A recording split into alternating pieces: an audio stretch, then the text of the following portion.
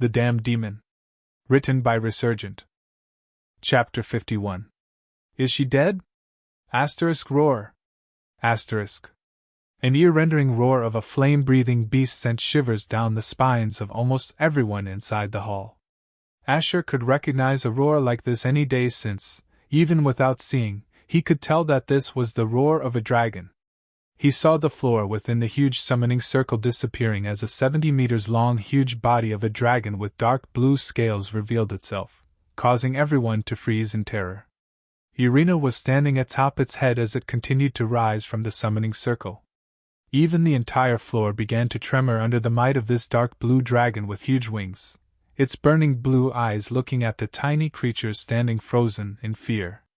There was no doubt that those eyes belonged to a dragon who wouldn't leave without turning everyone inside into ashes. House Drake was not considered the strongest and feared the most only because of its bloodline bearers to withstand flames to a greater extent, something which no other vampires could. The main reason they were feared was due to how this house had tamed the legendary dragons to do their bidding. Dragons have always been feared the most by vampires due to how easily they can breathe flames to turn any vampire into ashes. With a monstrous eyes that can easily be bigger than towering buildings, scales that were as strong as iron covering their body, and the ability to breathe demonic flames to even lay waste to entire towns with ease was enough to consider these invincible beasts as beings nobody should dare offend. They were considered to be the unspoken overlords of this realm till the Devourer came by. During the celebration, Asher had heard stories of how the first Demon King, the Devourer, managed to tame the dragons and even used their power to evolve the power of his own bloodline, which passed down to his heirs.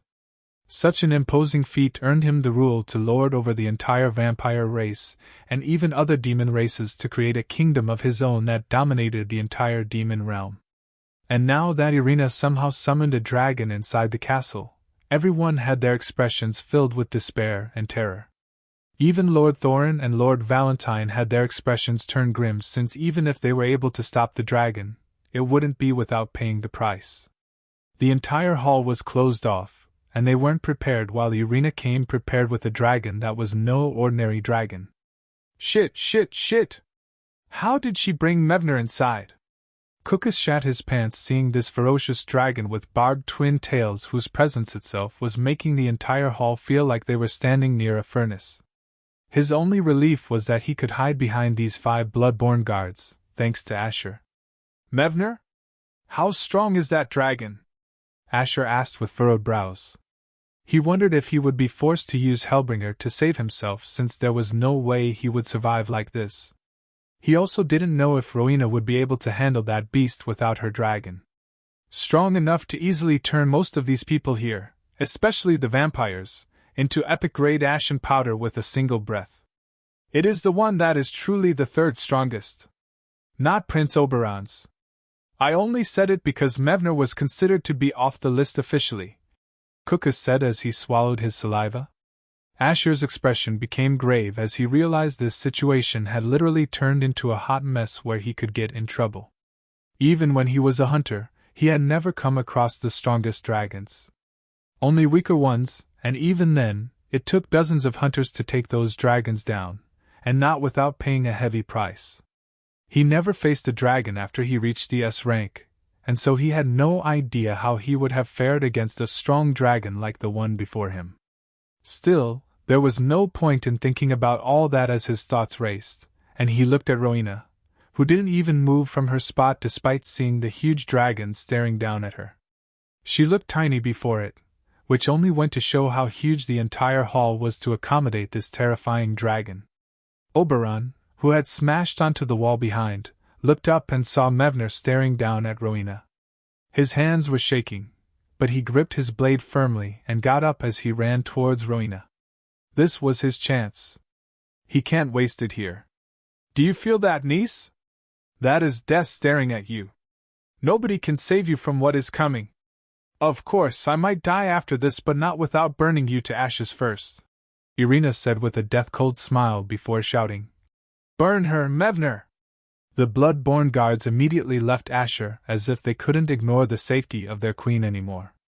Even if she had given them strict orders, they were trained to follow the duty they were born and raised for. Grower! Mevner's eyes glowed with killing intent as it opened its huge maw and let out a powerful breath of demonic flames right at Rowena. There wasn't even a ripple in Rowena's crimson eyes as Mevner's flames engulfed her entire body. The force behind his breath was so strong some of the floor melted while Oberon, who was still a bit far behind, got blasted away just by the sheer shockwaves, rendering him unconscious. The blood-born guards quickly put up their huge shields in front of them and took cover behind them. Despite how explosive the power behind the flames of Mevner was, the blood-born guards only had their feet moved behind by an inch and remained fixed to the floor, while their black shields became red-hot. But they were pretty much immobilized and couldn't take another step further. However, Asher, who was sitting dozens of feet behind Rowena, was sent flying away as well, along with his chair. As he got blasted away along with his chair, it smashed against Cucus, who was hiding behind his chair, knocking him out instantly. As for Asher, he fell down from his chair as it fell to the ground, cushioning the impact before he rolled towards the floor. "My queen!" Seti shouted with quivering eyes as she and everyone else inside the hall had their expressions frozen in horror upon seeing their queen getting swallowed by the flames of Mevner. No vampire could survive that, especially at such a close distance. Asher coughed as he got up with a bruised arm. With widened eyes, he wondered why Rowena didn't move and if she was really dead. Chapter 52. You are unworthy. Asher got worried since if Rowena died, then he was good as dead too. He saw how the dragon named Mevner was still breathing fire where Rowena stood with the same resentful look Irina had. The sheer heat from its flames was enough to even make most of the vampires in the hall collapse, unable to endure the heat.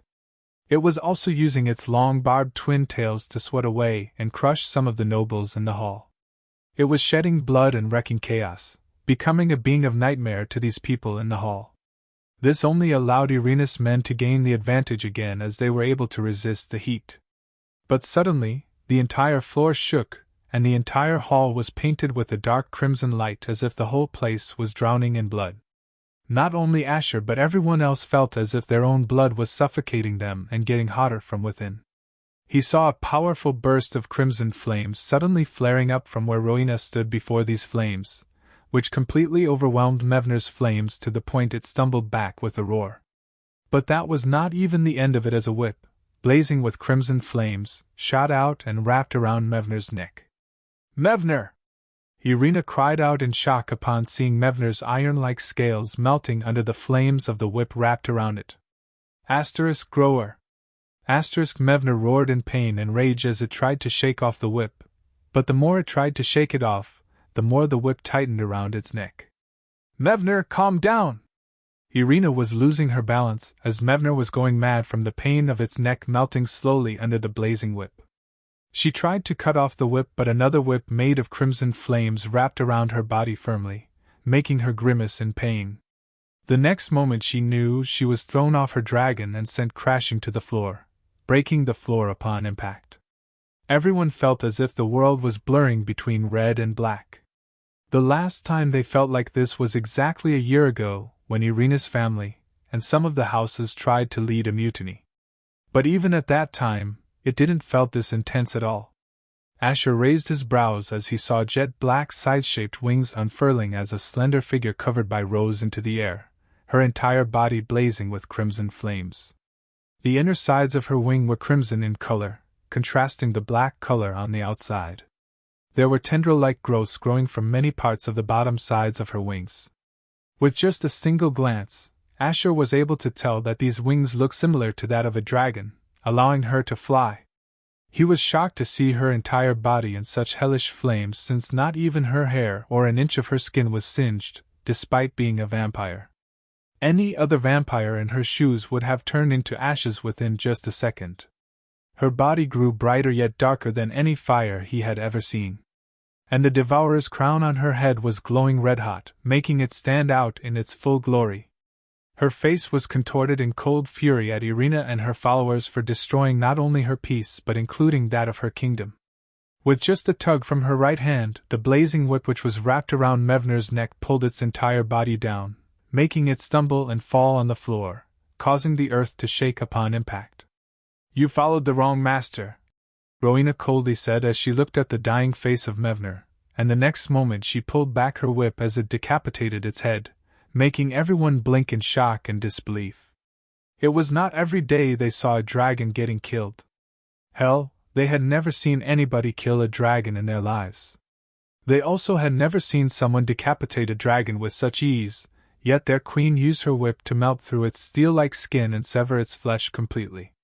The sound of the head of such a legendary beast melting and snapping right off its body sent chills down their spines. "No!" Irina cried out as she coughed out blood and fell on the floor, her face pale and sickly. Her eyes were shaking in horror upon seeing the decapitated body of her dragon with whom she had formed a bond since she was a child. It felt as painful as losing a part of her soul. The hall, which was previously bright and filled with life, was now dark as a raging abyss, with the smell of blood and death pervading the air. The queen's aura felt suffocating under the crushing weight of her presence for most nobles standing in the hall, even though she wasn't even targeting them. And as for Irina's followers, they were already squirming on the floor, clutching their throats. It took effort just to breathe, and the pain in their heads was unbearable, pulsing with every beat of their hearts, threatening to burst free at any moment. They knew this was the queen's doing, prolonging their suffering instead of killing them immediately. Lord Thorin and Lord Vernon, along with their families, didn't even bother to finish them off, knowing that the queen wanted them to suffer. All they did was simply stand afar with an unblinking gaze upon seeing the cold rage of their queen. "What in the name of the devils am I witnessing?" Lord Vernon Valentine mumbled as his bright red eyes flickered. "How could her power increase by so much within a year? Is she already a soul devourer?" Prince Saren mumbled with a shaken look. "The past year, she wasn't staying still and mourning at all as we thought. She must have been busy assimilating the ancestral power of her bloodline." Lord Thorn mumbled with a narrowed gaze. Sabina firmly pressed her lips together, hearing his words. "You brought this upon yourself," Rowena said as she descended down towards Irina, who was still in a shaken state. Her bones creaked with strain as they fought to keep themselves from collapsing under Rowena's scorching aura. Her skin and hair were getting singed just by lying near her feet. But she gritted her teeth as she raised her head to look at Rowena with a horrified look. "Why you, fully assimilated, the power of the blood-burned stone?" Irina asked as if she couldn't dare to believe it. "It cannot be possible, especially since it only has been a year since Rowena came to power. Even her father took almost a century to absorb the ancient power from the stone, and absorbing it was no easy task since it was life-threatening. I know you were out there and that one day you will come back to try and take what never was yours. I did what was necessary to protect my kingdom and its people. But if anyone stands in my way of doing that, even if it's you, I will have them burned before all," Rowena said as her red-hot crimson eyes glowed, and the next moment whips of glowing crimson blood wrapped around all of Irina's followers, pulling them up into the air, their feet dangling. Irina's expression fell as she realized her efforts to take back the stone were in vain. Rowena had already absorbed it. "Impossible! You can't be that worthy! It should have been my husband or even me." "Wrong. Forget about the crown. You are unworthy of the blood that flows through your veins. Now burn along with the other traitors," Rowena said in a frigid tone as she snapped her fingers together, and a tendril of blood wrapped around Irina, pulling her up into the air just like the others. "No!" Irina tried to resist, but suddenly the entire tendril became red-hot and blazed up in crimson flames, vaporizing even her blood from within, slowly yet steadily. Her followers also began to burn at the same time as their horrifying screams filled the entire hall. "Arf!" Asher's eyes were reflecting the entire burning scene as he looked at the burning bodies dangling in the air, all of them getting burned alive, while Rowena continued to watch without a flicker in her eyes. Everyone else had terrified looks and felt awe upon witnessing such a scene, since this reminded them once again that the late Demon King hadn't chosen the wrong successor, as Irina claimed. "All hail the Queen!" With looks of reverence they all kneeled on the floor, truly feeling that this kingdom was no longer crippled by the loss of the Demon King. However, Asher's lips slowly curved into a smile as he felt that he might have gotten married to the right person. Chapter 53. Be careful around him. Dozens of corpses kept burning up in the air in the hall until all of them turned to mere ash.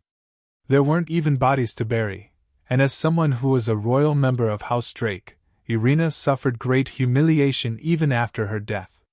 Since there was said to be no rebirth after death for demons, every single demon believed in burying their bodies just so that they would still live on in a way. Asher dusted his noble robes as he thought that today was quite an eventful day. Who would have known he would get in the middle of a deranged woman's attempt to take the crown? But all this time, he wasn't truly worried about dying for even a single second, since all he had to utter was one word in his mind, and he would be indestructible for a while. This feeling of confidence was surreal. He looked around and saw how everybody was shaken by the whole thing and quietly dispersed as the guards helped them out. Still, there were a number of casualties as pools of blood stained the floor here and there. The atmosphere in the hall was quite grim and moody, especially since some of the powerful houses had lost important members of their house or family. The corpse of the huge headless dragon lying in the middle of the hall was still a chilling sight. He also saw how Rowena's expression was still not looking good. He could see her admonishing the royal guards as they all knelt before her, trembling. He also wanted to know how Irina and her people really got into the castle and stood near Rowena while Seti also walked in from the side. "My queen, no guards saw anything strange happening. They only knew when the doors to the hall were sealed. As we know, Irina still possessed the demon stone grimoire and kept a replica here to fool us all this time. She must have used the spells in it to shut down the castle and evade the guards to get inside. Upon her death, it has been restored to its rightful place," Seti explained. The royal guards let out sighs of relief upon realizing that they really could have done nothing about it. Rowena furrowed her brows and mumbled, "She must have planned this before it all happened." Saying so, she gestured at the guards to leave, and they gladly bowed and apologized before returning to their posts. Asher knew about the existence of a big black grimoire that contained advanced spells to gain more control over the castle, and what it could do. However, he never expected it would cause this much damage. Seeing how the spells in the grimoire even had the power to evade Rowena's supreme access, and even summon a dragon inside, he was greatly interested in this grimoire, though now he was sure it would be heavily guarded after what happened. However, his eyes glinted upon seeing the corpse of such a powerful dragon. He could think of a number of uses he could have for it. Even just a small part of it was filled with precious resources that could last a long time. Back on Earth, even S-rank hunters would kill to even loot a part of it. Seti also took a look at the dragon's corpse at the same time and asked, "About Mevner's corpse, should I want its head?" Asher interrupted Seti, making her faintly scowl, seeing him making a demand just like that. Rowena narrowed her eyes as she turned around and asked, "Why?" "Nothing, really. Just as a trophy. It would look nice to have such a majestic-looking head as my possession," Asher said with a casual shrug. Seti couldn't believe he planned to keep the head of such a legendary creature as a trophy. Since she didn't want to refute him directly, she addressed her queen. "My queen, I must advise that desecrating the corpse of a dragon goes against our ancestral ways. Dragons have always been sacred, so the best thing to do would be—" "Sacred? Might be. But don't forget Mevner betrayed the kingdom and was no less a traitor than its master. And traitors don't deserve special treatment," Asher said with a subtle smirk as his gaze pierced into hers. Seti didn't know why, but she felt as if there was some kind of double meaning in his last sentence. "Enough about this. You can have it," Rowena said as she walked away. It didn't seem like she wanted to stay here any longer. Asher coldly smiled as he gave a brief glance at Seti before walking away. Seti felt like he was up to something, and she didn't like the feelings she was getting. In the Queen's chambers, the room was barely lit by crimson light. Rowena opened one of her secret compartments, and then looked at the glass vessel containing the head of the Golden Prince on the table. She waved with her finger as a whip of blood materialized and wrapped around the glass vessel before lifting it through the air and placing it in the compartment. Once she put it there, she walked towards the compartment, and raised her hand slowly as if to touch the glass vessel, her crimson eyes quivering the entire time. But then her hand froze as she closed her eyes. Her expression contorted as she took a step back and closed the compartment with a cold gaze before walking away. Hours passed as night completely dominated the skies. Seti had just finished wrapping up her duties for today when she walked towards her mother's room to talk to her after such a difficult day. However, she was surprised to not see her in her room and only saw Kukus lying on the bed with a bandage around his head. Apparently, he was still knocked out cold after getting hit by a chair, and Seti snorted as she left the room. Since her mother wasn't there, Seti decided to go by the corridor where that cocky consort's room was located. And just as she reached there, she bumped into a red-skinned woman looking in her early 40s. Who could it be other than her mother? "Seti, are your duties done for today? I didn't expect you to be here," Marina said with a complicated look. Seti furrowed her brows and asked, "That is what I want to ask you, mother. What are you doing here at this hour? The royal consort doesn't need you till morning." Marina rubbed her fingers behind her back, but she softly smiled as she looked at Seti. "Things have changed, dear. He isn't soulless anymore, and I have to help him get accustomed to our world. So I have to work harder than ever." Seti had a skeptical look as she worriedly held her mother's hands and asked, "Mother, you can tell me the truth. Is he making you do things?" Seti had a difficult look since she didn't know how exactly to put her words. Her mother was quite pretty, with a body that would tempt men, especially the younger and perverted ones. She was able to keep her safe all these years by asking the queen to assign her to the soulless consort so that she would never have to deal with anyone else who might try to take advantage of her. But who would have known that this decision would come back to haunt her now? "What things are you talking about?" Marina asked with a confused look, though her hands were clenched tightly before her back. Seti cleared her throat as she shook her head. "No, it's nothing. But you have to tell me if he tries to bully you, okay? I just don't trust him at all." Marina smiled and patted her hand. "Don't worry about it, dear."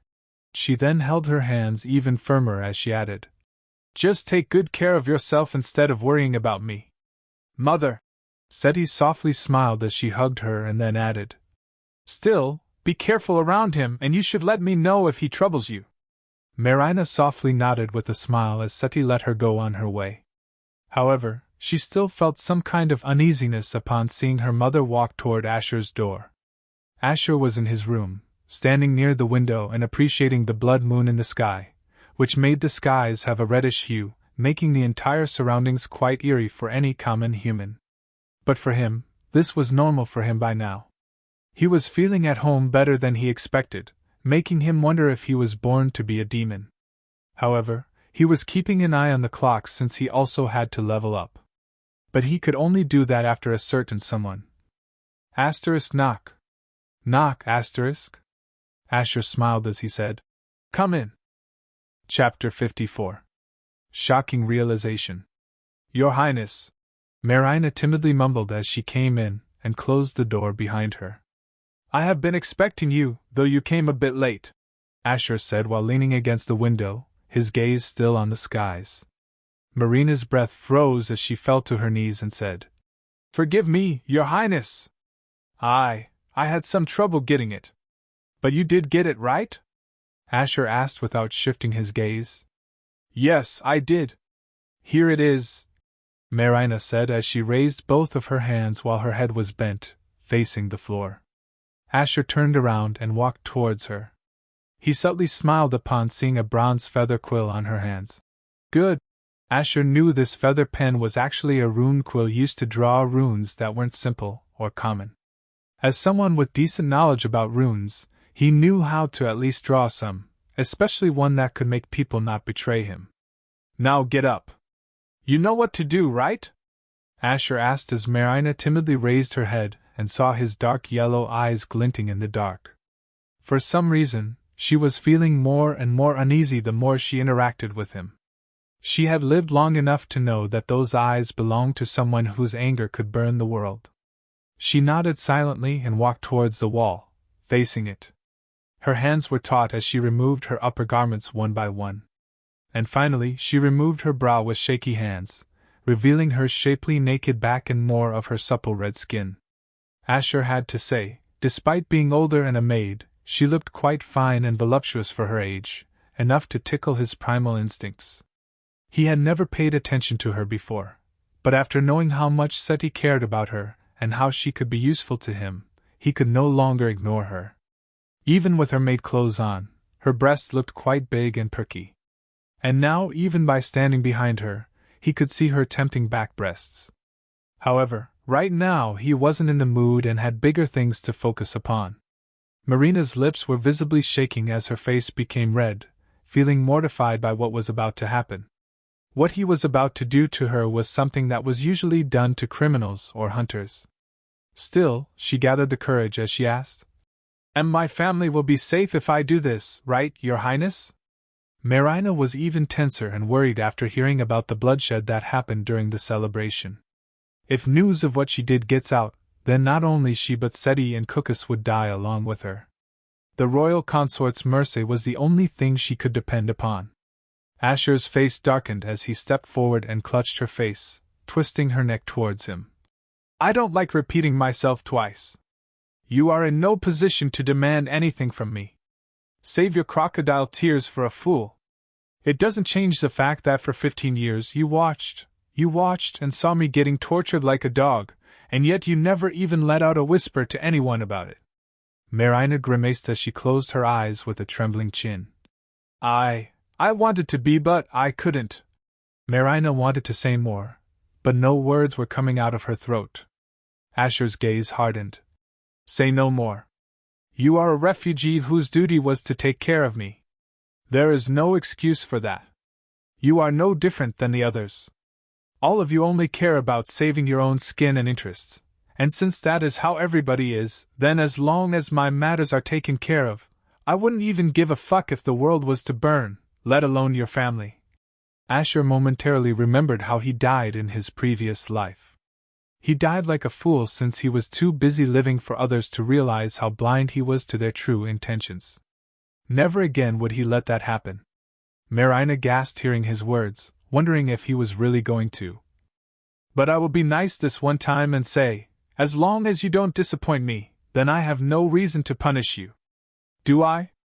Asher asked as he let go of her face, making Marina readily nod as she wiped her eyes. "This servant wouldn't dare." Even though her heart was tense as ever, she was at least relieved the fate of her family was still in her hands. All she had to do was keep him satisfied no matter what, even if it meant bearing the humiliation of becoming a slave. "Good. Now stay still. I don't want to make any mistakes while I draw this," Asher said as he parted away her silky black hair that reached till her buttocks. He then held her shoulder and positioned the quill on the middle of her back. Marina still was filled with confusion as she knew that to use a rune quill, one would need to have the knowledge to draw runes and, most importantly, possess mana. When he told her this morning to get a rune quill to make her his slave, she thought he was doing it to scare her. But now, in this situation, he seemed quite serious, and this didn't seem like an attempt to scare her. How could he possibly plant a slave crest on her by himself? It just didn't. Her thoughts were disrupted when Marina suddenly let out a moan that seemed to be mixed with pain and some strange sensation as well. But what made her eyes widen in shock was the feeling of runes getting inscribed on her skin, each of them making her feel like they were burning into her body. Her lips were parted in sudden realization of one thing: the royal consort wasn't a cripple but somehow was using mana. She could see eerie dark green light reflecting off the metal surfaces around her, which was nothing but the color of his mana. She could even feel the heat from the aura of his mana seeping into her body. She was so shocked by this realization that it dampened some of the pain she was feeling from having the slave crest inscribed on her skin. This was news that could definitely cause a stir in this kingdom, including this house. Did the late Demon King bestow him with power before his death? Marina couldn't think of any other way. But she found it confusing when she wondered why she couldn't sense any mana in his body even after he got his soul. She realized he must have some hidden power to hide his aura, though she couldn't understand why he won't let the queen know. Surely she wouldn't feel bad to know this. She wondered what the late Demon King saw in the royal consort to help him so much. But she could feel that this kingdom won't be the same now that the royal consort was different and reborn. Marina was surprised that the pain of inscribing a slave crest wasn't as painful as she thought. She had seen how slaves howl in pain upon getting the slave rest inscribed on their skin, and had always felt horrified seeing it. She had spent almost the entire day preparing to bear such pain in case he employed the help of someone else. Though, in the end, it wasn't as bad as she thought. However, she had no idea that Asher was an expert at channeling his mana while inscribing the runes in a way to not cause unwanted stress on the slave's body. It was natural to feel pain when a slave crest was placed, since the slave's body would get shackled by the mana of the master from within, though the pain would be excruciating if done by an amateur. Marina grimaced as she felt as if her heart and mind were getting chained, with the other end of the chain being held by the royal consort. She could feel her entire body surrendering to him, but didn't resist. As Asher was almost done inscribing the crest, he said, "I am sure you know this, but let me warn you, you can't betray me or divulge our interactions to anybody else. Otherwise, all that awaits you would be a miserable death. And we are done." Asher took a step back as the slave crest shone with a dark green light as it burned into her skin. HNNNN. Marina clenched her jaws as she endured the pain of the slave crest etching itself onto her skin, though that pain disappeared after a few seconds. And in the next few moments, the crest faded away as if it had never existed. Asher subtly curved his lips as he saw a few messages popping up before his vision. New slave acquired. Chapter 55. Leveling up as a demon is harsh. New slave acquired. Name Marina Rowell. Race Dark Moon Werewolf. Gender female. Level 5. HP 597/597. MP 294/294. STR 85. Def 119. Int 59. Dex 61. Passive ability. Dark Moon Transformation. Your primal bloodline transforms your body in every way, turning you into a beast that dominates the shadows. Echo of the Mind. Telepathic connection with anyone bonded through mana or any other means. Talents. Terror in the shadows. Upon transforming into your beast form, your DF, DX, and STR will increase by 10%, but your INT will decrease by 10%. You will also blend perfectly in any shadow, making you invisible to the naked eye. Every 1 minute in this form will decrease your INT by 1%. Silent Predator. Mask or hide your aura for 1 minute. Cursed by the Moon. Under the full moon, your STR will increase by 15% while INT will decrease by 15%. Skills. Dark Claw. Your claws are infused with the power of darkness. Upon successful attack, your enemy won't be able to use mana for 3 seconds. Shadow Mist. Creates a mist of unnatural darkness around your enemies, blinding them for 15 seconds. Asher had a baffled look upon seeing her stats. These weren't the stats or abilities a mage should have. Ordinary werewolves don't even have any elemental power, but she had the power to use the shadow element, or pure darkness. She even had more than one skill and talent that would make her a dangerous predator in the dark. Does this have anything to do with her background? Who was she before she became a refugee? Maybe all werewolves over there were given basic training or something? Or was she born into a decent werewolf family? That could explain her pretty looks. Marina dressed herself up with shaky hands. Even though she felt as if nothing changed after getting the slave crest, she also felt as if her life won't be the same again. Asher was rubbing his chin from behind. He wasn't worried she would betray him, since unless he died, the slave crest wouldn't break. She would still have control over her mind and body. But if she did anything remotely that would harm him, she would experience pain that would make her feel like killing herself. He could also feel her pulse, and if he wanted, he could instantly kill her with just a thought or even cause her pain.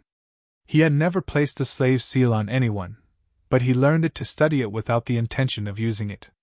Who would have known he would be using it finally, and the feeling of having total control over one's life was a unique feeling. He could even say it was oddly satisfying. Still, as expected, she was around the level he was expecting her to be. However, remembering her stats, he asked, "So you have some fighting experience?" She had to have some to at least reach level 5 with these abilities. Marina turned around after dressing herself up and nodded with a bent back.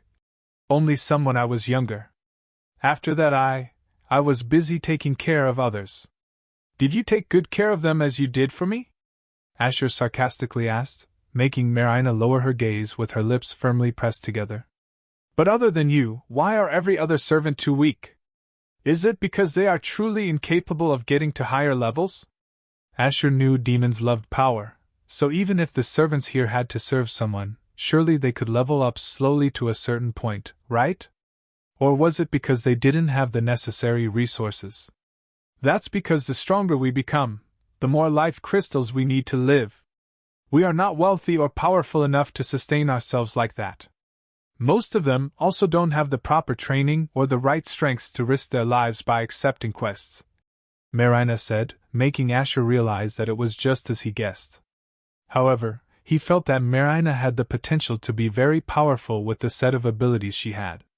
Maybe he could make her a more useful slave than he expected. "I see. Well, I know you won't and can't tell anybody else about me no longer being a cripple. So you will only report to me from here on, and that also includes keeping your daughter in the dark. I don't want her sniffing into my business yet," Asher said as his eyes glinted with a certain light. "Of course, as you wish, Your Highness," Marina said with a deep bow. "Good. Now stand outside while I level up. I don't want anyone interrupting me. But if anybody comes, you know how to let me know." Asher was glad she had the ability to use telepathy to talk to him. This way, nobody would even suspect anything, even if she was to warn him from outside.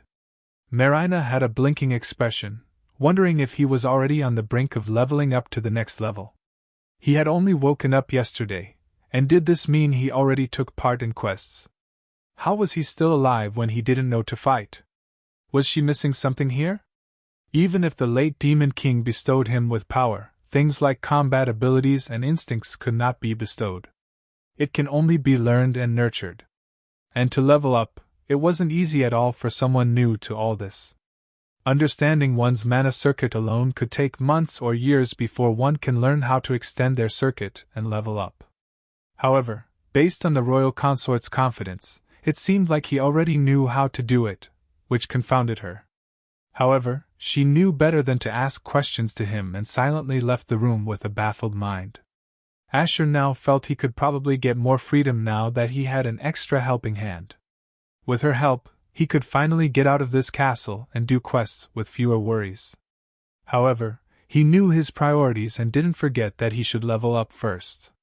If he didn't level up soon, then he would feel intense pressure from within that would make it hard for him to even move. This was the main reason why everyone would level up as soon as possible once they had a level up pending. Such a strange phenomenon was caused due to the mana circuit brimming with refined mana that needed to be absorbed to extend the circuit. Refined mana was the one that strengthened both body and mind and was separate from the normal mana that flowed through one's body. Refined mana could only be produced when the body had pushed its limits through quests or strenuous training. If one doesn't absorb this refined mana, then it could overload the mana circuit and cause all kinds of problems to the body. They also won't be able to use their mana efficiently as the mana flow would be sluggish. But of course, the fastest way to gain refined mana was by finishing as many quests as possible. Supposedly, the devils and angels who gave quests to the demons and humans, respectively, granted the victors with refined mana for every quest they completed. This was something Asher found common between both worlds. Asher sat down on the floor and closed his eyes to focus on his mana circuit. HP 95/95, MP 45/100, STR 20, Def 19, Int 20, Dex 20, Talent points 4, Skill points 3. Even though he was used to this, the process of leveling up was not something that could be done casually. It always required complete focus since just one tiny mistake or distraction could cause damage to his mana circuit or, in the worst case, cripple him for good. This was why whenever somebody was busy refining their refined mana, they would make sure to seclude themselves in a safe place where nobody could disturb them. He could see his mana circuit glowing with a dark green light, brimming with excitement to form new pathways. He knew he had to direct the refined mana carefully through his entire body and mind. By just looking at the refined mana he could estimate how many points he had to put into his stats. Total available stat points, 60. Time to utilize them all, Asher thought as he first decided to utilize these points in the 2 paths he chose to specialize in. 7 life crystals will be utilized. For fuck's sake, you gotta be kidding me. Asher didn't expect there to be a cost for leveling up as well. He couldn't understand why. At this point, everything seemed to have a cost, and realized that the life of demons were even more harsher than he thought. Still, there was no other choice but to accept and sighed as he saw his life crystals dwindle from 9 to 2.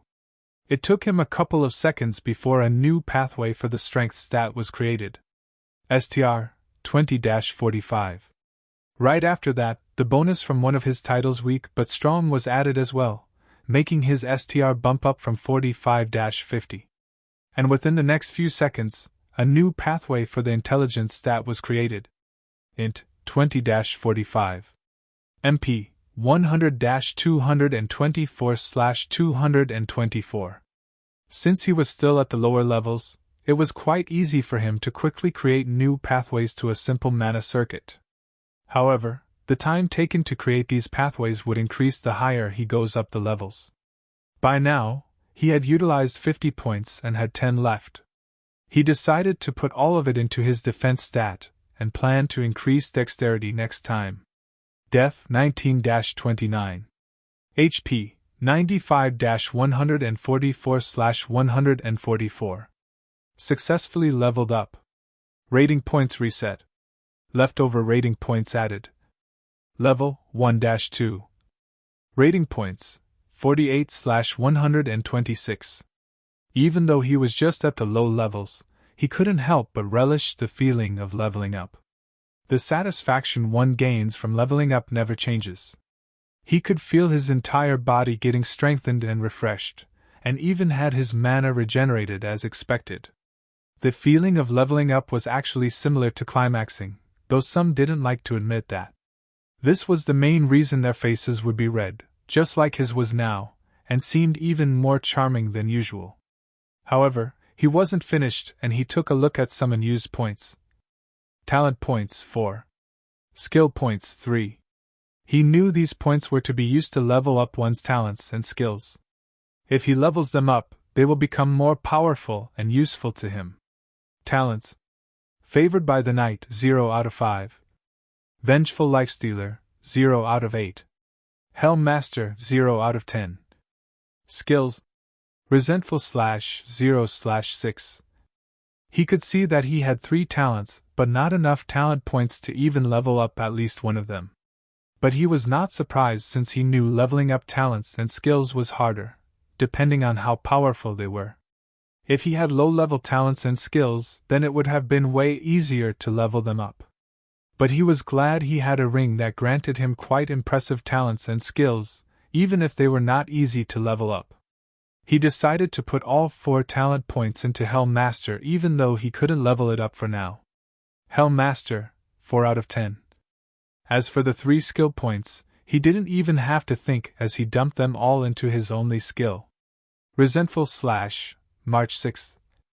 But to see how much MP he would have as Hellbringer, he subtly smiled and mumbled, "Hellbringer." A dark green light flashed in the room as he transformed into Hellbringer. MP 560/560. Int 112.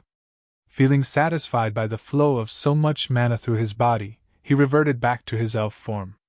Now that he was finally done, he simply ordered through his mind, "Marina, come in." Chapter 56. A trial? Marina opened the door and came inside with a blinking expression.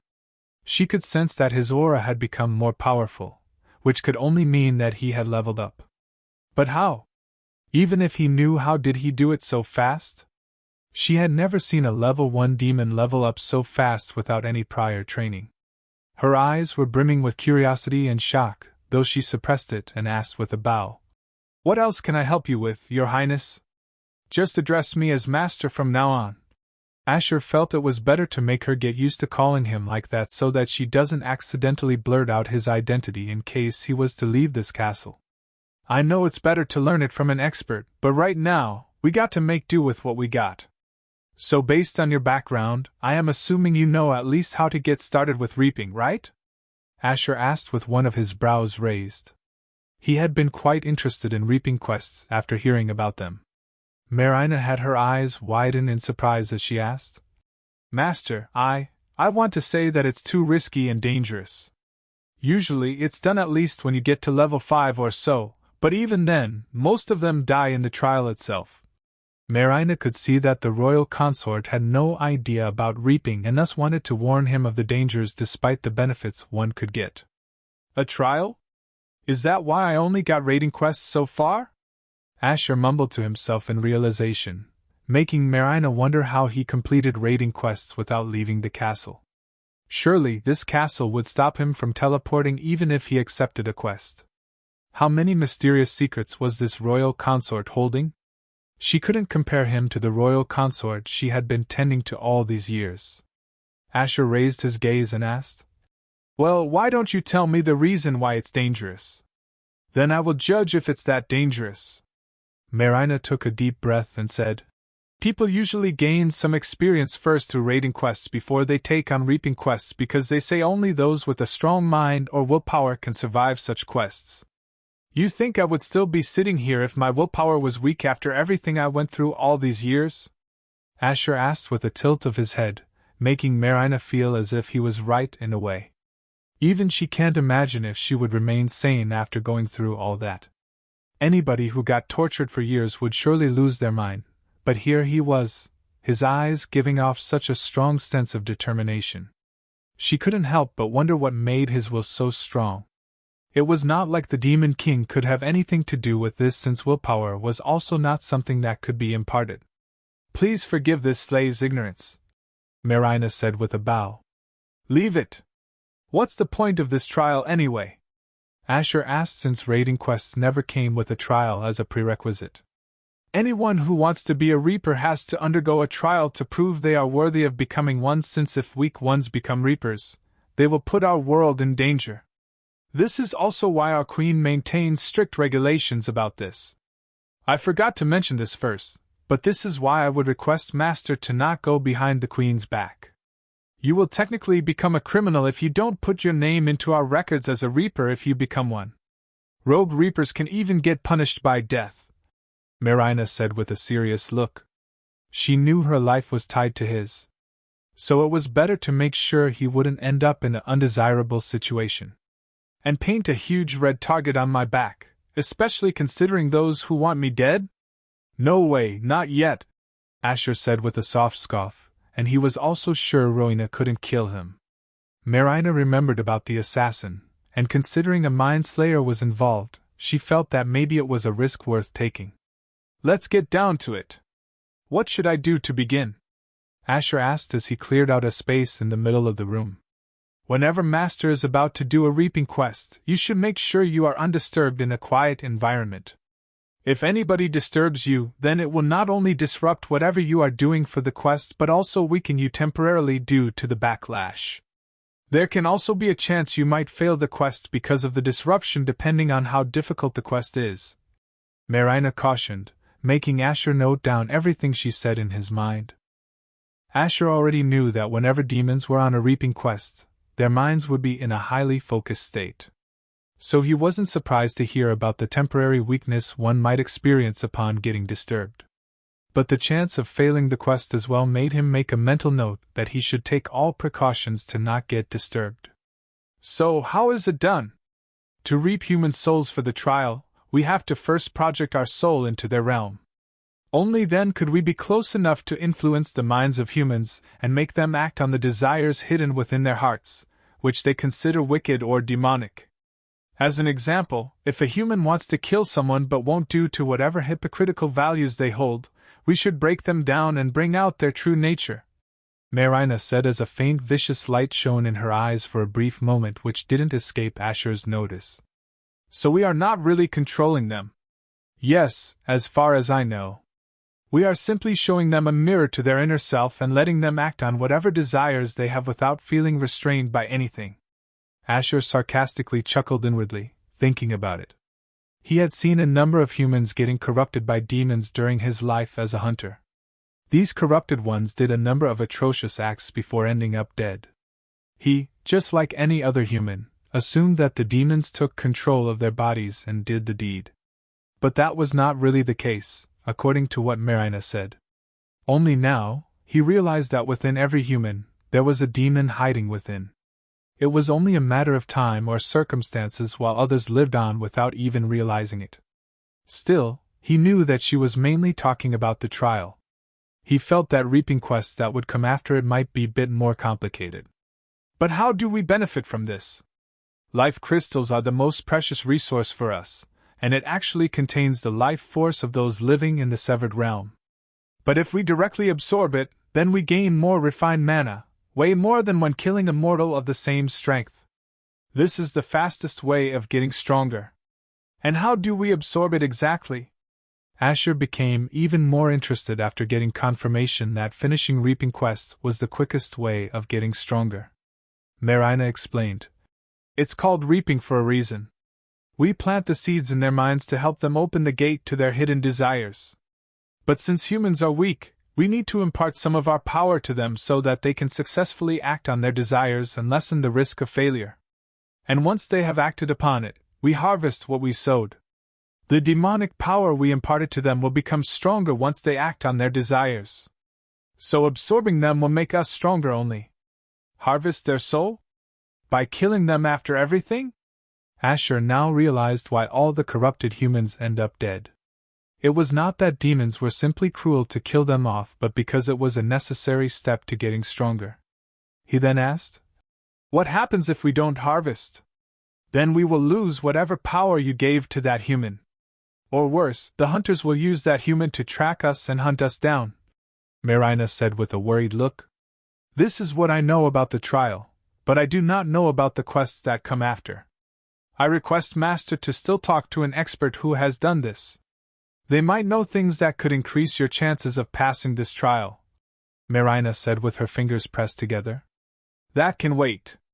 This trial's difficulty is based on my current abilities, right?" Asher asked, just to make sure. Marina nodded, to which Asher smirked and said, "Then I have nothing to worry about. If I can't pass this trial without referring to an expert, then it would only mean I am not worthy of passing the trial in the first place."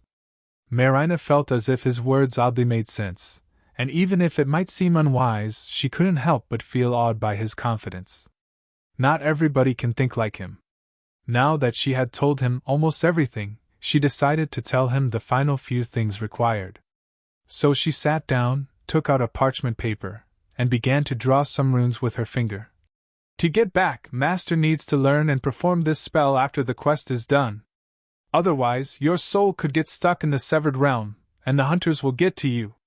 Asher furrowed his brows as he crouched to look at the spell she was writing down. He wasn't surprised to see this since he actually remembered seeing these familiar runes when he was a hunter. Now he realized why there were always these rune circles left near the corpses of the corrupted humans, or a place these humans lived in. And now for the final spell. Marina went on to teach him the most important part required to do the reaping. Chapter 57. Am I a ghost? Devils of the Abyss, hear me out, as this demon is ready to accept the trial, Asher said aloud in his mind. Marina had told him how to choose his wording to get the trial quest. Of course, this trial would be a reaping quest, with the only difference being failing it would end in sure death.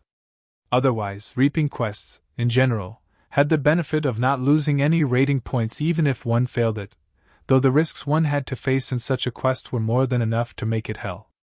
However, he didn't even know if any devil up there was even hearing him, or if this sentence was just something like a password to unlock the quest. You have called upon the right to participate in a reaping trial. Upon failure, your own soul will be reaped. Do you accept? Asher can't believe how calmly they were saying his own soul would get reaped. I know. I accept. 20 life crystals required for soul transportation. What the fuck? This is even more than for a raiding quest. Why? Asher realized he was asking a wall and opened his eyes and asked Marina. Hey, why are these quests so expensive compared to a raiding quest? It didn't ask for this many life crystals during teleportation. Asher asked, feeling that this was daylight robbery. Because Master is not going over there with your body. The power of the abyss will transfer your soul into a human body close to your target without causing any suspicion. It calls for more power from their side to do all this, Master, Marina said, and after a moment of contemplation, she raised her hand towards him. Please hold my arm for a moment, Master. I will help you with this. Asher nodded as they held each other's forearm, and the next moment, his eyebrows raised when he felt a flow of life crystals making themselves comfortable in his mana circuit and saw the pop-up. Life crystals, 9-49. Huh! You gave me 40? Asher asked with one of his brows raised. He wasn't expecting her to give her own life crystals to him, and that too double the amount he required. Master will need another 20 to power the runes using the spell I gave you to come back. Your mana isn't yet powerful enough to power the runes to open a gate to our dimension. She explained the reason. Asher felt this whole reaping thing was quite expensive. No wonder no demons at lower levels go for this. It was too much risk with very few rewards, or so it would seem to them. Well, you know what to do till I am back, Asher said as he closed his eyes and utilized 20 life crystals to transfer his soul. Marina became tenser as she saw him closing his eyes. If he fails, then not only her but she and her entire family will die. She prayed hard, hoping that the royal consort would return even though the chances seemed quite slim, considering he was only a level 2. Your soul will be now transferred to the severed realm. Asher felt as if his mind was being stretched and squeezed, and the next moment he felt like he was floating, till he finally could see the blue skies, the familiar-looking fluffy white clouds of the planet which was once his home. But to his shock, he found himself floating in the skies and looked down to see that his body looked blurry and intangible. He could even pass his own hand through his stomach. Hey! He shouted, but his voice didn't even pass through the air. It was as if he was a ghost. Was this how demons haunt a place or people? Asher yet again found it surreal that he became the very thing he sought to destroy. You are now in your spirit form. Spirit form, huh? Asher mumbled to himself as he realized that he could float through the skies and even look around as he wished. He saw a city under him, though at first he didn't recognize it.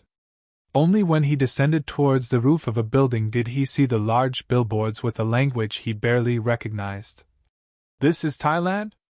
Asher hadn't been to this country much, but based on the language on these buildings and billboards and based on how the city looked, he was quite sure he was in Thailand now. He floated down the building and stood on the footpath, looking around with a glazed look. People were walking past him and even through him, yet none of them had any idea that he was right there. He even tried touching one of them, but his hand just simply passed through them. He stepped into the road as vehicles sped past and through him. He looked around and saw how the world was going on like usual, just like he remembered. He knew everything around him, including the people, would have been a pile of ashes if not for him stopping the Demon King.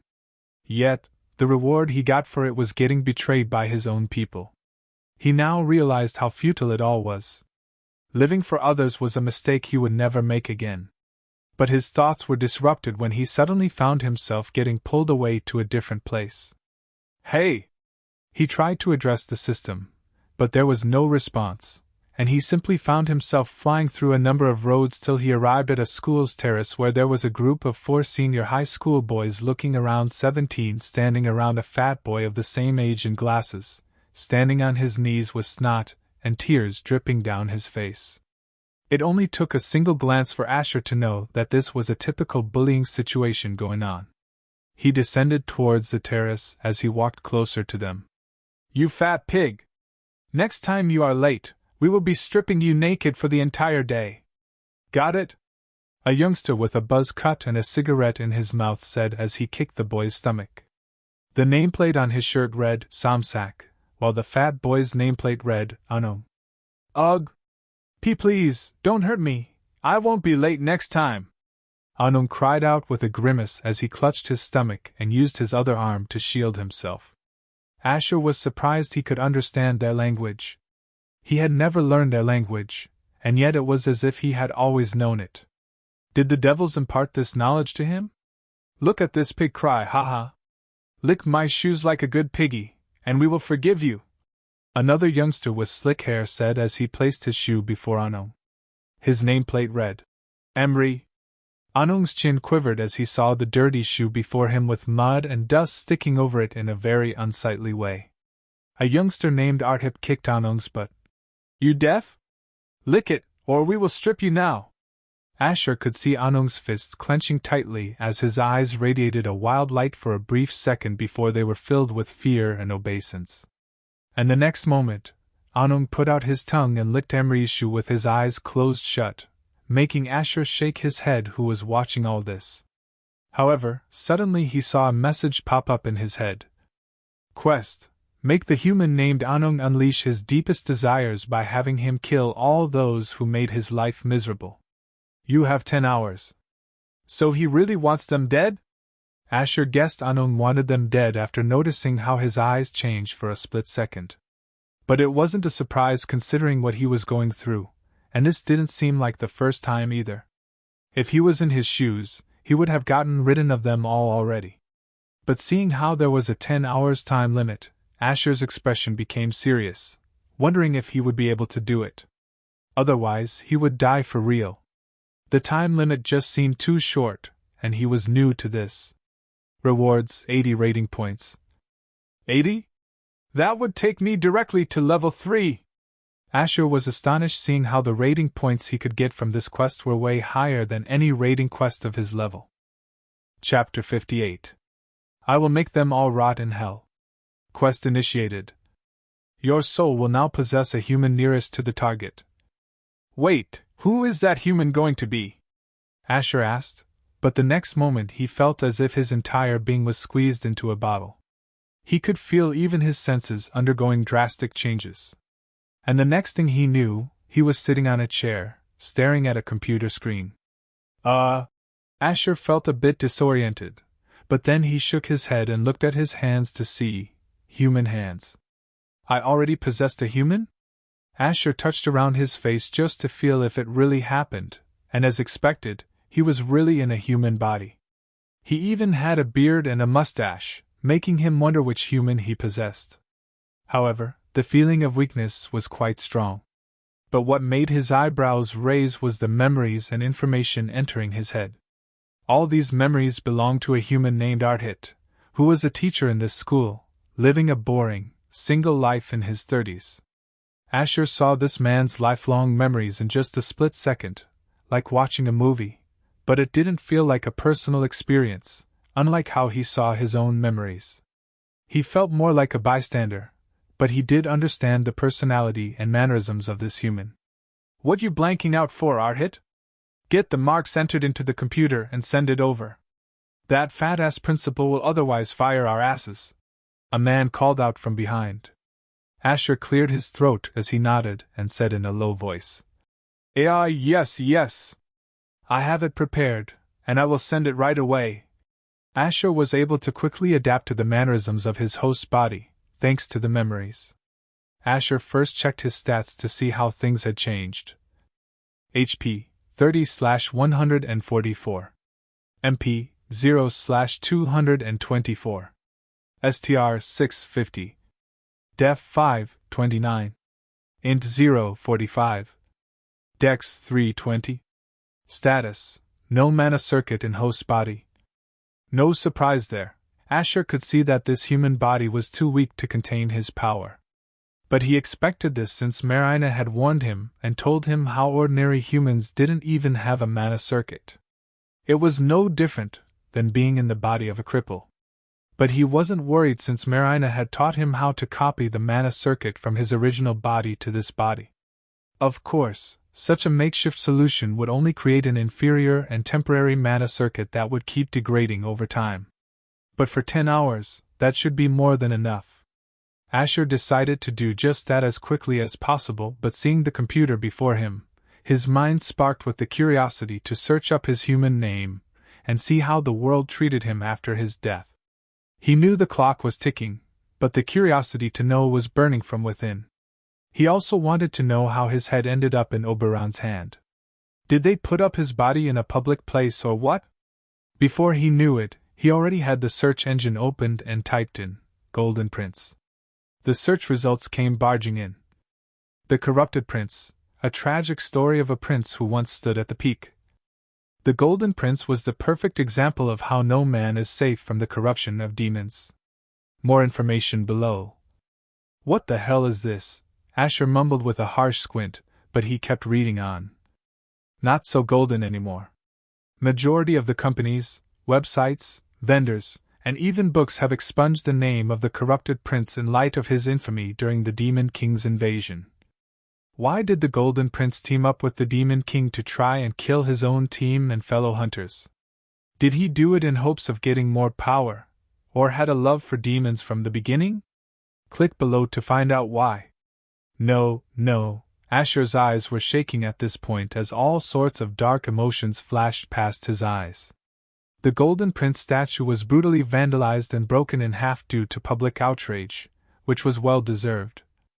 Families of the 20 hunters who fell to the Corrupted Prince came together for the first death anniversary of their beloved family member who died unfairly but with honor. Countries from all over the world have struck down any company or groups that promoted or supported the name of the Golden Prince. They also came to a common agreement to punish anyone who still supported this heinous prince even after his death. Bravery and Selfless Sacrifice awards awarded to every single member of the Team Eternal Knights for successfully killing the Corrupted Prince, a man who was once their leader and like a family to this team. Asher closed the browser with an empty expression. But his fists were clenched tightly and uncontrollably shaking as his eyes flashed with killing intent. The teacher sitting behind Arhit furrowed his brows when he saw the objects around him visibly shake while the computer screen and the light above began to glitch. He also didn't know why, but he felt as if the air around him was suffocating him and sending chills down his spine. He was so frightened his face immediately paled. "Ah! Everybody get down! An earthquake is coming!" He shouted in a trembling, weak voice, making the others in the office look at him with a bewildered expression. The man wondered why everybody was looking at him like that and was about to shout out a warning again when he saw everything seemed alright around him, making him blink his eyes with a stupefied look. But why did he feel like he was about to die? The computer screen was displaying fine, and the lights were alright too. Did he imagine that? He then saw Arhit getting up. "Hey, where are you going? What about the mark sheets?" He saw Arhit stop and looked at him with a simple smile. "I had sent them over. Please take a look at them before sending them to the principal. I will go and get some air." "He finished already?" The man mumbled in surprise as he got up with an awkward look, hoping everyone didn't see his stupidity. Asher walked out of his office and went into the washroom for staff.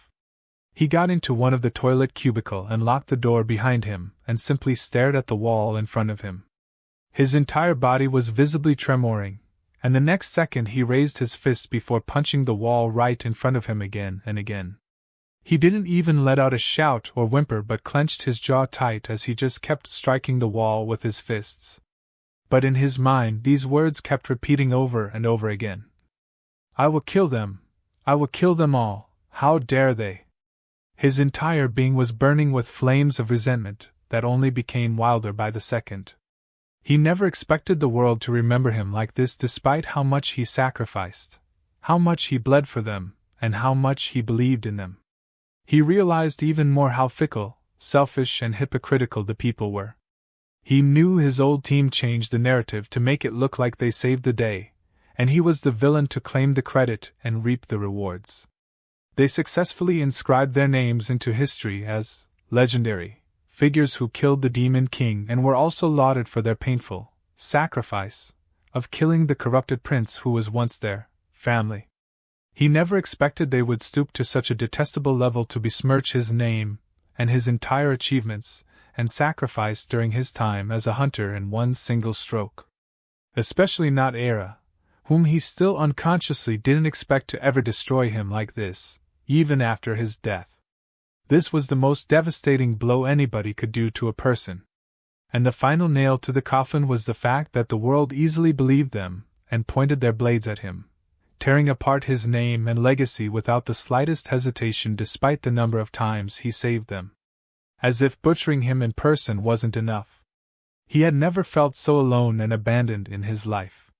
He stopped striking the wall as he lowered his fist, his knuckles reddened and bruised with spots of blood here and there. He rested his forehead against the wall as he closed his eyes, feeling so wronged and resentful. He can't believe he wasted his entire life for this world.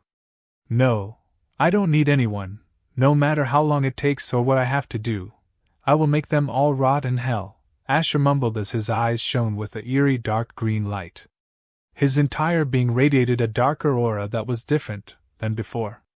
Within his body, pathways were being burned into his bones to form a temporary mana circuit that began to glow with a dark green light. Marina had told him that for inexperienced people like him, it would take at least a couple of minutes to use his soul power to cast the spell and copy the mana circuit from his original body to this body. But if she had seen how he did it within a couple of seconds, she would have her jaw slack in shock. The more shocking part would be how he cast the spell for this using purely the power of his thoughts. Usually, one would have to draw runes on their host's body to cast this spell. Asher took a look at his stats. HP 93/144. MP 135/224. STR 2545. Def 1929.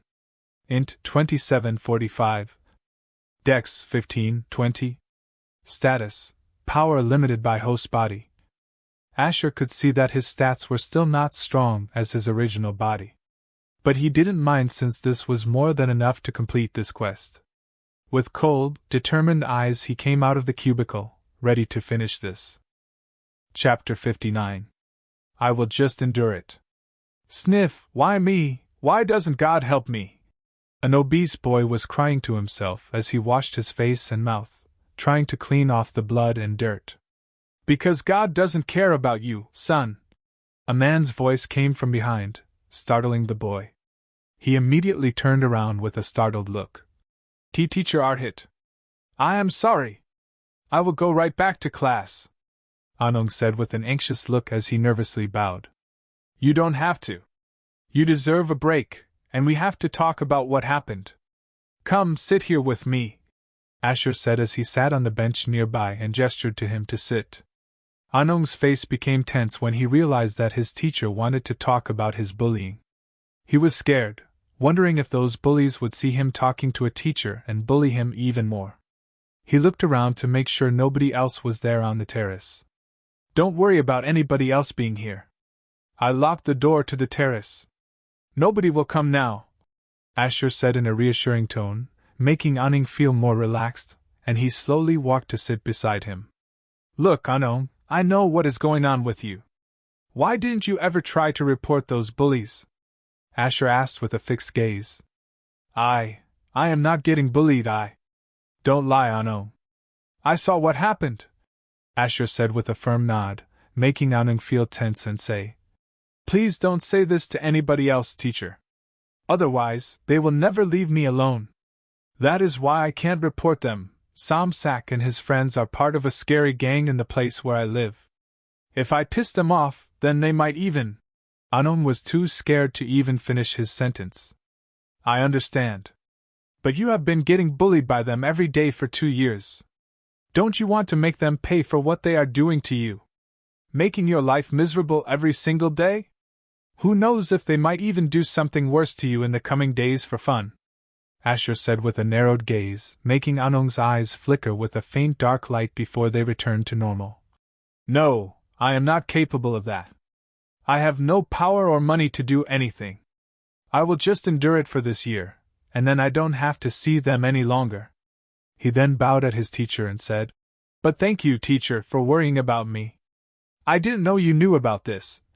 Anung thought this teacher never cared about him, or any students, since all he did was simply teach and leave. Asher inwardly sighed in frustration, seeing that Anung was too scared to even fight back. This was simply wasting his time. But he was not surprised, considering how he knew this boy didn't know how to fight back. This is just a hypothetical question. If you had the power to fight back, would you get rid of them? This power could be anything like having a gun or being a man-born, Asher said with a shrug. Teacher, Anung was baffled by such an unexpected question from his teacher. Would a teacher ask something like this to their student? But suddenly, thinking about it made his eyes glow for a brief second. But then he shook his head, thinking it was pointless and wrong. I don't think so, teacher. I don't want to go to jail for murder, nor does it feel right. Is this some kind of a test question? Anung wondered if his teacher was testing him, or something. It was not like he could get a gun, nor was he worthy enough to be blessed by the gods to be born with mana in his body. Asher took a deep breath, realizing that this was harder than he thought. He had basically only till evening to make this boy act on his deepest dark desires. His own life was on the line, but Asher knew he couldn't simply rush this or push him. He suddenly got an idea as he got up and said, It was just a simple question, Anung. Don't think too much about it. You can go back to class. Oh, okay. Anung bowed with a confused look before limping away slowly. Plan B it is, Asher mumbled with a squint. Asher stood in front of an ATM and withdrew all of his savings, even though it was not much. All he got was 10,000 Thai baht, which was not a surprise considering how poor his host was. This should be enough, he mumbled as he left. Is this some kind of joke, teacher? You want us to beat him up real bad? Samsak asked as he and 3 of his friends stood before their teacher, Arhit. Are you trying to trap us, teacher? Emery asked as he pulled out the cigarette from his mouth and blew it towards his teacher's face without a hint of hesitation. Yeah, maybe our teacher here is feeling bad for the pig and trying to film a video secretly of us beating him up and putting it on social media, Arhit said with a snort. We are not idiots, teacher. Don't bother us again if you love your job, the 4th youngster, named Pornthip, said with a smirk. Asher used his hand to disperse the smoke away from his face, and wasn't surprised at how disrespectful these little fucks were being at their teacher. This school was already a shithole with students like these owning the place. But he didn't mind since their fates were sealed, according to him. The 4 were about to leave when Asher called out to them from behind. How does 10,000 sound to you guys? Samsak and his friends immediately stopped walking as their ears perked. They turned around and saw their teacher flashing a bundle of cash at them. For real? You want to pay us to beat up a pig? What's in it for you? Samsak asked with crossed arms as the others had their eyes glow at the sight of the cash. Well, if you guys are not interested in the cash, forget I asked, Asher said with a casual shrug as he was about to walk away. Wait! Samsak called out as he realized the teacher was right. Why should he ask questions to beat up a piggy when he can get some money too? Asher inwardly smiled as he turned around. We accept. So what do you want us to do exactly? Samsak asked with a sadistic glint in his eyes. Scare him to death and then beat him up till he gets knocked out cold. Make it quick, Asher said as he threw the bundle of cash at them. Easy, teacher. We should have been friends before, Emery said with a warped smile as he looked at the cash in Samsak's hands. They can't believe they were getting money to beat up a weak pig. This had to be their day. Asher walked away as he looked at the timer to see he had 5 hours left. He had to waste his time trying to find these 4 turds who had bunked their classes. He had 5 hours left to live if he didn't succeed. Asher never felt as if his life was tied to such a thin string. And strangely enough, he felt nothing at all about what he just did. All that mattered to him was the end result. You got that on recording, bro? Samsak asked right after Arhit left. Yeah, bro. All good, Pornthip said with a smile. Good. We are safe now that we have evidence of him handing us money to beat someone up. Let's now go and find that pathetic fatty, hee. Samsak said with a sadistic smile as they all walked away. Oh. No! Please! Don't kill me! Anung shouted at the top of his lungs as he was scared out of his wits upon being put upside down over the parapet of the terrace. These 4 bullies grabbed his legs and pushed him over the parapet, making him think that they were going to kill him by letting him fall from a 5-story building. He would surely die if he fell from such a height, and the feeling of dangling in the air terrified him to his core. Ha ha, look at him scream like a pig! Samsak laughed with a look of glee. Fuck! He surely weighs a ton. It's a good thing I didn't skip the gym, Emery said while grabbing Anung's leg. Good thing he is as short as a dwarf. Otherwise he would have weighed twice and slipped off our hands. Or maybe we should just drop him, eh? Arthip said with a roar of laughter, making Anung cry miserably in terror. Please, I don't want to die. I will do anything. Anung wished for this to end as he was only getting more scared by the second. Oh damn! Look at that! He is leaking, ha! Pornthip laughed as he filmed and pointed at Anung's crotch getting wet.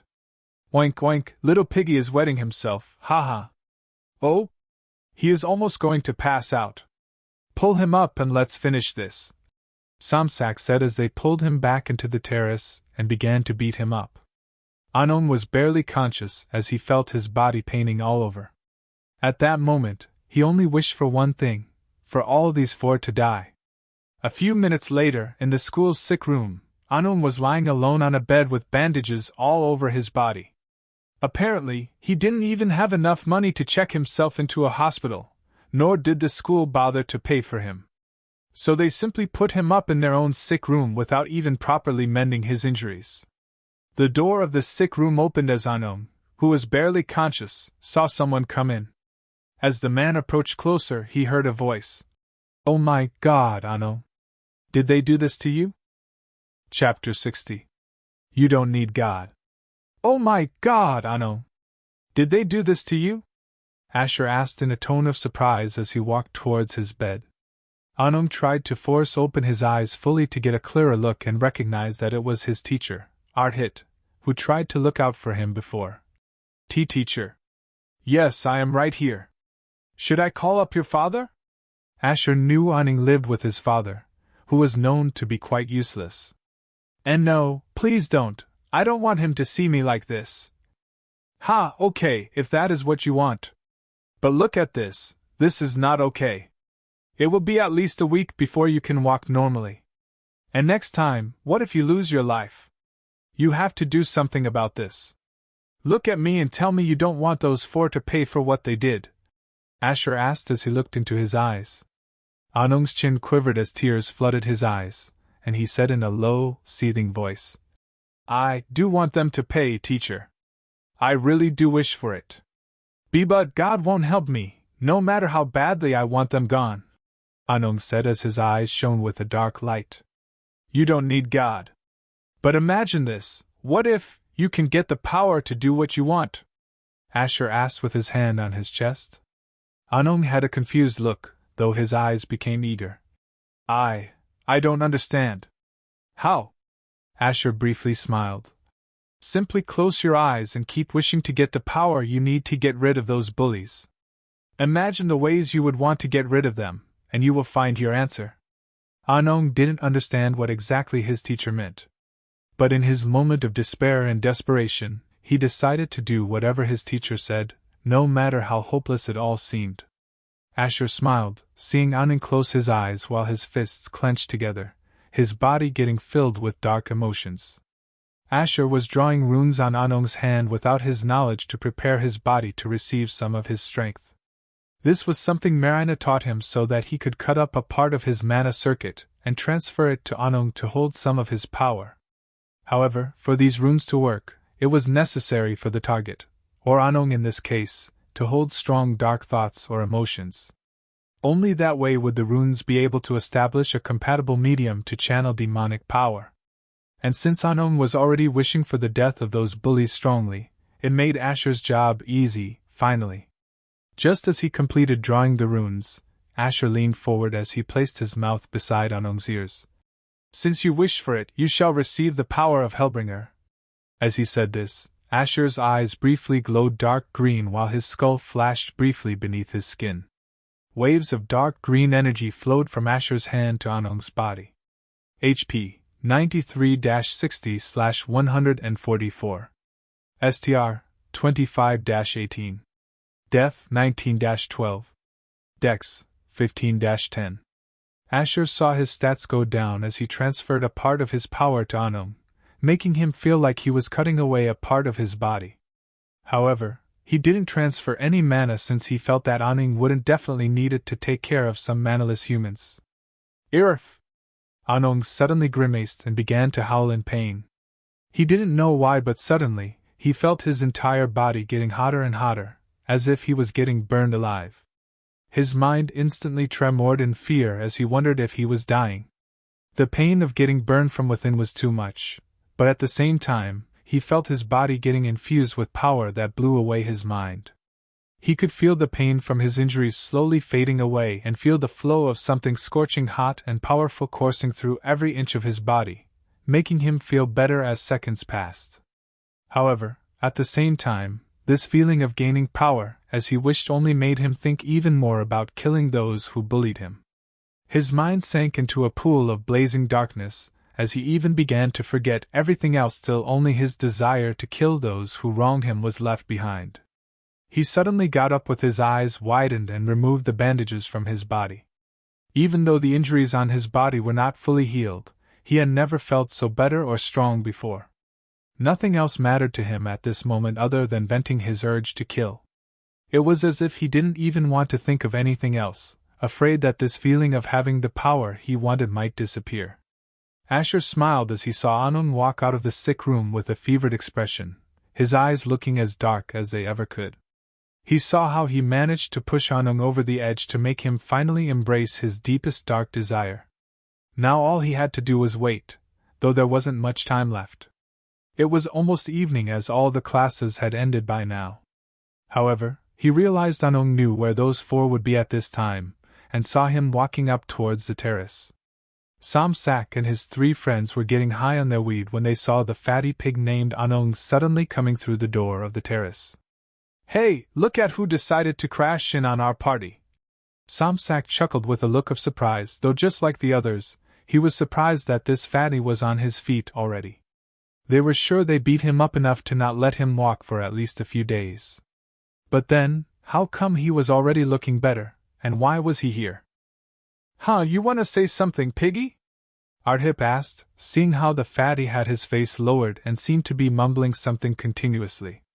Despite how surprised and puzzled they were, they sneered as they circled around the fatty pig, though they wondered why the air felt off around him. It was just making them feel uncomfortable in an inexplicable way, coupled with the mumbling that was only getting on their nerves. "Let's hear what Piggy has to say." Pornthip bent his head as he placed his ear near the fatty's mouth to hear what he was mumbling so that he could mock him. "You all will die! You all will die! You all will die!"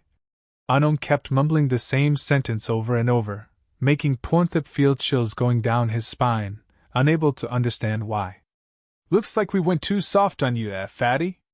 Emry chuckled as he raised his hand to slap the back of Anung's head. But suddenly, a chubby hand caught his wrist right before his hand could touch Anung's head. "Huh?" Emry and the others were stupefied upon seeing how Emry's hand was stopped by none other than this pig. "How embarrassing, Emry! How could you be so slow enough to let that pig catch your wrist?" Samsak said with a shake of his head, making Emry's face become red with anger that this pig embarrassed him. He tried to shake off the pig's hand, but to his shock he felt as if his wrist was being gripped by something as hard as steel. And this grip was only getting tighter and tighter with every second, making him feel like his wrist bone might break. "Get your fucking hand off me, pig!" Emry shouted with an unnerved look as he raised his other hand to punch this fatty's face. But right at that moment, Anung suddenly twisted Emry's wrist, snapping his bones right away. "Yarg!" Emry howled in pain as he stumbled back and fell, much to the shock of the other three. "Emry!" They were shocked, especially because of the grotesque way in which his wrist was twisted. "You all will die!" Anong suddenly raised his head as he loudly said with a deathly cold expression. "Fuck you!" Samsak didn't like how uneasy he was feeling and punched Anong's face with a crazed look. Anong had a cold smile as he got punched in the face again and again till his nose began to bleed. But Samsak's punches were getting weaker since he felt his fist getting hurt the more he punched him. It felt like he was punching a wall, and he had to shake his hand with a horrified look while the other two were frozen in their spot, still unable to process their shock. Anong tilted his head as he said with killing intent in his voice, "My turn." Saying so, Anong punched Samsak's chest with a deafening blow, followed by the echo of ribs cracking. "Ugh!" Samsak was knocked off his feet, and he fell on his back, clutching his chest with a terrified face.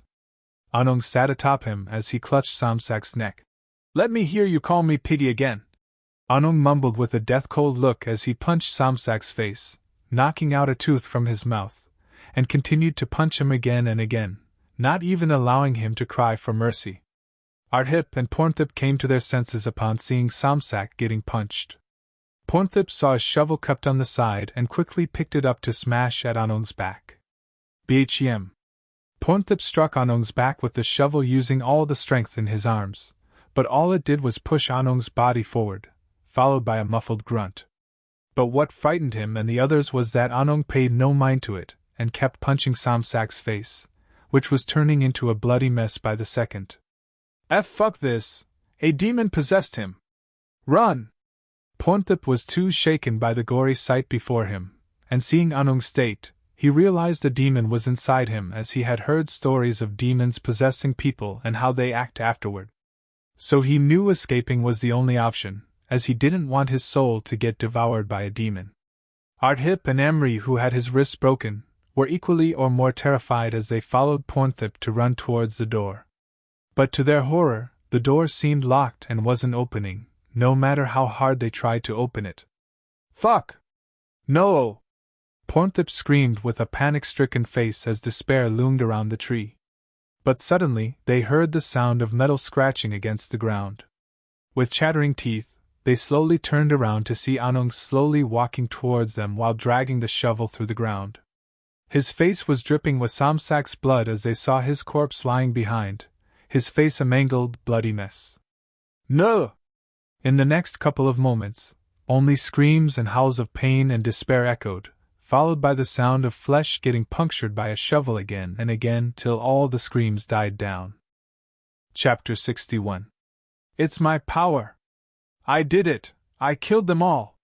Fuck the gods! I am no longer weak! Anong said with a wild expression as he kept stabbing the 4 corpses near his feet one after the other using the bloody shovel in his hand. He had bashed them all to death, but he was still not feeling satisfied. He wished to shed more blood and became even more frustrated now that these 4 died too quick. He who once felt unworthy to be blessed by the gods now only held scorn for them. With his newfound power, nobody can stand in his way.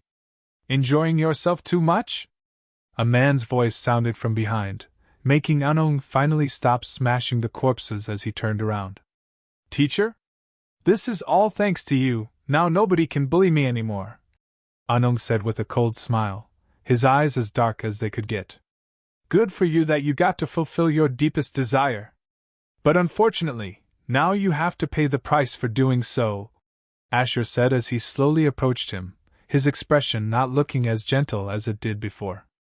Anong felt great trepidation as he unconsciously took a step back and asked, What price?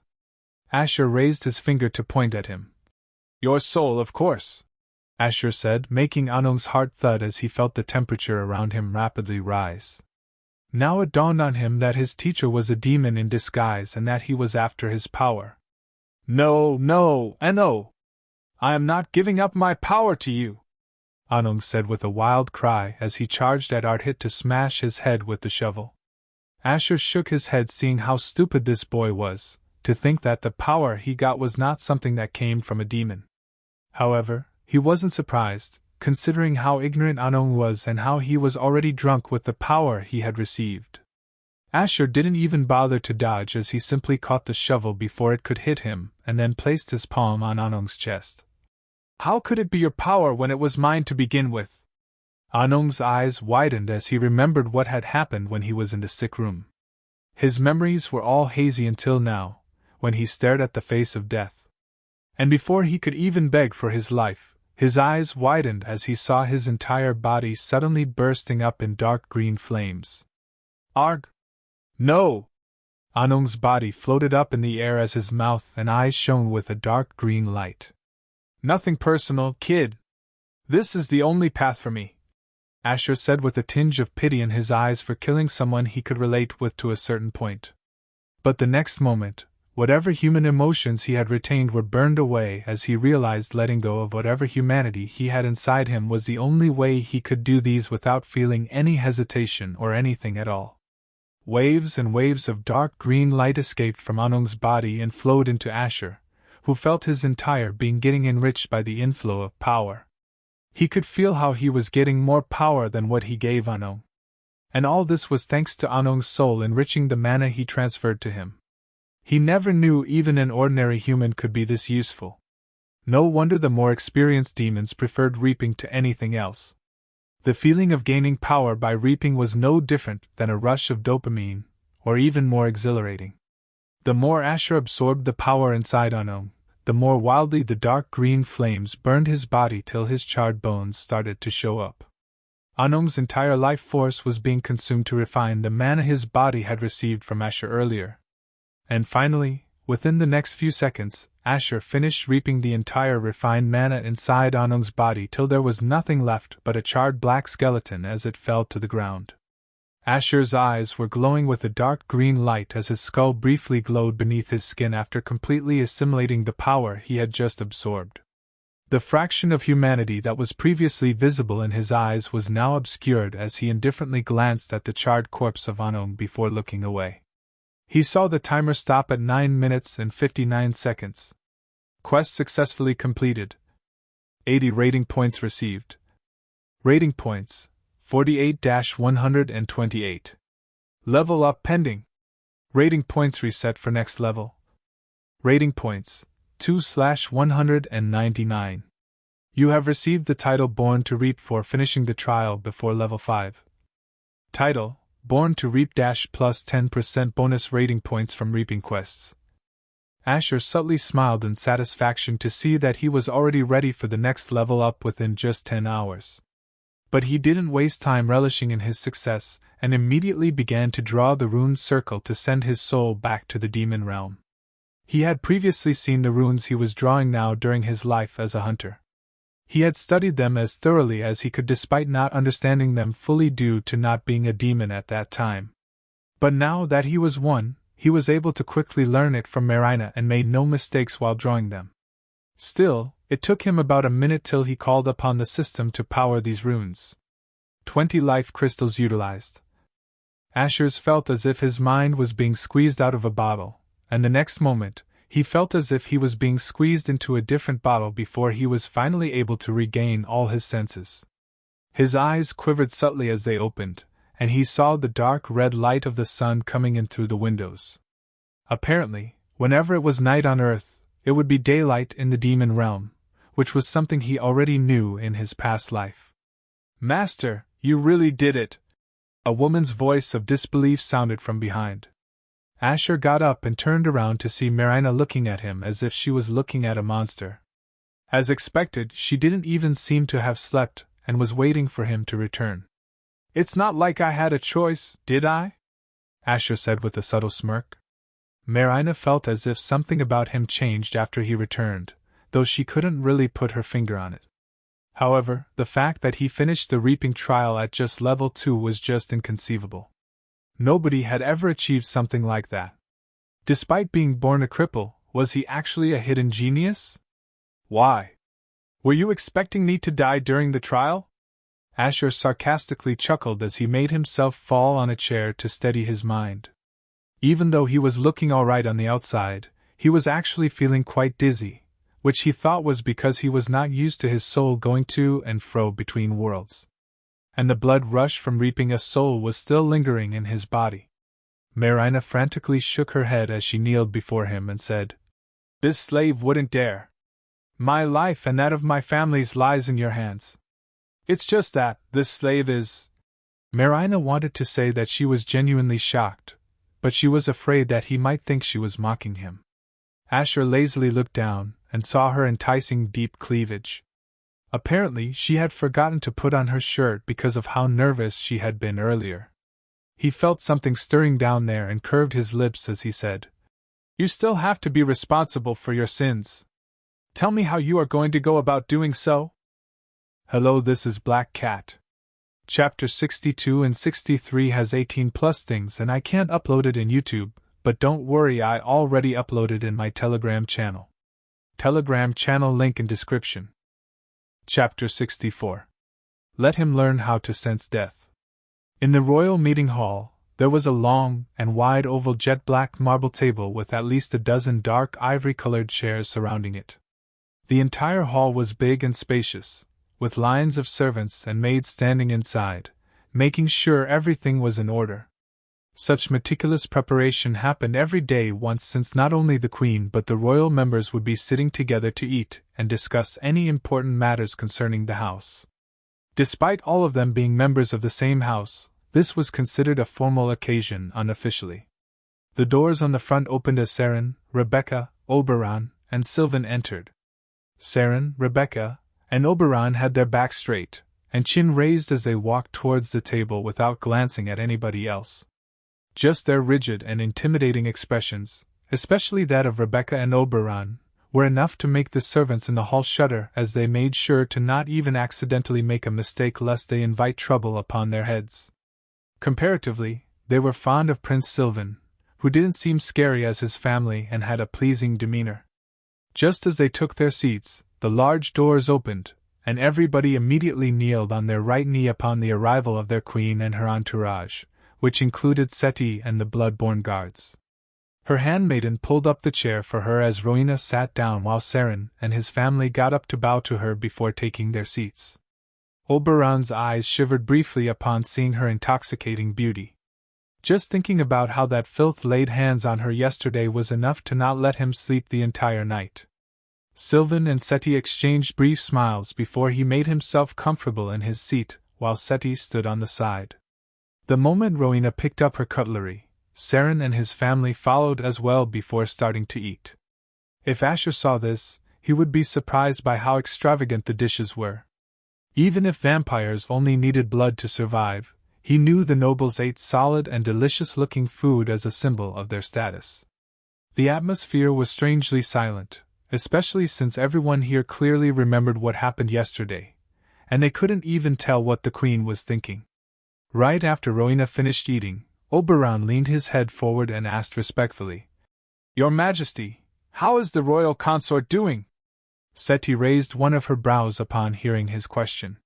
She thought he would be the last person to give any importance to the consort, especially after getting insulted by him. Rebecca furrowed her brows, wondering why her son would be wasting his energy asking about the well-being of that cripple. However, knowing her son, she remained silent, thinking he was doing this for a reason. Saren shot a glance at Oberon as if he was anxious about what he was up to. Rowena lifted her gaze and said briefly, "He is fine." Oberon slightly curved his lips and said, "Good to hear that, but forgive me if I am overstepping here, but I think the royal consort could use some fresh air.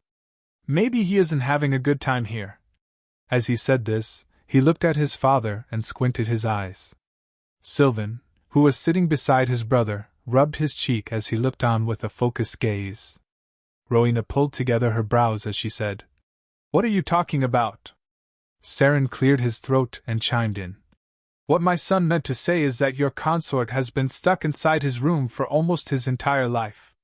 He had barely seen the world outside of this castle, and now that he has a soul, he must be feeling quite confused and suffocated by having to be inside this castle every second of his life."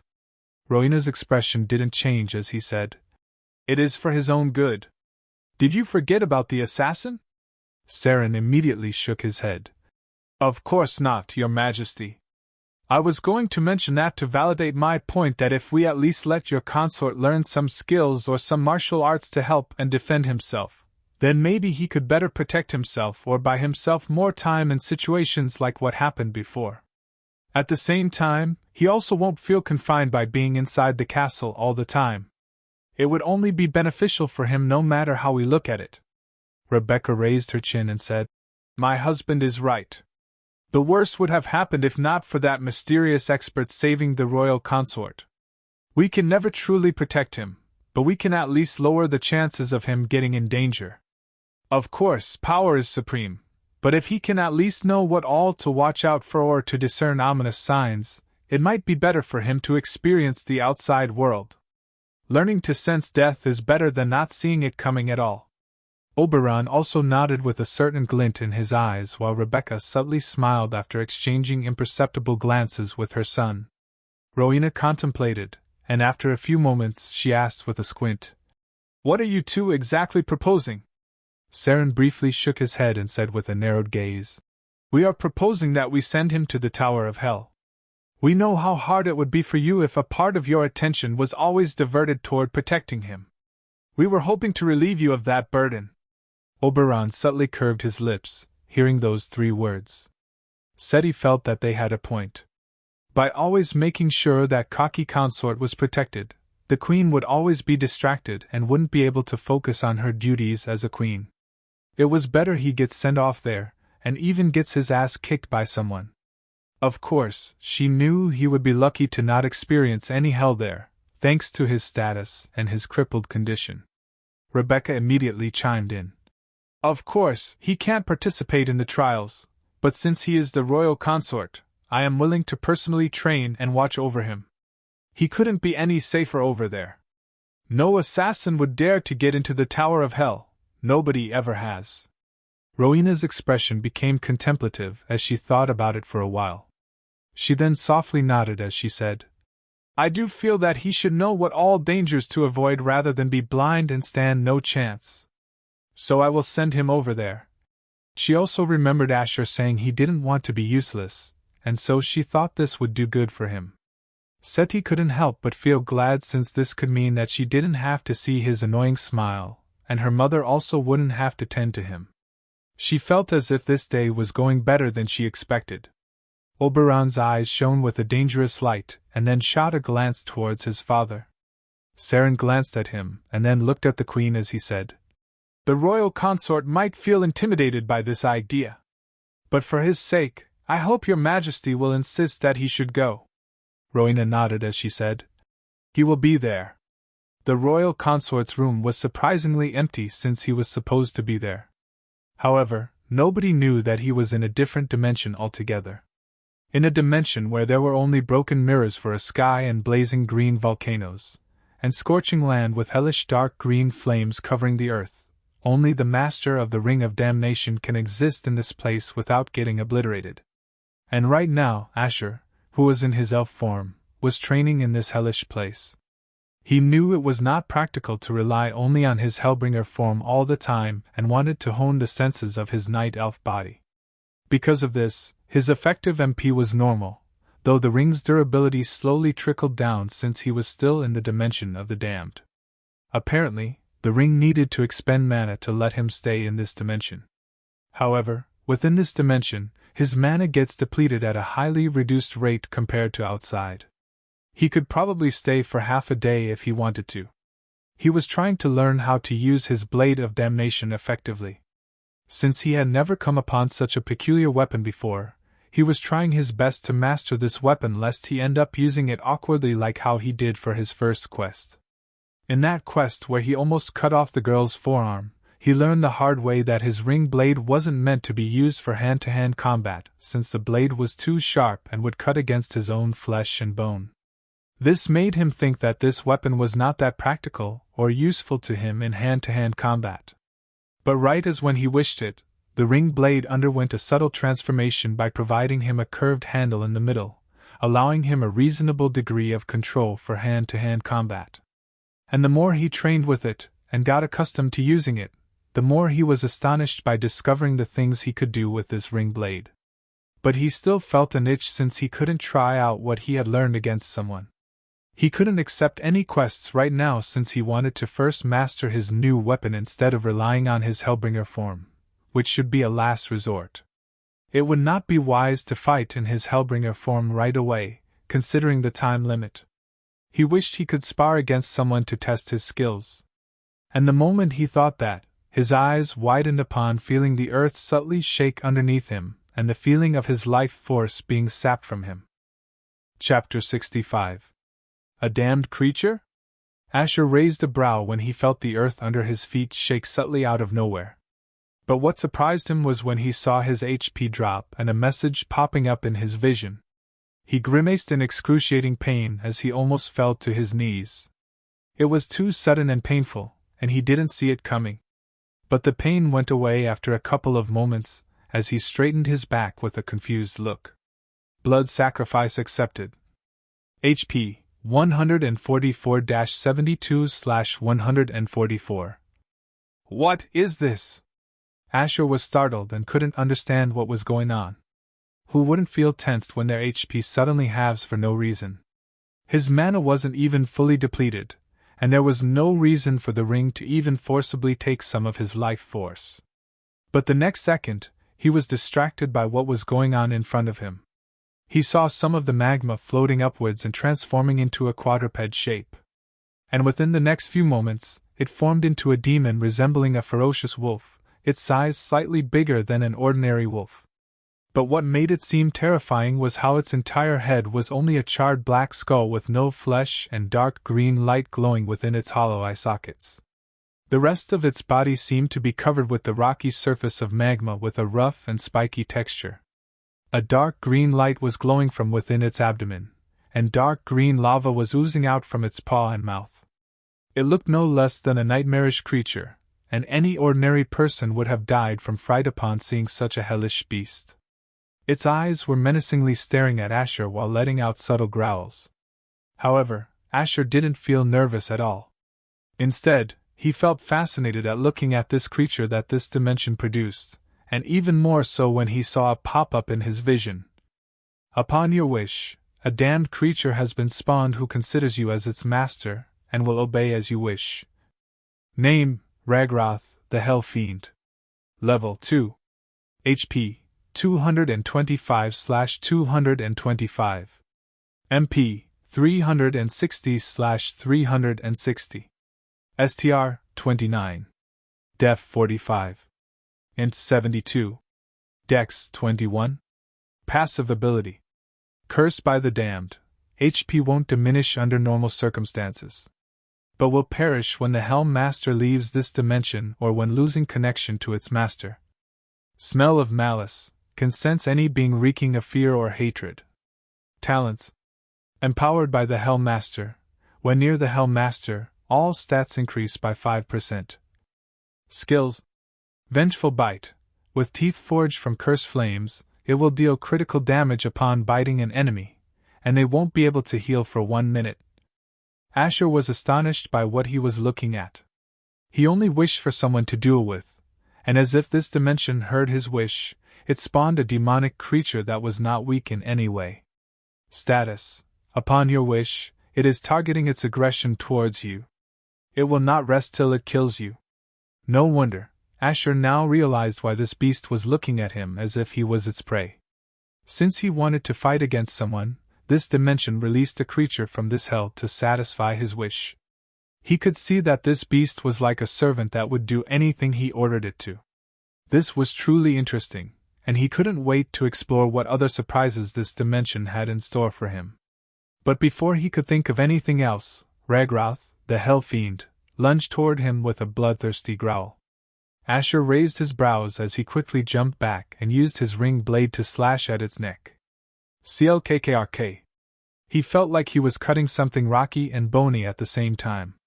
However, he didn't hold back his strength and let his blade cut into its neck till it completely severed its head off its body. Asher was expecting the Hell Fiend to at least collapse on the ground since its head was severed. But he had his brows raised when this thing seemed unfazed even after losing its head, and tried to maul him again. He knew the Hellfiend couldn't be destroyed by ordinary means like him. Still, he thought it would need at least a few seconds to attach its head back and fight.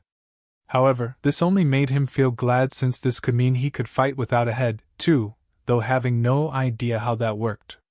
He also preferred to have such an undying servant to spar with, since this could mean he could afford to not hold back all of his attacks and test their limits. Once he was done, all he had to do was command it to stop. He still kept an eye on one of the mirrors in the skies, which showed him what was going on outside, which was his room, the place he teleported from. This was another convenient ability of this dimension he discovered, which could let him know if he should get back in case of any emergency. However, right now, he first had to see if he could truly incapacitate this undying hellish beast. This time, instead of using the blade in his hand, he raised his right arm wide backward, and then with full force, he threw it towards the Hellfiend, aiming for the limbs on its right side. The ring blade shot through the air, and like a knife cutting through butter, it cut through the limbs of the beast on the right, making it collapse on the ground finally. But it didn't even groan in pain and was still exhibiting the same ferocity and killing intent it did before. But the best part was how the ring blade curved through the air and shot back at him before he caught it by its handle. It wouldn't even be wrong to say that this was a dangerous frisbee which would also become stronger along with him. Level 2. Damage 75. Range 8 meters. He could also summon this weapon towards him as long as it was within 8 meters. But that didn't mean that he couldn't send it flying for over 100 meters and let it come back to him. He had already learned how to throw it in a way that would send this blade flying back to him. With this ability, he could practically fight multiple opponents at the same time, and even keep them away at a distance. Even if somebody manages to get close, he could still use this ring blade to cut their throats and limbs. It was easy to down this Hellfiend since it was at the same level as him. He sighed inwardly, thinking that even killing level 3 hunters would be a piece of cake. He could even toy with them till they die from frustration and anger, mainly thanks to his experience as the strongest hunter in his past life. As for this Hellfiend, he saw its severed bones floating back to its body and making it whole again, letting it get up. That's enough. Stand down, Asher said, making the Hellfiend's aggression drastically toned down till it let out a small whimper and kneeled before him as if in reverence. Asher was already bored, since even if the Hellfiend was not weak for its level, it was still nowhere close to giving him any pressure at all. He could test his attacks without holding back, but he wanted to feel pressure. He thirsted for the feeling of death getting too close to him. It was something he experienced many times in his past life, something which helped him become stronger in every way. However, he wondered if he could bring this Hellfiend with him back to his world. If that was possible, then it would surely let him gain a considerable advantage. Come with me, Asher said as he teleported back to the demon realm. He arrived in his room, but his expression fell when a message popped up in his vision. Your servant has perished. Asher sighed, thinking that maybe what he wanted was too good to be true. Still, he wasn't disappointed, considering the advantages the damned dimension already offered him. He was also satisfied that he got a good grasp of how to use his new weapon. Master, may I come in? Marina's voice suddenly echoed in his mind, and he told her to come in. Marina carefully opened the door and peeped inside to make sure he wasn't busy and entered with a nervous look. What is it? Asher knew she wouldn't come unless it was something important. I heard this from my daughter, so I don't know the complete details, but it seems the Queen is planning to send you to the tower, Marina said with her hands nervously grasping each other. Asher furrowed his brows as he asked. Tower? What tower? He was surprised that Rowena was planning to send him to some tower that was outside this castle. Wasn't she adamant about him not leaving? Chapter 66. A Golden Opportunity. The Tower of Hell, Master. It is an ancient place where young people of this kingdom go to get trained to become an elite raider or reaper. Those who survived this place came out way stronger and more experienced compared to what they were before. But it is not an ordinary place, since not everybody would survive the hellish trials they have to go through, Marina said with a heavy look. Oh? A place to get rid of the weak and nurture the strong ones? Asher couldn't help but feel as if this place was meant for people like him. Just as he was thinking of some way to push his limits, the answer came to him. But he found it strange and asked, "But this can't be true. My wife wouldn't want me to risk my life by sending me there. What is her intention?" Marina's gaze flickered, and she said in a low voice, "According to what my daughter said, this was not the Queen's idea. Let me guess, was it Oberon or someone else from his family?" Asher asked with a narrowed gaze, to which Marina readily nodded. "Ha, how desperate they must be. Can you guess why they did that?" Asher asked her on purpose. Marina's fingers were nervously clasping each other as she answered. Because they want to harm Master by isolating you away from the Queen?" Marina was tense as she said this, since she was practically claiming that the prince and his family were plotting to harm the Queen's consort. If they or somebody else heard this, she would surely lose her head for baseless accusations against the royal family. But before the royal consort, she had no choice but to tell what she thought. Asher scoffed as he said, "Of course, but harm is a mild word compared to what they must be planning. Surely they won't kill me, but they sure as hell must be planning to make my life hell again. But this time," his eyes shone with a cold, cutting light as he added, "they will reap what they sowed." Marina felt her heart shudder, seeing how his face became frightening for that split second. It was surely not a face someone of his age and experience could make. Still, she wanted to warn him and said, "The princess consort actually holds considerable influence in the tower. She is a floor warden who lords over an entire floor. Since Master won't take part in the trials, she would probably put you under her control and—" Marina knew she didn't have to finish her sentence to let the royal consort know what Rebecca planned to do with him. "The trials? What trials?" Asher asked with a narrowed gaze. "The tower has 7 floors, each of them having a trial of its own. People take part in the trials in hopes of building their prospects and name, even if it means risking their lives. And based on their strength, they could also get taken in as an apprentice by the floor wardens to help them pass the trials," Marina explained. "Are the floor wardens that kind to help them out?" Asher knew these people wouldn't do anything without any self-interest. "I think it's because those who become their apprentices have to swear their allegiance to them," Marina answered. Asher squinted his eyes in contemplation while Marina added, "Maybe Master could try buying some time by telling the Queen to delay this, perhaps a couple of years?" "Delay by a couple of years? For what?" "This is what I have been waiting for, and those idiots just helped me out without even knowing it. Now I can leave the castle without any effort at all. As for what comes after, I think I figured out what to do," Asher said with a subtle smile, making Marina wonder where he was getting all this confidence from. But one thing she knew based on her interaction with him was that his confidence had never been misplaced. She also felt that the Queen wouldn't allow such a long delay, especially after they suggested that she should send him as soon as possible. "But I will somehow buy 1 month's time, and in that time, you are going to have to learn to be more than just a maid," Asher said, making Marina feel tense, wondering what he was planning to make her do. Asher couldn't believe such a golden opportunity fell into his lap. But since the situation suddenly changed, he also felt that he would have to change his initial plans as well. If they want to corner him, then he will just push back and do the same. A month went by. In the dimension of the damned, Asher was busy brewing a potion. His face was pale and sickly, yet he was deeply concentrating as he broke down the ingredients Sabina had gifted him. If anybody saw him brewing a potion without a cauldron, they would wonder if he had a death wish. Even if he was brewing an ordinary health potion, the ingredients required for it were nurtured with mana. On their own, they were harmless, but when mixed with other mana-infused ingredients, they could create an explosive disaster in the wrong hands.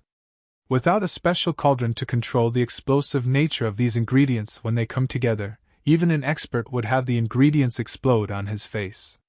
However, Asher didn't have enough money to buy a cauldron, and he had to make do with what he got.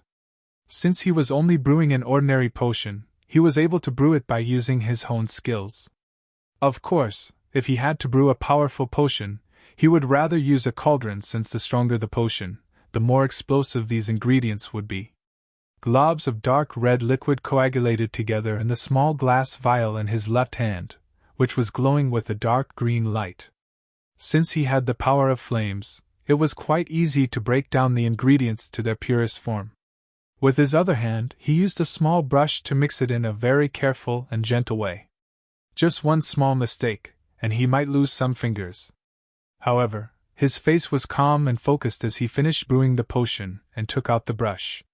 Feeling satisfied by what he brewed, he took a good look at the dark red potion and looked towards the side where there were 50 other dark red vials, each being the same thing.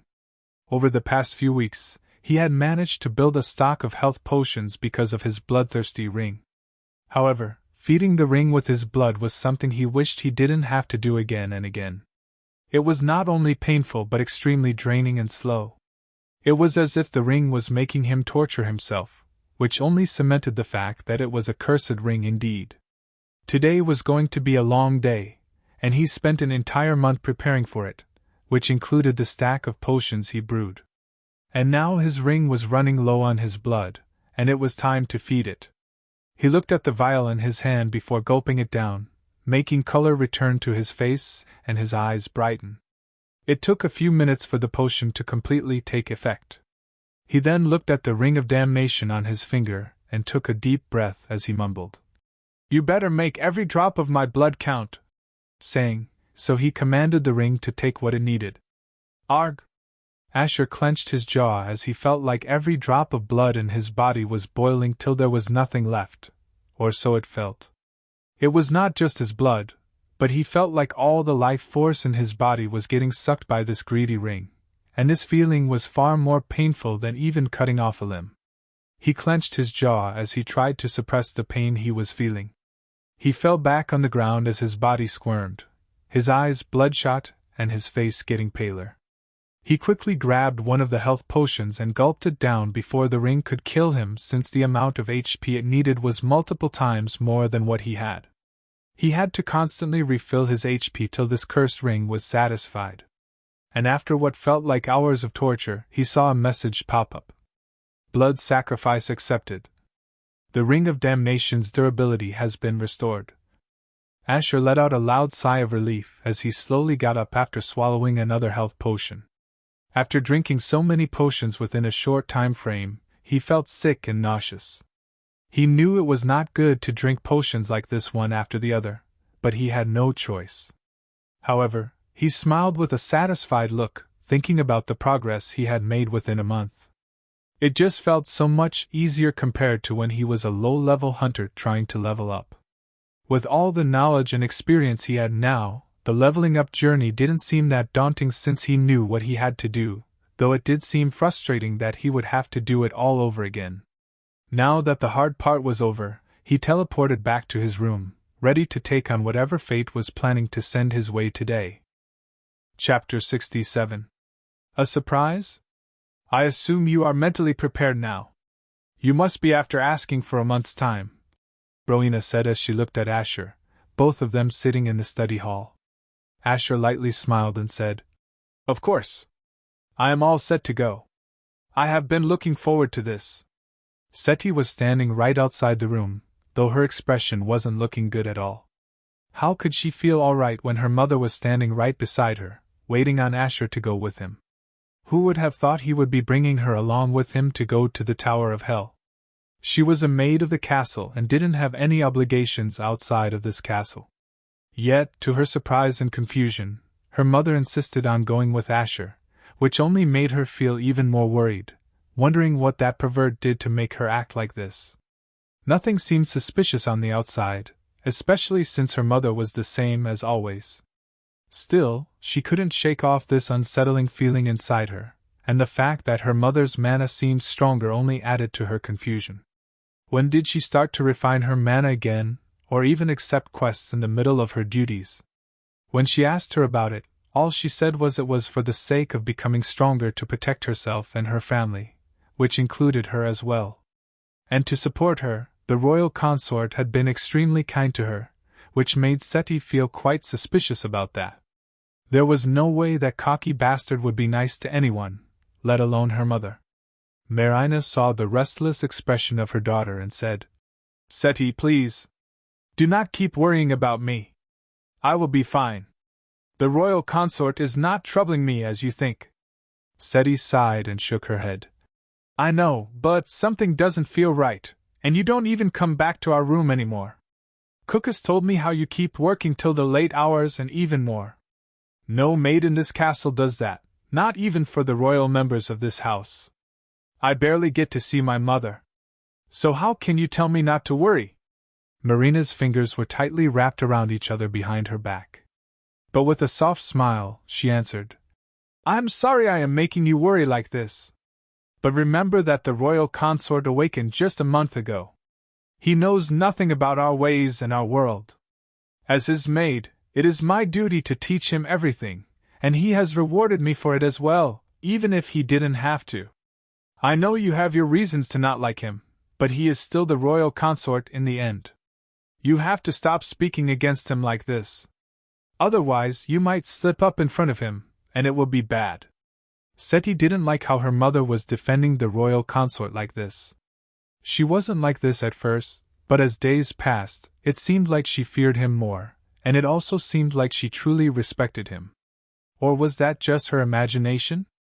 "You can choose to stay in the tower till you are ready," Rowena said, considering how all the demons who go there to train do not return to their homes till they survived all the trials.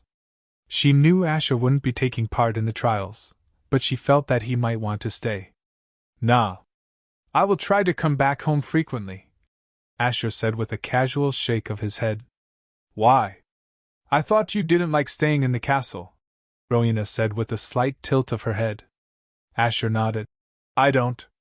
But I do want to see you since I will miss you. No husband should be away from their wife for too long, don't you think?" Asher asked with a subtle smile as he looked into her dim crimson eyes. Rowena briefly shook her head as if she wasn't expecting him to say that and said, "You should focus on your training. You may go now. Seti will escort you there." Asher got up and walked a few steps before turning around and saying, "As I mentioned before, today there might be a surprise for you. Look forward to that." With a subtle wink, he left the room, leaving behind a confused Rowena, wondering what he meant by that. He mentioned this yesterday as well. An hour ago, in the meeting hall, Rowena was seated at the table along with Saren and his family. "Your Majesty, it's high time we discussed the matter about your heir," Saren said with a serious look while Rebecca and Oberon exchanged knowing glances. "What about it? Our kingdom is almost on its feet under your leadership. But to fully reassure our people, we have to let everyone know that our kingdom's future isn't bleak. So it's imperative that your Majesty produce an heir to reassure the people and quell any doubts of weakness," Saren stressed strongly. Rebecca nodded and added with a concerned look, "My husband is right. Us vampires need a lot of time and effort to produce even a single child, and by the time they grow up and become strong enough, centuries would have passed already. It is best to do this at a young age." Oberon was rubbing his lips with a glint in his eyes, feeling that he had to give credit to his parents when it came to things like these. Sylvan was silently sitting on the side and simply kept on observing like a bystander, though nobody could tell what he was thinking. Rowena's eyebrows squeezed together as she said, "I already have a consort for that. When it's time." Asher's face briefly flashed in her head as she continued, "I will do my duty." Oberon's expression became unsightly for a split second, unable to believe she was actually considering that filthy dog to help her produce an heir. Saren wrinkled his brows and said, "Your Majesty, about that, I advise you to reconsider marrying someone who can truly lead this kingdom beside you. I am already married. I can't go back on that," Rowena said firmly. Rebecca chimed in, "Of course, Your Majesty doesn't have to. You can still keep him as your consort, but that doesn't mean you are not allowed to marry again. As our queen, you have the right to have as many consorts as you want, but what we are suggesting is not to have another consort but someone who could be your king. You will still be the one in power, but you will have a powerful and strong king by your side who will also help you produce an heir whose power would know no bounds." Saren immediately spoke to support Rebecca's words. Yes. Even if I don't want to say this before you, it is my duty as your advisor to let you know that it is unwise to depend on the royal consort to produce an heir. Not only is he mannerless, but he is also not of our race nor a race we are familiar with. We have no idea about his origins and if his bloodline would disagree with ours. It would be no different than how our bloodline would never mix with that of those lowly werewolves. We wouldn't want your majesty to get into trouble because of this. Seti, who was standing on the side, wondered if they were going to propose Oberon step in. There was nobody else more qualified than him. She couldn't help but scoff inwardly, wondering how that pervert's face would look if he saw this discussion going on. Oberon eagerly looked down upon seeing Rowena falling into contemplation. So what if she was married to some low-born cripple? She can still marry someone else, and that man can very well be the next demon king. And the potential candidate for that was sitting in this very hall. Furthermore, with that cripple away, he won't be present to wag his tongue before anybody. Rowena briefly closed her eyes as she remembered what Asher had told her yesterday. Just wait for a surprise by the end of tomorrow. It will change our future and that of this kingdom. I know your advice is not without reason. But for now, I will refrain from making any such decisions. I have other important matters to attend to for now, Rowena said as she got up, making the three have stupefied looks while Sylvan had a look of confusion as they got up as well. Oberon and Rebecca couldn't believe the Queen simply dropped the subject like that. They were sure the Queen wouldn't take her duties lightly, and there was no way she would consider producing an heir with some lowborn after hearing them out. Saren also couldn't understand what was going through her mind, but since she didn't want to continue on the subject for now, he could only get up and bow as they saw her walking away with her entourage. Seti was baffled by her queen's words since it seemed a bit strange for someone like her who cared about the kingdom more than anything. Shouldn't she want what was best for the kingdom? Still, she felt maybe she wanted to think about this topic and followed her out. What in the world is she thinking? What is making her still hold on to that worm? Oberon mumbled in a cutting voice. Saren shook his head and said, She probably wants to contemplate on it.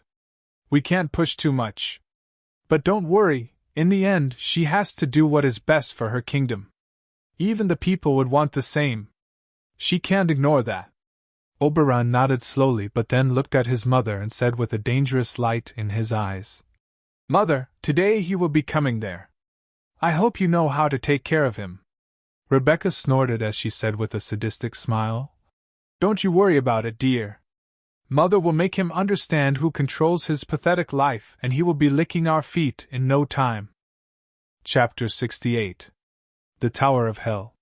The Tower of Hell was a mysterious and imposing structure that stood at the edge of the demon kingdom. It was said to be a place of great ancient power, where the strongest and most skilled demons could undergo rigorous training to hone their abilities and unlock their full potential. This was the brief idea Asher got upon hearing about it for the first time. But he knew that Rowena wasn't sending him here to get trained like the other demons. She had no plans to make him go through any trials or tests that could endanger his life. All she said was that Rebecca would train him, and this was all that Asher needed to know what exactly that bitch was planning. However, he had his own plans in mind. And right now, he was in his carriage, looking out through the window to see the world outside the castle. He saw how not even a single demon seemed to be lazing around, and each and every one of them was working in some way as if their life depended on it. This was a drastic difference from the human world he grew up in. Some were busy forging weapons and armor, brewing potions without stop for their own or to sell for some life crystals to survive. Some were offering themselves as slaves or servants to earn some life crystals, while some sold slaves whose conditions were no different than that of animals. Of course, these slaves were either criminals or captured hunters who seemed to be in a broken state. Some were offering their services to protect or accompany someone or a group for quests, and so on. Nobody seemed to idle around. Slurp, slurp. The titillating sounds of a woman sucking on something thick and hot echoed inside the carriage. Asher briefly glanced at Marina sucking his cock eagerly, and shook his head with a smile. By now, he was sure that she couldn't resist the taste of his meat. Otherwise, would she risk it while her daughter was sitting right outside the carriage? Of course, when he told her to blow him upon entering the carriage, she showed some hesitation, though her eyes didn't lie about what she wanted. Asher never thought his cock could be used as a weapon to influence women, but now he had to think otherwise. Seti was sitting outside the carriage on the perch as a lookout since Rowena ordered her to escort Asher safely. However, she couldn't help but keep turning her neck around to look at the carriage, wishing she could look inside since her mother was inside with that pervert. Unfortunately, the carriage was not ordinary since it was carrying a royal member. Thus it was surrounded by a magic array that prevented anyone from peeping in. It was not long before they reached the edge of the demon kingdom. Asher pulled Marina up after coming inside her mouth and took a good look outside through the window. He saw a foreboding landscape, and within it, he saw a massive, imposing tower rising up from the dark and surrounded by a deep moat filled with molten lava. He had no doubt that nobody could enter the tower without stepping into the lava. Even if somebody could fly, he was sure they would get struck down before reaching anywhere near it. He saw how the tower was built of black stone, carved with intricate patterns and symbols that were said to hold great power and significance. This entire place reeked of danger and terror just by looking at it. However, this only made him feel even more excited to enter this tower and see if it could bring about some benefits to him. "Only 7 floors in this tower, right?" Asher asked while looking out. "Yes, master," Marina answered as she wiped her lips with a red face. "Only 7 and yet so tall," Asher mumbled as he wondered if each floor was like a building in itself since even after looking up, he couldn't see the peak, which was hidden within the ominous crimson clouds. "I can't enter any floor as I wish, can I?" "Based on what I know, I am afraid you cannot, master. No demons are allowed to enter the higher floors unless the tower deems them worthy to enter. This is an ancient tower that was said to exist even before our kingdom was fully formed. Even to this day, we haven't fully discovered the secrets it holds. The myth states that the devils created this tower to give us a chance to make us stronger through high risk but great rewards." Marina mumbled with a look of fear and reverence. "Oh? How interesting." Asher felt even more fascinated upon hearing that the mythical devils might have had something to do with this tower's origins. "Why are the higher floors so special?" Asher casually asked. "Each floor is said to hold great dangers that would either make us stronger or kill us if we aren't strong enough. The higher you go, the more dangerous it would be, but at the same time, the more benefits you gain," Marina explained. "What kind of benefits would that be?" Asher asked, even though he already had an idea. "Powerful grimoires that could grant you skills, talents, and passive abilities which would easily surpass any ordinary ones. Other than that, Master could also have the chance to get powerful weapons, armor, potions, enchantments, and other artifacts that could surely help in any quest." Asher had already stopped thinking of this tower as some training or survival ground but as a treasure trove. If what she said was true, then everything he needed could be in this tower. But there is another important reason most demons risk their lives to survive the tower, Marina added with her brows pulled together. Asher raised one of his brows and asked, "And what that might be?" "Their status and the power they hold in the kingdom. To truly hold power in this kingdom, it is more important to have something more than just individual power. The strong follow the strongest. Almost everyone from powerful backgrounds comes here, and building confidence with them would grant you more influence in the kingdom, master. This is also why the floor wardens choose apprentices, to increase their own influence by making geniuses their vassals," Marina said, knowing how much the royal consort wanted to increase his influence and power. "Powerful backgrounds, eh? So I am guessing Oberon is here too?" Asher asked with a squint. "Not exactly. Prince Oberon had long since survived the trials in the tower, because of which he holds great power and influence in the kingdom. Because of his achievements, he controls the infernal guards.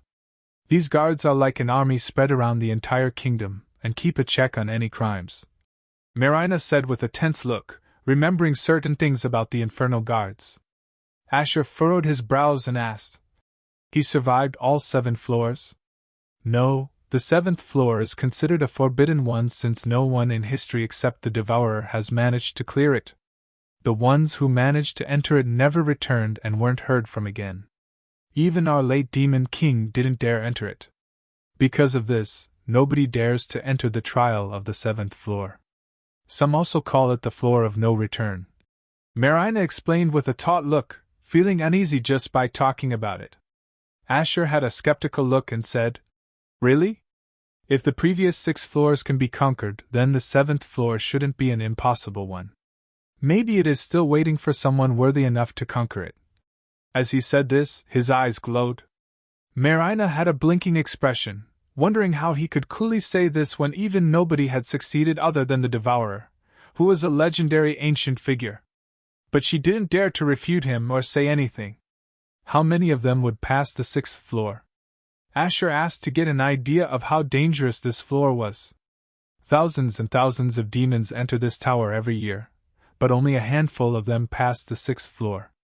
Even many nobles have died on this floor, and nobody would dare enter it without being fully prepared.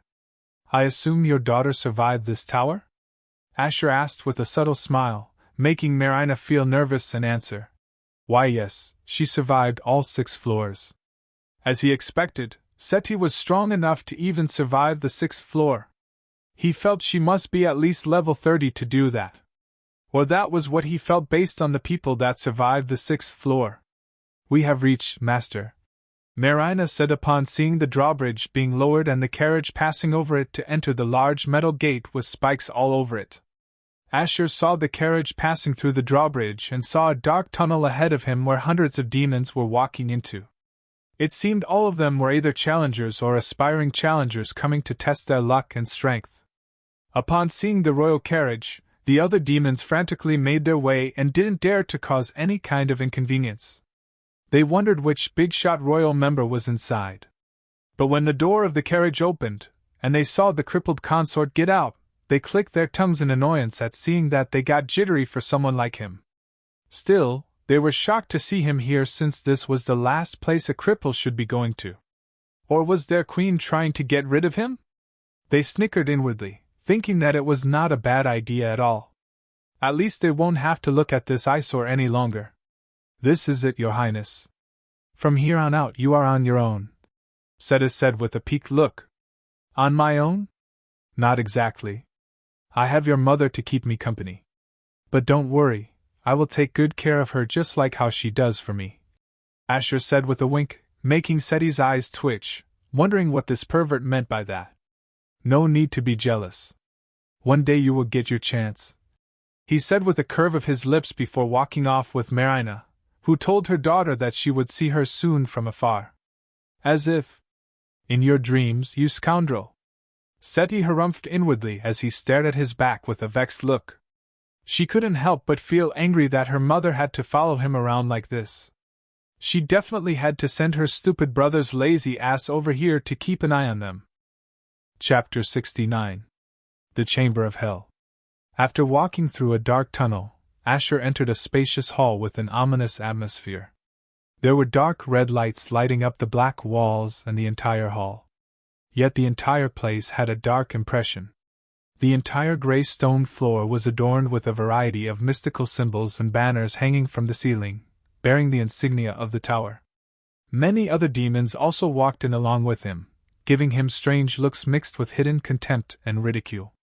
And the fact that such a pretty busta maid was following him only made their eyes glow with envy. But seeing how she was a werewolf, their eyes glinted with a dark light. Asher couldn't care less about their stares and saw multiple queues of demons in front of him. In front of these queues was an elevated platform on top of which a large circular box chamber made of glass was placed and looked quite eerie.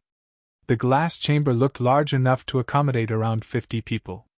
But what made his eyes harden was upon seeing Rebecca in front of the glass box, and as he knew already, she was in charge of the orientation or the first trial. Every demon standing in the queue was nervously standing without daring to utter a single whimper. How could they dare to show any kind of disrespect before such a powerful royal member who was known to have a short fuse? Asher inwardly scoffed as he was sure she knew he had come but was pretending as if he didn't exist to purposefully make him wait. How annoyingly childish can this old bitch be? He knew no matter how pretty she looked on the outside, she was very well the oldest in the hall. Someone once said to him that wisdom need not increase with age, and only now he realized the truth of those words. But he didn't care, since he wanted to first observe how the other demons fare in this first trial. The fact that the orientation itself was a trial where the most number of demons die was something that could frighten off any ordinary person. Because of how terrifying the first trial was, he could see that the majority of the demons that entered this tower either had some experience already or were equipped with the necessary gear to deal with the trial. "You said this trial is to test the quality of our bloodline, right?" Asher asked Marina, who was standing behind him with her back slightly bent. "Yes, Master. Those born with a higher quality bloodline would naturally have more talent than those born with an ordinary bloodline. So this trial would help us see where we really stand. Maybe later I should also try and see which all pathways my mana circuit can potentially hold. Do you know what pathways Rebecca's mana circuit holds? She has a mana circuit with 2 pathways that allows her to use blood magic and pure magic. But it's very rare for a demon to have more than one pathway. Those with 2 pathways, which include something powerful as pure magic, are greatly respected and feared. This is one of the reasons that allowed her to become the floor warden of the first floor." Marina conveyed her words through her mind with a tense look. She didn't like to be anywhere near such a frightening woman, but had no choice. Asher knew that every floor had a floor warden who basically called the shots on that floor to a certain extent. The position of floor warden was one of the most prestigious among others. However, he wasn't surprised she managed to become one, considering her background, the trials she finished, and the fact that she had the ability to use pure magic, or, specifically, dark magic due to her bloodline, allowing her to practice death arts that perfectly makes use of her blood magic too. I see. He felt that this was a good opportunity to know his own potential as well. Since he was too busy for the past month, he never got the opportunity to discover the potential pathways his mana circuit could hold. So far, he knew he possessed a single elemental pathway, fire. He wanted to know if he had more, just like he had as a hunter. "Enter the chamber already. I don't have time to waste with your antics," Rebecca said with an annoyed look upon seeing a young woman from the Vulpinari race fidgeting in front of the glass chamber. She had seen the horrors that happened earlier, and now she was having second thoughts.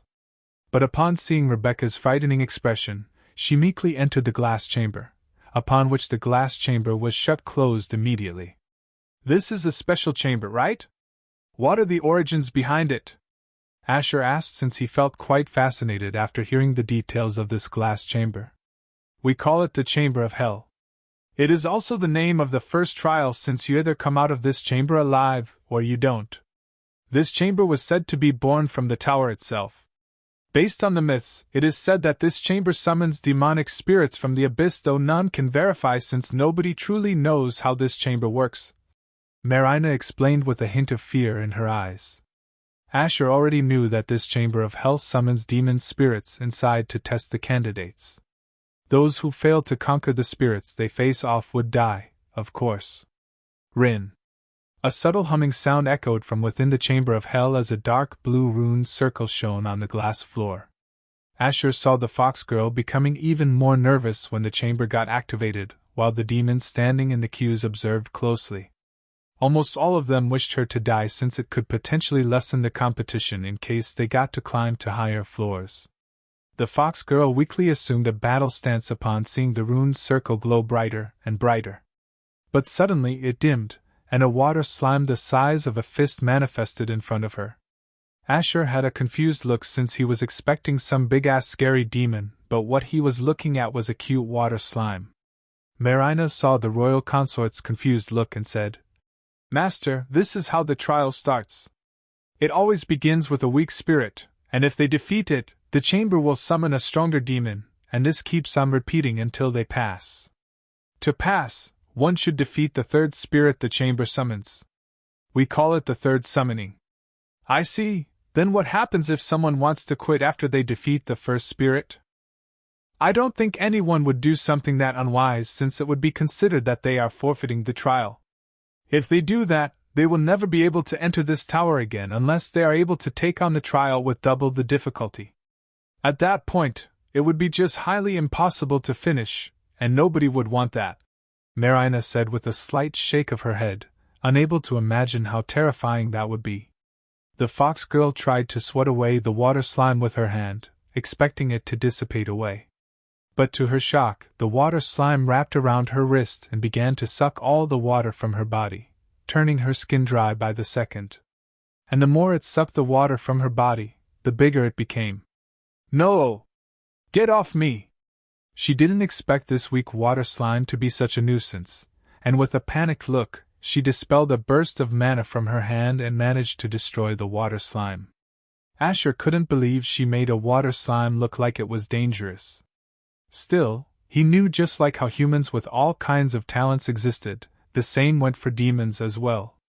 But what he realized was how brutal it was for demons to have their talent gauged and recognized, unlike how it was for humans where they didn't have to really risk their lives to do that. The fox girl's face regained some confidence since she managed to defeat the first spirit. The dark blue runed circle glowed again as it produced thin strings of water that coalesced in the middle to form a water imp with a nasty face. It had a small tail, sharp teeth, a blue body, and a tiny spear in its hand. The fox girl had an uncomfortable expression just looking at this thing. *KRE. It let out a shrill scream as it charged at her to stab her legs so that it could make her fall down and then finish her off. "Don't come near me!" she screamed as she raised her leg to kick it away, thinking she could then stomp it to death, considering its small size. "Keek." The water imp let out a burst of unsettling laughter as it simply raised its spear and pointed at her foot that was trying to kick it away. Splutch! The fox girl's eyes widened in horror upon seeing its spear puncture her right foot and come out the other side, letting out a gush of blood. "Ah!"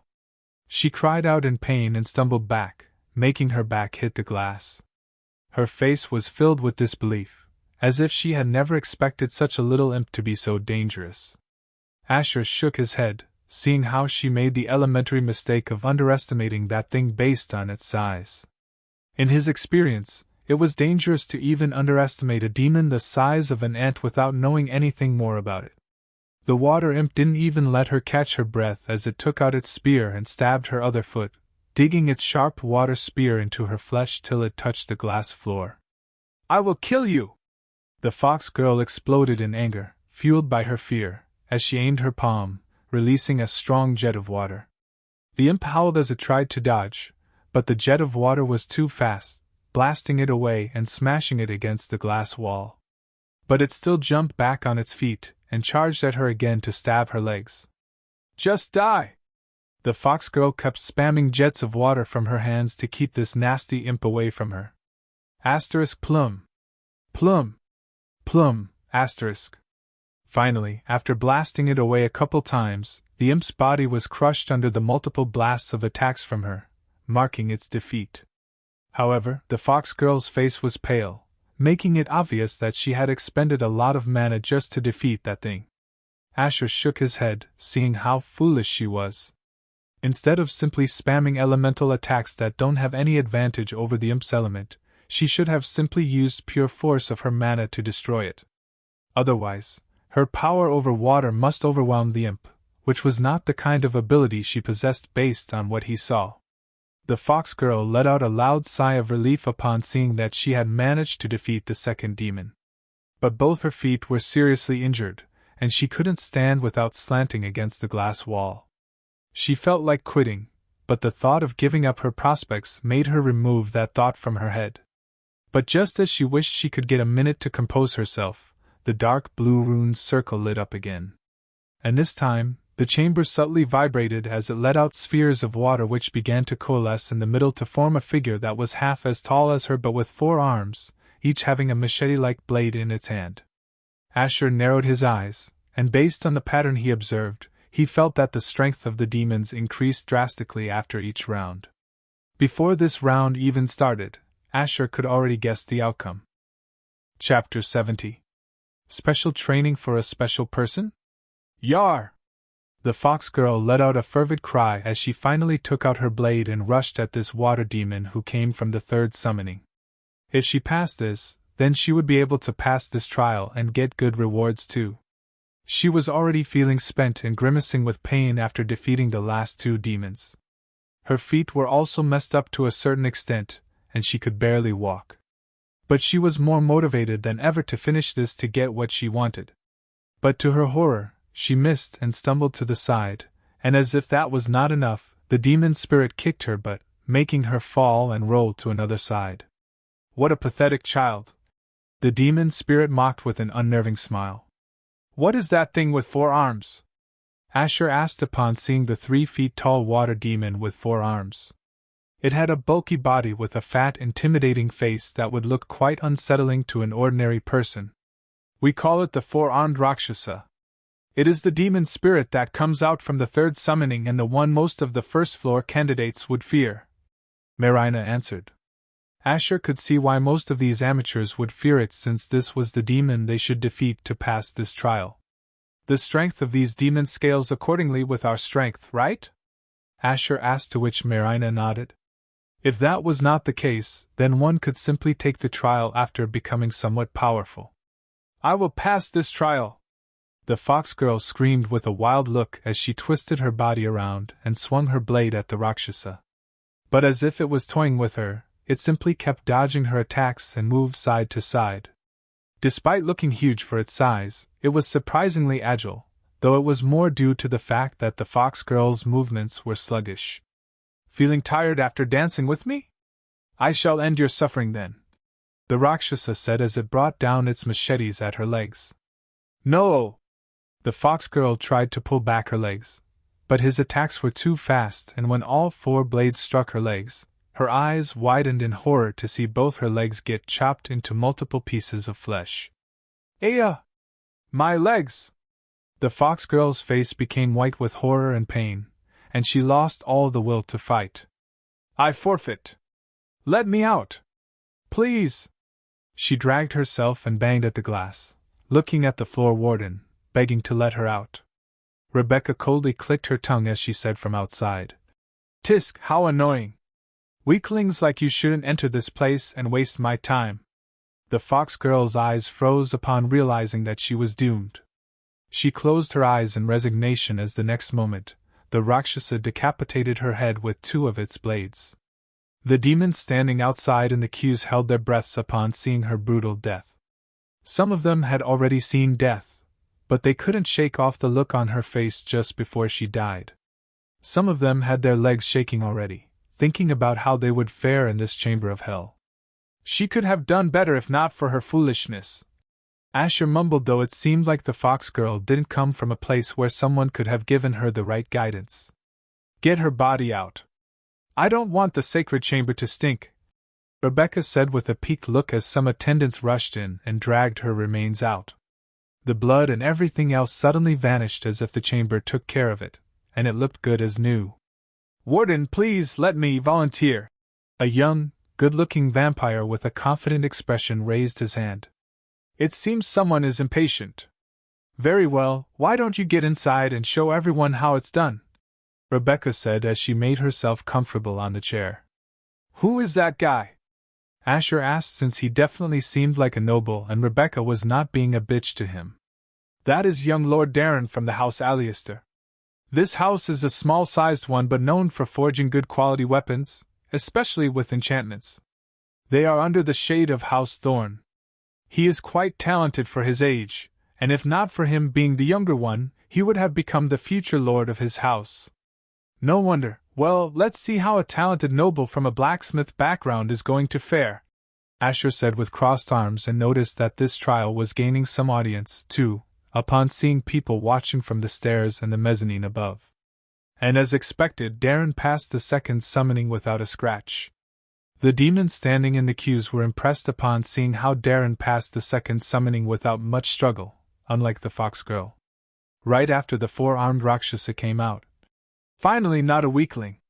Let's dance, boy, it said as it circled around Darren to find the right opening. Darren's eyes were quite focused as he assumed a fighting stance with his spear. Let's finish this. he said as the two began to battle it out. Those who were watching were on their toes, wondering if Darren would pass the trial. It was a known fact that even many nobles failed the first trial, and so passing the trials needed at least some skills rather than just the resources they got. The demons in the queues became even more scared of the Rakshasa upon seeing how it managed to injure Darren's arm despite how skilled he was. Darren did manage to cut off 2 arms of the Rakshasa within the next minute, but the Rakshasa's counterattacks injured Darren's left arm and left leg badly enough to slow him down. Still, now that Darren had managed to cut down the attacking power of the Rakshasa, he was even more determined to not lose, especially since he couldn't besmirch the name of his house by failing here. If his elder brother did it, then he can do it too. Enough is enough! Darren shouted as he decided to execute his finishing move for which he had been saving up his mana. Riptide! With a fervid shout, Darren struck his spear on the glass floor as a dark blue light shone from the tip of his spear. And the next moment, a wave of water surged from the water and smashed against the Rakshasa like a raging wave. Glarg! The Rakshasa couldn't defend against this move and got swept away by the sheer force of the water. But before it could recover, Darren's shout echoed in the chamber. You are done! Saying so, Darren stabbed his glowing spear into the Rakshasa's chest, making it succumb to the floor till it dissolved into nothingness. Wow, he passed the trial! Unbelievable! As expected from a young lord of House Alistair. Sigh, I hope I passed this as he did. I am already drooling thinking about the rewards he is going to get, HAA. Mumbles of the demons standing outside echoed upon seeing Darren come out of the glass chamber with a victorious smile. As expected, you didn't fail your house. You can now proceed to collect your rewards, Rebecca said with a gesture of her hand. Darren looked at the demons standing in the queues and said, I think I will just wait and provide encouragement to my friends who have yet to complete the trial. Suit yourself, Rebecca casually said while the demons in the queues were moved to see how supportive this young noble was being. They surely had to try and befriend him in case they survived this. That's it. You guys call this trial difficult? Asher's voice suddenly echoed, making everyone twist their neck around and look at him with looks of scorn. Marina had a shocked expression hearing him say that.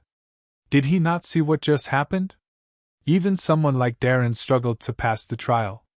Darren furrowed his brows and didn't realize the royal consort was here since he was standing in a corner. But hearing his words, he couldn't help but frown since those words belittled his achievement. HM? Had your highness arrived? If only I wasn't so busy, I would have noticed earlier, Rebecca said with a raised chin as she looked at him from afar, though her eyes were clearly glinting with a light of ridicule. She didn't even care about what he said since why should the words coming out of a worm hold any weight? The other demons standing in the queues shook their heads, wondering what he was doing here. This was not a place to waste time and disrespect it by spouting nonsense. A cripple like him can't even kill a slime, let alone underestimate the difficulty of passing the trial. Or was he that ignorant to come here to take the trial and die within the first summoning?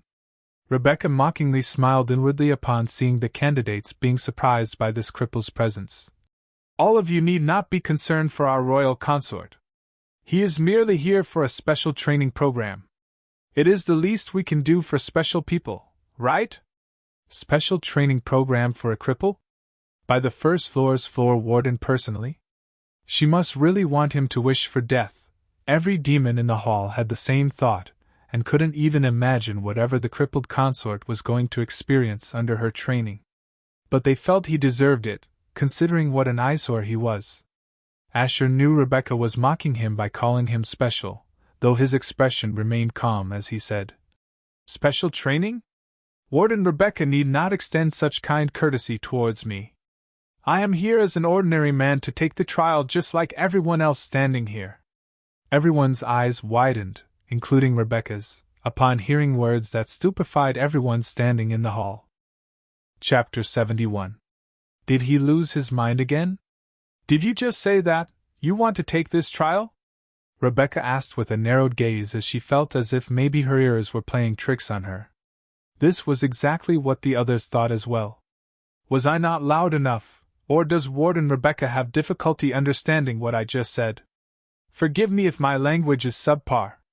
I only woke up a month ago, Asher said with a subtle sarcastic smile, making Rebecca's expression darken since he was clearly mocking her by making her look like an idiot. Everyone felt some tension settling in the air, and one thing they had to admit was this royal consort knew no fear. They had already heard about how he talked back to Oberon during the celebration a month ago. However, they thought the source of his guts to be his ignorance. Rebecca harumphed as she stepped down the platform and walked towards Asher. Humph, this is not a child's training ground. This is a place where even the best among the best die. I asked the Queen to send you here because I wanted to train you personally, not to let you take the trial. Even if you woke up only a month ago, shouldn't you have at least learned by now that this place isn't for the mannerless? But no need to be disheartened. I will still teach you to the best of my ability and not make you feel helpless. Rebecca was glad this idiot was making a fool out of himself. She can now publicly humiliate him, and he can only blame himself. And once she can get him alone, then it would be the last time he would dare to wag his tongue like this. I know what kind of place this tower is. I also saw the first trial taking place with my own eyes. And that is why I think it's too easy to pass the first trial. It's a pity the standards are too low. I thought our kingdom was supposed to only pick the best among the best. But clearly, that doesn't seem to be the case, Asher said as he scanned Rebecca's figure from top to bottom. This lowly thing dares to look down on me? Rebecca's nostrils flared upon feeling his contemptuous gaze. She wasn't used to this at all and felt even more irked because of his towering height. She can't understand how he was not at all feeling intimidated by her superiority. The other demons had their eyes twitch, hearing his words. You call this trial easy? Is he fucking nuts? Darren was the one who was even more pissed off since the crippled consort was clearly saying he was average even if he passed the trial. He couldn't just sit still anymore and stepped forward as he said, Your Highness seems confident enough to say that this trial is easy. So why don't you please enlighten us on how we should improve by taking this trial? Darren knew Asher would back out, and that was exactly what he wanted, to make him eat his own words and lose face for spouting things he shouldn't have. It was just plain disrespectful. Fine, if that is the only way I can enlighten you people, Asher said with a casual shrug as he proceeded to walk towards the chamber, making Rebecca, Darren, and the other demons stare at him with stupefied looks. Was he really being serious? Did he lose his mind again? Marina stood in the corner, as instructed, though she was feeling quite anxious about this. Would he really succeed in what he said he would do? Hey! What do you think you are doing? Rebecca came back to her senses as she rushed forward and blocked his way. She couldn't care less about his insignificant life, but if he were to kill himself in her presence, she would be the one who has to answer the Queen. What? Young Lord Darren asked me so kindly, so how can I refuse? Asher shrugged, making Darren feel a bit tense since he didn't want to get the blame put on his head if this idiot got killed in the chamber. He now regretted saying those words, and he couldn't even take back his words without losing face. Seeing some kind of tension settling on the first floor, even people from the higher floors came down to see what was going on, especially since the useless consort was causing some trouble.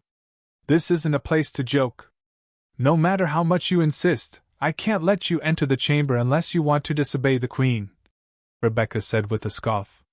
Asher looked down at her and slightly leaned forward as he said in a low voice, Fine. I will sign with my words that I accept the full consequences of taking this trial and that no matter what happens, you will not be responsible for anything.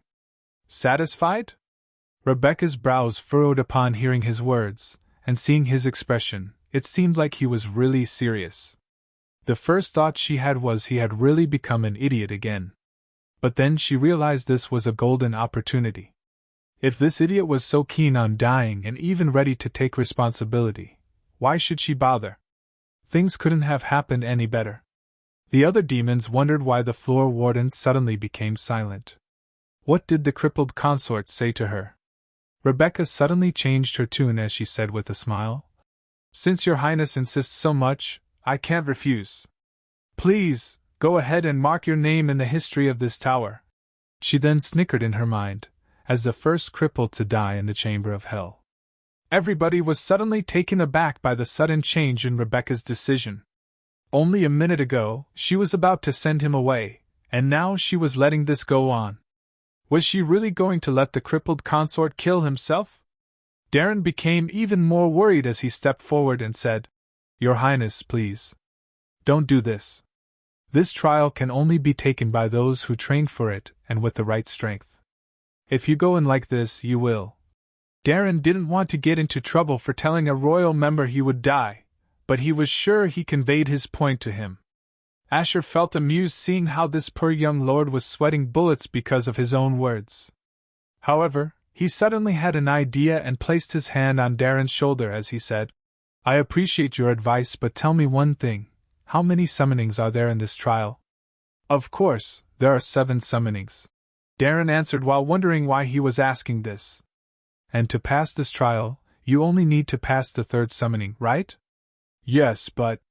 "So basically, to pass this trial, you only have to defeat half the number of the total spirits the chamber will summon. Don't you think the level of difficulty for passing is too low in that sense?" Asher asked with a slight tilt of his head. Not only the other demons but Darren also had a baffled look, since when he put it like that, it did seem like it wasn't that difficult to pass the trial. But everyone knew how insanely difficult it gets after each summoning.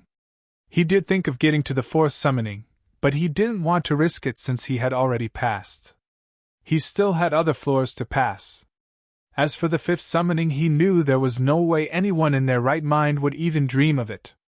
He immediately explained to him, "It's been a few years since anybody passed the 4th summoning. As for the 5th summoning, only a handful of them has passed in the last 50 years. It has been more than a century since anybody passed the 6th summoning other than Battlemaster Seti, Prince Sylvan and our Queen, of course. The 7th is the most dangerous, and nobody has ever survived it in our history. So you should really think twice before you judge the difficulty of this trial." Asher simply chuckled and looked at the chamber of hell as he asked, "Show me the list of rewards I could get by passing each summoning." A fog blew across the glass as a list magically appeared on it. 1st summoning, none. 2nd summoning, none.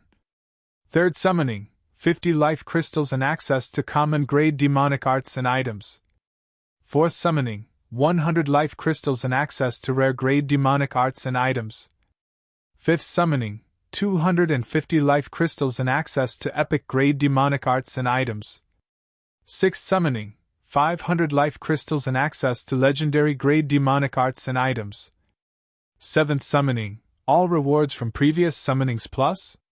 Everybody had no idea why he would look at those rewards as if he was confident of getting one of them. Still, they couldn't help but gulp seeing such enticing rewards. Even the rewards from the 3rd summoning were enough to give them a good start to their journey as a warrior. Not bad. "So, here's one proposition from me for you," Asher said as he looked at Darren and continued, "If I pass this trial, will you be willing to swear allegiance to me?" Darren was totally confused and wondered if he was joking. "Just answer with a simple yes or no." It doesn't make sense if I simply pass at the 3rd summoning since you did it too. So would you be willing if I passed the 6th summoning?" Asher asked before Darren could even say anything. But hearing the word 6th summoning, he was at a loss. Darren didn't know why he was feeling so pressured to answer this. He was already worried that the Queen would blame him for her consort's death, and in his anxiety he just said, Okay, but this isn't good. I will be back soon," Asher said with a subtle smile as he entered the chamber of hell. Wait. Darren realized it was too late to stop him, and had no idea what he was thinking. The Chamber of Hell was an ancient artifact, and once someone entered, nobody could bring out that person without the chamber willing it. Chapter 72. The Tower Can See What We Can't See. Tang! The Chamber of Hell shut closed the moment Asher entered inside, and the sound of it closing startled most of them, since it was proof that they were not dreaming and that they were about to see the royal consort die. However, they felt the Queen might only feel glad upon his death and that they could only see benefits from this outcome. More people came to watch from the higher floors just to see if the crippled consort was really that stupid to take part in the trial. Rebecca's lips arched into a subtle smile, knowing that today would be the turning point of this kingdom. She was about to gladly activate the chamber when... "What is this? Warden Rebecca, don't activate the chamber. This is the Queen's order." A woman's stern shout shook the entire floor as everyone turned their heads around to see a tall woman clad in black armor, head to toe, with a grand crimson cape hanging down her back. There was also a long jet-black double-handed sword sheathed on her back that was almost as tall as her. Everyone was surprised since they easily recognized her as one of the 5 feared blood-born guards who always guard the Queen. What was one of them doing here, away from the Queen? Based on her weapon itself, they knew it was the blood-born guard named Eradicator, the youngest among the guards but with strength that can't be underestimated at all. The name was more like a title they earned, but that was all they had. None of them were named since their birth. However, Darren was glad somebody came to stop this. Now he didn't have to worry about being held responsible. Asher was surprised and wondered why Rowena would send one of her blood-born guards here. Did she really think he was in danger even within the Tower of Hell? Rebecca had the same thought as well and was annoyed that someone was trying to ruin everything. She scoffed and said, "What can I do if the royal consort insists on doing this? He even signed an agreement that said he would accept the consequences and nobody else would be responsible. What are you even doing here? Isn't it your duty to be with the Queen at all times?" Eradicator stepped forward as she said in a cold, firm voice, "My duty is more than just protecting her. I also carry out her wishes, and she sent me here to make sure nothing was compromised, considering the attempts on the royal consort's life before. So I will respectfully ask you one more time to let him out. Even if he insisted, you can't go against the Queen's wishes. Watch it, Eradicator. I am the floor warden of this floor, and I decide how things should proceed." Rebecca didn't like this bitch's attitude. Does she think being a sworn loyal guard of the Queen would put her above everyone else? Eradicator remained silent for a moment, as she slowly raised her hand to grip the handle of her blade on her back. "Don't force my hand, Warden Rebecca," she curtly said in a stony voice. Based on how her voice didn't even waver for a moment, it was enough to let everyone realize she was not joking. Rebecca became even more furious as she pointed her finger at her. "You dare threaten to raise your blade against me?" Eradicator didn't move her hand away from the hilt of her blade as she said, "I answer only to the Queen and nobody else." As she said this, a strong, bloody aura radiated from her, making the other demons shiver and feel like they were about to collapse. Asher narrowed his eyes, feeling that this blood-born guard named Eradicator was quite an interesting character. He wondered if the others were like her too. But he didn't have time for this as he placed his hand on the glass. Rin! Everyone's attention was distracted upon hearing the chamber getting activated. "No, who activated the chamber?" Eradicator asked in a cold, fierce tone upon seeing a dark, fiery circle lighting up in the chamber, which marked the beginning of the trial. "Humph, how should I know?" Rebecca shrugged with a smirk, though even she was surprised by what was going on. She wasn't the one who activated it anyway. "Didn't you just say you are the floor warden?" Eradicator's tone became colder. "Both of you stand down. Don't disrespect the tower by causing a scene here." An old man's distant voice overturned the tension in the entire floor as everyone immediately bowed deeply upon seeing him. He was wearing a dark silver robe and had white hair draped over his back till his waist, and had a long white beard extending over his chest. His eyes were a dull red, yet those eyes were as deep as an abyss, and despite looking old, nobody would doubt the immeasurable aura emanating from his entire being. Everyone knew him as the most powerful and respected figure in the entire tower, Duncan Doru, the Hell Warden and the oldest vampire in the tower as well. If there was a warden for every floor, then he was the warden for the entire tower. His authority can't be surpassed by anybody else in this tower, and nobody would dare to. Everybody knew he always stayed within the tower to keep an eye on everything and rarely showed himself outside. However, the fact that he showed up made everyone realize the situation had turned quite serious. Even Eradicator bowed deeply upon seeing him, and didn't raise her head till he stepped onto the floor. However, she immediately said, "Head Warden, this is bad. The Queen won't like what is going to happen now. Why don't we first wait and see the outcome?" "There is nothing we can do now," Duncan said as he turned his head to look at the chamber. "Hey, how is that possible? Why would the chamber summon a fire slime? Shouldn't the trial be ineffective for a cripple?" "No. Maybe it's just random." Some demons started to discuss what was going on, making Eradicator turn her head towards the chamber as well, only to be surprised upon seeing a fire slime floating in the space in front of the royal consort. A fire slime?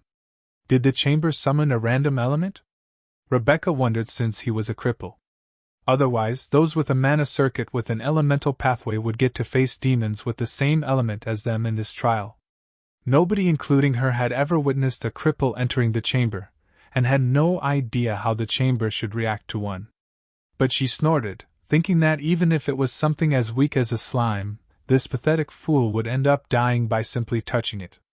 Even if he doesn't dare to touch it, the slime will eventually swallow him up and digest him to nothingness. Everybody else had the same thought and chortled in their heads thinking about it. Asher saw the fire slime shooting towards him with a smug face. He chuckled in amusement as he simply took a short breath, and with a casual huff, he simply vaporized it to oblivion, marking the end of the first summoning. What the fuck just happened? Everyone had this thought ringing in their heads as they kept blinking their eyes in disbelief. Did he just vaporize the fire slime by simply blowing at it? Were they dreaming or what? Darren's lips were slacked with a baffled look. The crippled consort made the fire slime look like a joke more than it deserved to. He had never seen anybody do that. "Impossible," Rebecca mumbled with a stupefied look. That was not a candle flame to simply blow at and get it over with. Not even someone with expertise as Darren would be able to do it, let alone a cripple. Eradicator's face was covered with her helmet, but by her body language, one could tell that she was surprised as well, just like everyone else. "Send the next one," Asher said with a yawn as he leaned against the glass, making the others come out of their daze and wonder if he was seriously planning to take on the second summoning. He had the chance to quit since the first summoning was over, and yet he was just going with it. They thought it was by some luck or weird miracle that the fire slime got snuffed out. But no miracle of that sort would happen with the second summoning. It is the summoning where a good number of people die, just like the fox girl was about to. And their deaths weren't pretty at all.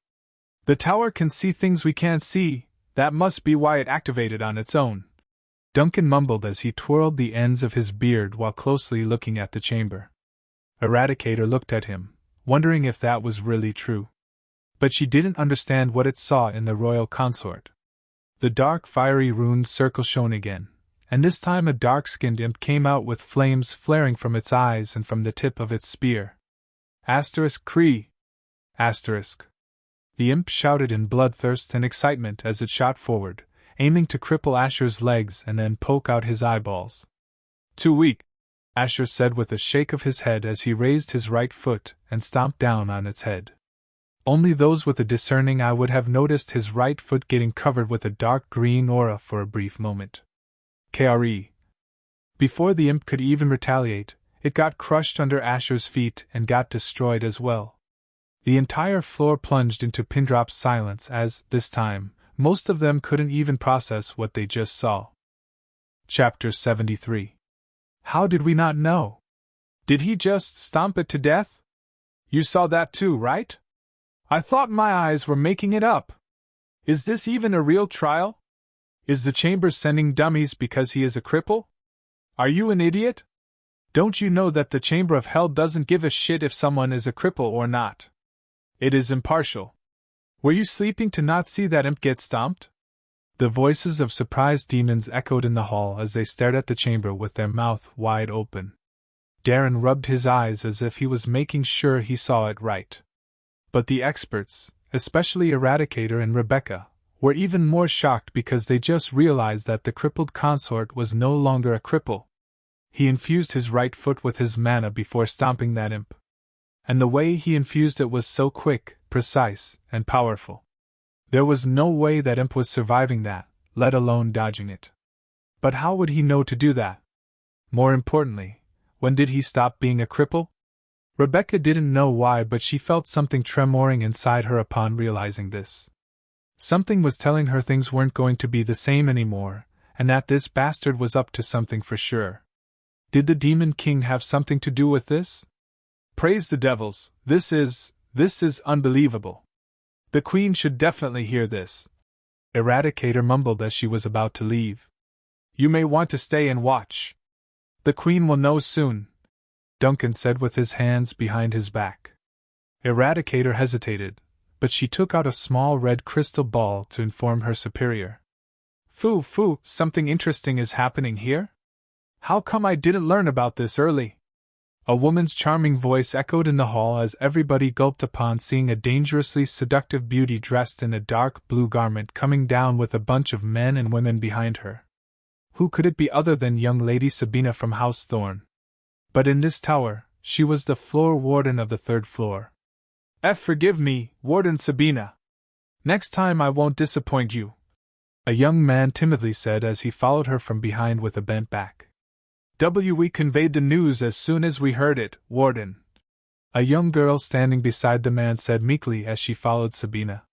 There were other young men and women following behind them, and all of them seemed to be coming from decent backgrounds based on their attires. Yet their faces were pale, and they seemed as if they were walking on eggshells while following Sabina downstairs. Most of the other demons didn't even dare to look in her direction and held their breaths. However, they didn't realize that Sabina's attention was on the chamber of hell. She didn't believe it when she heard it. But now, upon seeing such an astonishing sight of the crippled consort inside the chamber, her eyebrows raised as she mumbled, "Today won't be a boring day, it seems." She then saw the head warden and bowed elegantly as he subtly nodded and said, "Welcome, Warden Sabina. I knew you would come to witness." Sabina chuckled with a shake of her head. "Head warden, is this really happening? Are we going to watch the royal consort die? I wonder how the Queen is going to react to this. There is a good reason she kept him alive all this time." Duncan Doru didn't say anything, but he simply gestured to her with his eyes to look at the chamber. Sabina pulled together her brows and looked at the chamber only to have her eyes widen upon seeing the 4-armed Rakshasa manifesting in the chamber and its fire avatar. He had a dark orange body with 4 arms and fiery eyes, and flames blazing on the ends of his hair. The 3rd summoning? How? Sabina was shocked since she only realized now that Asher had somehow passed the first 2 summonings. But how could a cripple do that? She couldn't make sense of things, but seeing the confident expression of Asher, she felt as if none of this was a coincidence. A different kind of fresh meat? Ready to get cut up, boy? The Rakshasa laughed as he licked the red-hot machetes in his hands.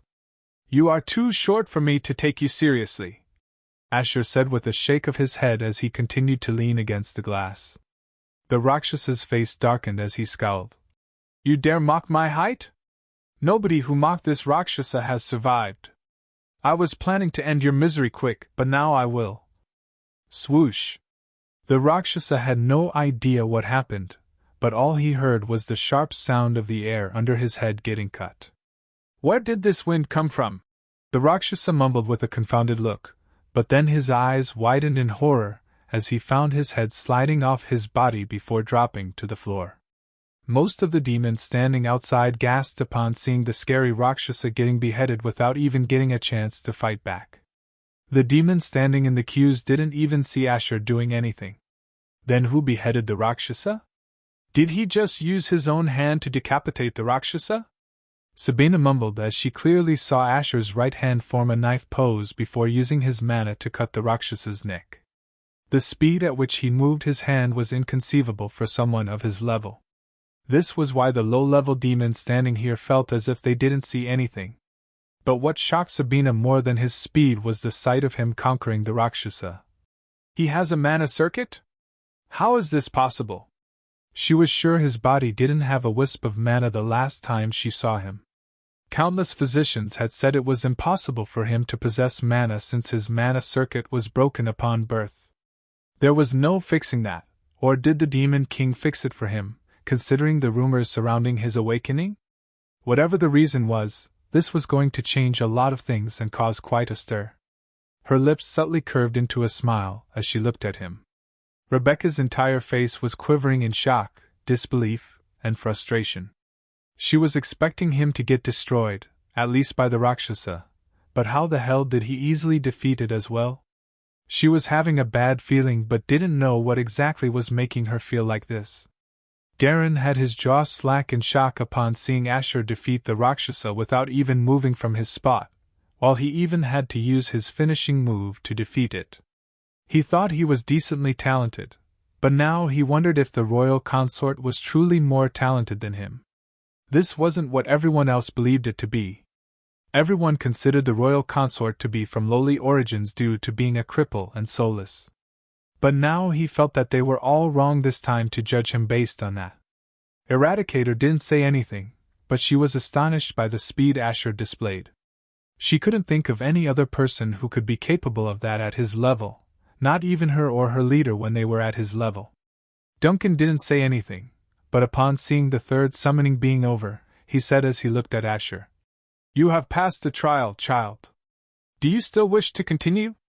Asher saw this old man, and seeing his appearance and disposition, he could tell that this person was a powerhouse.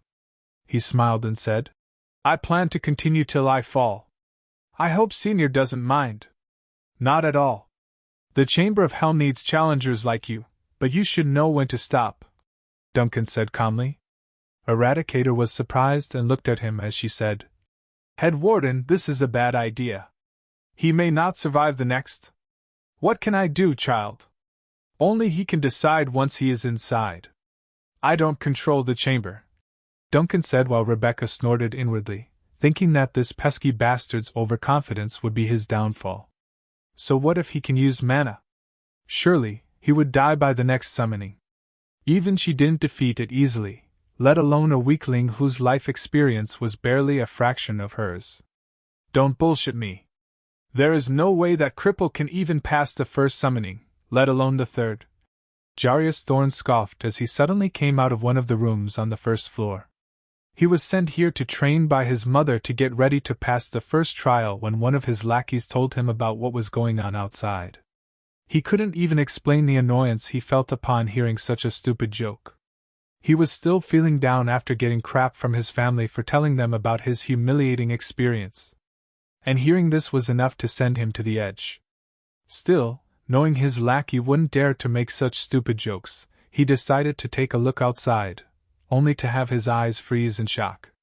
He didn't expect the crippled consort to be inside the chamber, but what shocked him the most was the sight of the demon manifesting from the fourth summoning. This was a demon spirit he wouldn't even dare to fight in his dreams. Growl. Chapter 74. Weak on the inside. Growl. Most of them had their hearts shudder when a hellish tiger with red skin and blazing eyes manifested in the chamber of hell. Its teeth were sharp and strong as steel, and its terrifying claws were enough to tear flesh like paper. Hot vapors were coming out of its maw as it stared at Asher with killing intent while letting out low growls that could make any ordinary person faint from fright. Its sheer size and muscular body were enough to make one feel despair in its presence. Despite standing on all fours, its height was reaching Asher's neck. But what made it even more terrifying was how, unlike an ordinary tiger, it had no fur. Instead, on its red skin, there were small red-hot spikes all over its body, even on its face. Asher saw how these spikes were bent in such a way that even with a decent blade, it would be hard to even scratch its body without getting past those spikes. At least not without wearing down its armor-like defenses. And even if one managed to do that, by that time, they would be surely long dead. Rebecca was gleefully smiling inwardly since this demon spirit was a terror among every young person in this kingdom. This was not without reason since only a genius can have a chance against this thing, but not everybody was one, especially not this filth. Eradicator shook her head silently, wondering what in the world the royal consort was thinking. She remembered defeating this thing when she was in her teens. But even then, she remembered it not being easy. So she wondered how the royal consort was going to survive this if he didn't have the experience to deal with it. Devil save me, isn't that Doomfall? Its strength knows no bounds, making its attacks highly terrifying. Phew. I heard one of the seniors who had his entire chest torn out with just one single move. Yeah, and as if being strong wasn't enough, its body has those eerie spikes to make it hard for anyone to injure it. Everyone who faced this beast in the past few years has died. The last one to defeat it was young Lord Daimon from House Xenos. Despite being a genius, he lost an arm and an eye trying to defeat it. Yeah, I heard about it. There is no way the royal consort is surviving this. Whatever tricks he used to defeat the last 3 spirits won't work against this one. I bet he will go down within 5 seconds. I bet he won't go down within 5 seconds. A woman's charming voice came from behind, which made the man who mentioned the bet have his hair stand on its ends upon seeing a pair of ghostly red eyes winking at him. Warden Sabina, I. The man gulped as he had no idea when she got so close and even listened in on their conversation. Don't be so startled. This is just a simple bet, and I am sure you are fully confident in winning, aren't you? Upon hearing her wanting to bet against him, the man was sweating bullets as he winced and stammered. Oh, on second thought, I think I will just reconsider, Warden Sabina. He didn't know why, but he felt like she wouldn't lose the bet, and the last he wanted was to lose a bet against her. He had already heard rumors of how she loved to place bets and won every single time.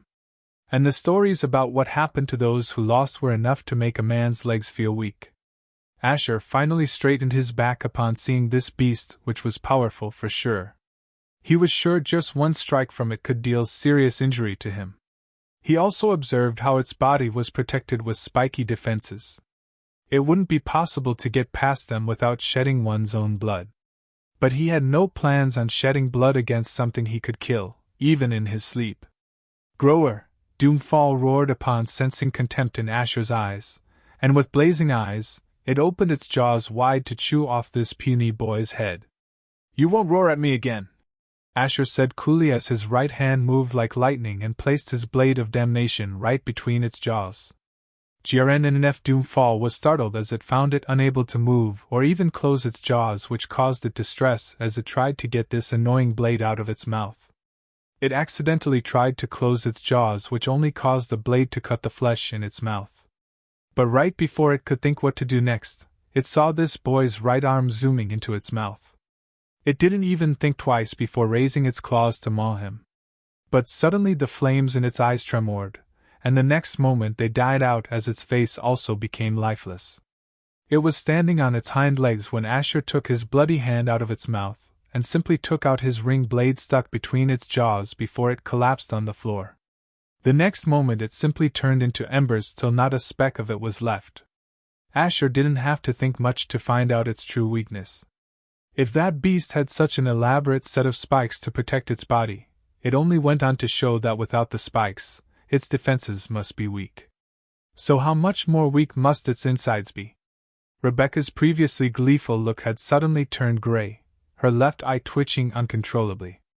The reaction of the others standing in the hall was not too far from hers. Some of them were even terrified by the actions of the royal consort by now. They felt as if a monster was hiding beneath his demon skin. Otherwise, how else would he have defeated that frightening beast without even getting a scratch on his body? Even that beast looked shocked before it got defeated. It was said that each of these spirits the chamber summons was not ordinary at all. The more challengers they fight, the more they learn what to expect and how people will try to target their weaknesses. And the fact that it looked shocked only meant that it had never experienced such a defeat. Isn't he quite the genius, to think that there was such a straightforward way to defeat it? Sabina giggled softly as she stood in between Duncan and Eradicator. Duncan hummed as he said with an appreciative nod, "He is more than just a genius. To directly cripple one of the major junctions in its mana circuit, it would require deep knowledge of the mana circuit, extreme precision, and fearlessness. Right, no sane person would think of putting their arm inside such a beast, would they?" Sabina chuckled, though inwardly she wondered who taught him these things, especially within just a month. It just seemed unbelievable. Jarius Thorn slumped against a chair, his face pale. He was the young lord of one of the 3 strongest houses in the kingdom, and yet someone who had been a cripple for all these years managed to not even pass the trial but even pass the 4th summoning, which he wouldn't even dream of. But what unsettled him even more was the ring blade in Asher's hands. For some reason, it looked quite familiar, and he couldn't help but think back to the moment he got humiliated by that level 1 lich. It can't be, the royal consort doesn't seem like a lich, but if it was really him, Jarius clenched his fists with a red face, just thinking about how pathetic he made him look. But now, even if he knew its identity, it was only worse. If people knew that the royal consort fooled him like a child when he was just a level 1, he would lose even more face. His first thought was to take revenge personally, but seeing Asher defeat Doomfall made Jarius gulp, feeling as if fate was against him in every way. With a pale face, he continued to sit in the chair, wondering what to do with his miserable life. The people on the floor didn't even get to process the sight of Doomfall getting defeated so easily when the fiery rune circle shone again, commencing the 5th summoning. Was he really serious about not stopping despite coming all this way? At this point, they wondered where the royal consort was finding the courage to keep going. But one thing they realized now was that the royal consort was far from the useless person they thought him to be. In fact, by now, people were already talking about how he was a hidden genius who must have gained the ability to use mana a few years ago, and remained silent to make a comeback like this. Or maybe the Demon King had wanted things to happen this way in case he died, which did happen. Lots of theories were being circulated as to how the royal consort was no longer a cripple, and how he seemed to be a hidden genius. The Chamber of Hell was a trial that let people know the level of their talent, or the quality of their bloodline as well, since the higher the quality of one's bloodline, the more they would be gifted with natural talent and intelligence. Usually, one was considered to be talented if they simply passed the trial. If one was a genius, then they would somehow pass the 4th summoning, and the royal consort just did that. Asterisk hiss. Asterisk. A spine-chilling hiss echoed from the chamber that silenced all the voices and thoughts of everyone on the floor. Chapter 75. The Harbinger of Agony. Oh my, the news was really true? A woman's elegant, melodious voice broke the silence as everybody saw a pretty, graceful woman looking in her late 30s dressed in dark red attire coming down the steps. And beside her, there was a beautiful petite woman with long, voluminous ruby hair. Mother, it seems the Mina consort is already challenging the 5th summoning. Is Sylvia dreaming? Warden Nida and Warden Sylvia. The people mumbled upon seeing the two come down. They knew both these women were the floor wardens of the 4th and 2nd floor, respectively. However, they weren't surprised these big shots came down, since who would want to miss the sight of the royal consort taking down these demon spirits like they were nothing? They surely must have got the news already and came to personally watch. Their gazes immediately turned back towards the chamber when the demon spirit from the 5th summoning manifested fully. Most of them gasped upon seeing a large and powerful snake with steely red scales and skin while having blazing eyes and hot red fangs. It had a triangular head, backward curved sharp teeth, and a prehensile tail. And its massive size of 20 feet long body was enough to tower over Asher, as it raised its upper half. The thickness of its body made it seem as if it could swallow a person easily, and was also enough to make people realize that there was no way of seriously injuring it without getting killed. Asterisk hiss. Asterisk. It let out a menacing hiss as it stared at Asher, who had his eyes closed. The reason he closed his eyes was that he received a pop-up in his head just like he did for previous summonings. The Chamber of Hell has summoned a spirit named Lebak, the Harbinger of Agony. Stare at his eyes, and it will be the last thing you will see. Asher could tell that it was the Chamber of Hell who sent this message to his head, but he knew it was not kind enough to provide a warning but to induce despair in him. After all, this basically means he would have to fight this thing blindly. Fortunately, scenarios like this weren't really foreign to him, and he simply closed his eyes when the spirit fully manifested. Isn't that the infamous Lebak? My mother told me how she had nightmares for years after seeing it kill one of the geniuses when she was in the tower. Who wouldn't have nightmares? This thing is too merciless. I heard it wouldn't grant a quick death but destroy your mind first, and then your body. I don't think he can survive Lebak. That thing will turn him into a molten mess if he merely looks at his eyes. But at this point, even if he dies, he will at least be remembered for passing the fourth summoning despite being crippled for so long. Rebecca was now fully confident in seeing his mind and flesh turn into a molten mass. Does he really think closing his eyes would save him? That thing can play with one's mind to manipulate them into opening their eyes. It gains strength from feeding on the misery of one's soul. Even if it doesn't manage to, it will simply eat him alive, thus granting him a very painful death. Even she only managed to defeat it by using her keen senses, but not without getting some of her bones crushed. Hiss, closing your eyes won't save your life, boy. Lebak hissed as it wrapped his tail slowly around Asher's legs but didn't squeeze. Asher continued to remain still as he took out his blade of damnation. That flimsy blade isn't going to save you, but I can provide you the salvation you want. I can feel the pain and misery in your soul. Open your mind to me, and I will grant you peace. Lebak hissed as it tried to seduce Asher into opening his eyes. Asher felt its words vibrating in his mind, urging him to open his eyes and let go of his pain by giving in to it. But unlike what Lebak thought, Asher didn't want to let go of his pain. He wanted to always hold on to it so that he would never forget what he suffered and the ones who caused it. Even though he had his eyes closed, he could feel the fiery gaze of Lebak. He simply raised his ring blade towards its eyes and said calmly, I don't want peace, but you can have it by looking at this. Lebak unconsciously shifted his gaze towards Asher's weapon, and on the metallic surface of the dark green metal, he saw the reflection of his own fiery glowing eyes. No! Hiss!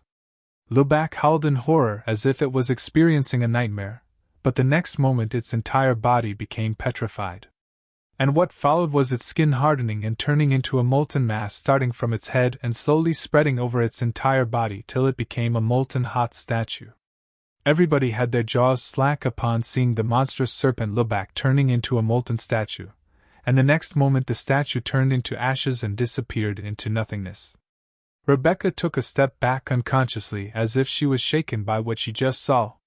Her eyes were visibly shaking as she looked at Asher, patting away the dust on his robes. Darren swallowed his saliva upon seeing the royal consort pass the fifth summoning. This meant that his talent or his bloodline was not low-born at all. At this point, even if Asher didn't ask him, he was willing to beg him to take him in as his vassal. What in the name of the devils is going on?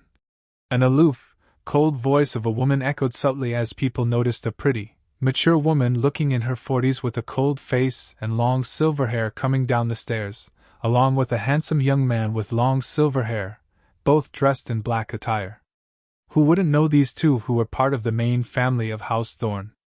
Esther Thorne was the floor warden of the 5th floor, while Edmund Thorne was here to train till he was ready to finish the 6th floor's trial.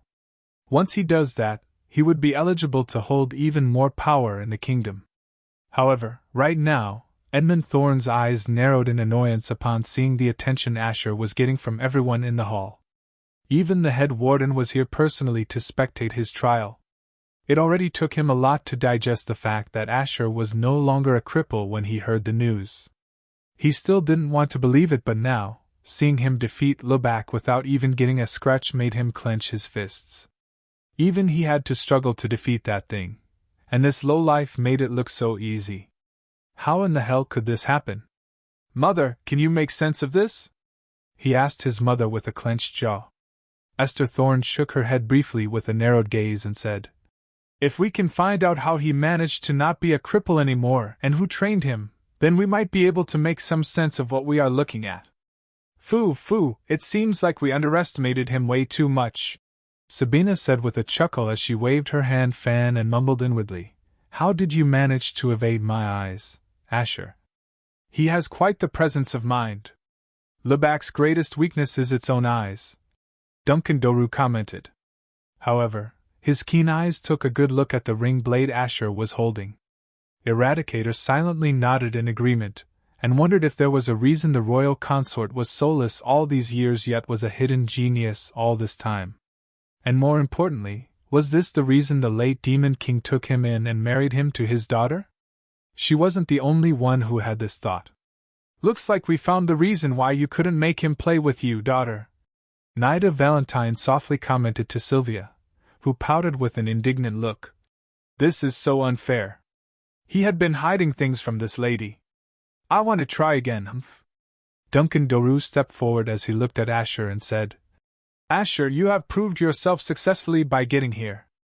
By surviving the 5th summoning, it's already proven that your bloodline, including your talent, is superior to most.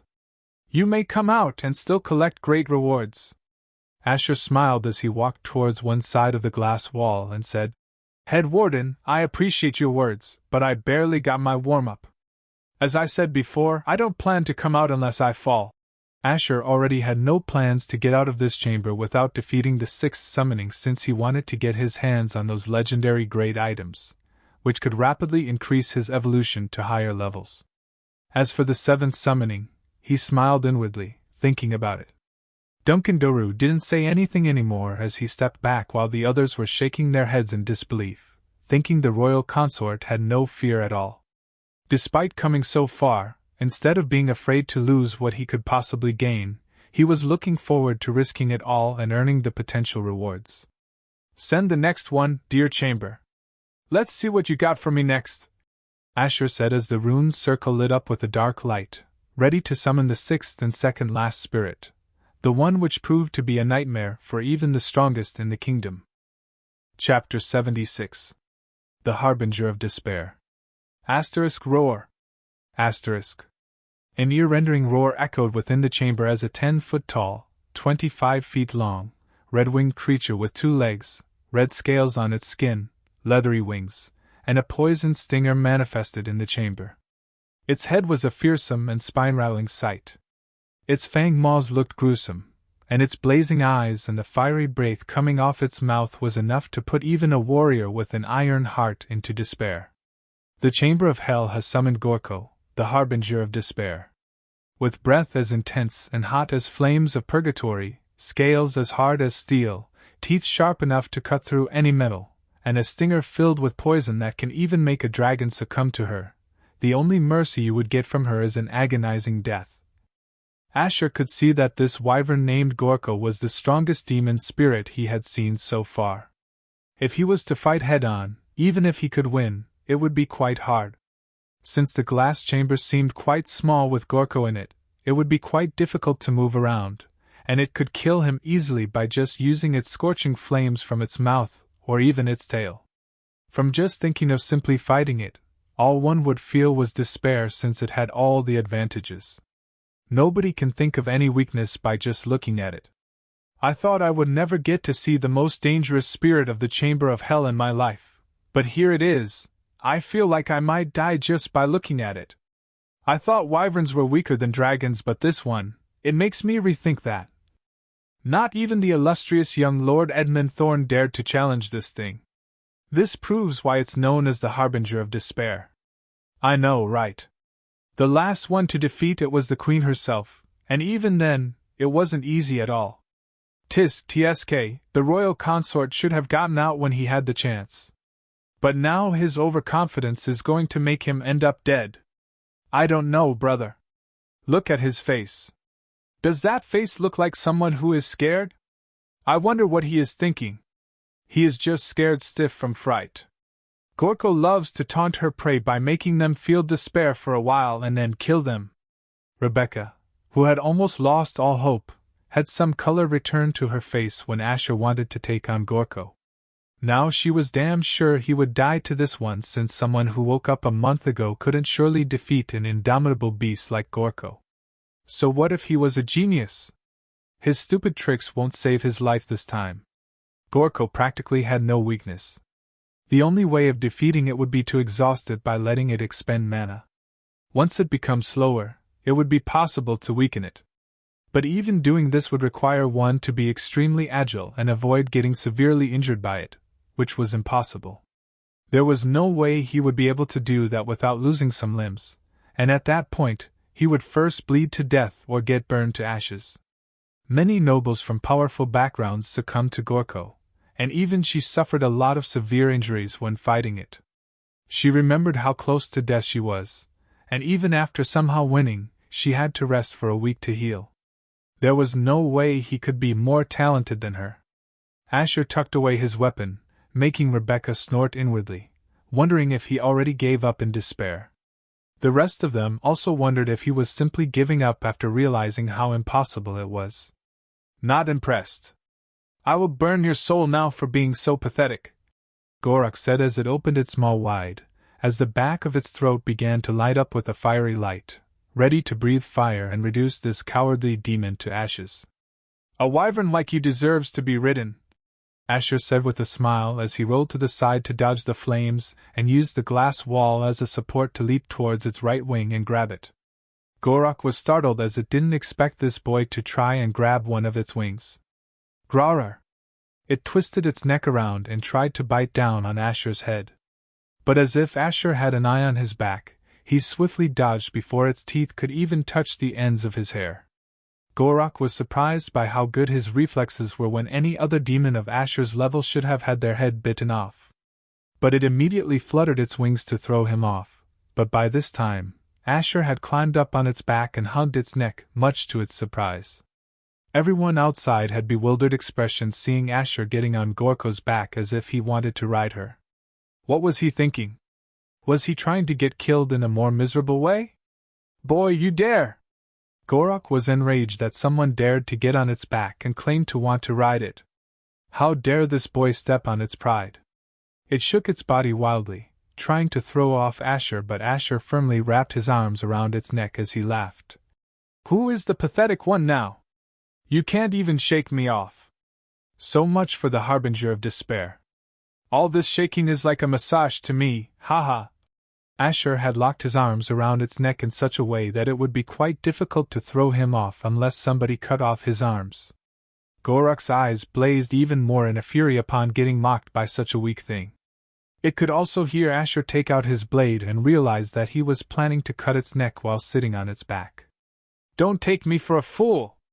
It had enough and decided to end Asher's insignificant life by raising its tail wide and, with full force, brought down its poisoned stinger right down on Asher. But you are! Asher mocked as he simply got off its back the moment he felt its tail vibrate subtly, preparing to stab him. And the next moment... Splutch! Gran! Gorak let out a howl of agony as it accidentally stabbed itself with its own poisoned stinger. It never expected this boy to be fast enough to dodge its stinger in time. It was shocked someone of his level could be that fast. No matter how great his reflexes were, it was physically impossible for him to compete against the speed of its tail. And indeed Gorak was right to think that. Asher wouldn't have been able to dodge if he simply relied on the motion of its tail since it came down so fast. It wasn't possible to react by depending on the naked eye. It would be so fast even Asher would feel as if the tail barely moved from its original position. The reason Asher could anticipate it was because he knew the only way the wyvern could shake him off was by stabbing him with its stinger. But to know when it would stab him, all he had to do was sense the subtle vibration in its tail when it was directing its mana to use its stinger. The flow of mana through the mana circuit always produces subtle vibrations which would feel more pronounced, especially if someone was sitting on their body. However, it was so subtle it would be impossible for someone else of his level to know how to sense it. But Asher was a veteran who knew how to sense such subtle things. The rest was child's play for him. But unfortunately for Gorak, Asher caused it brutal humiliation by making it stab itself with its own stinger as it successfully pierced its thick skin, and the poison immediately worked its magic. Gorak didn't even get to process its thoughts as the poison spread rapidly through its blood, and within a few moments, it collapsed on the floor, its tongue falling out. Thud! The sound of its body hitting the floor made the hearts of most of the demons standing outside tremble, waking them up from their daze. They blinked rapidly as they saw Gorak's body breaking down into embers before disappearing into oblivion. Phoo, he really did it! I can't believe it! He is now officially qualified to deserve the name Drake. Sabina softly chuckled as she shook her head with a look of disbelief. Her eyes had a veiled glint as she took a good look at this handsome hunk in the chamber, who looked even more dashing now. Eradicator's hands were shaking as she couldn't wait to break this news to the queen herself. Surely this was great news for the kingdom. The royal consort would no longer be considered a parasite to the kingdom, but an indisposable asset to the kingdom and the queen. So the royal consort is not low-born after all. It seems like our assumptions were wrong, don't you think, Esther? Nida Valentine asked in a friendly tone while Sylvia was biting her fingers as she mumbled, I definitely have to play with him again. Edmund, who was standing beside his mother, Esther, scoffed with a scornful look.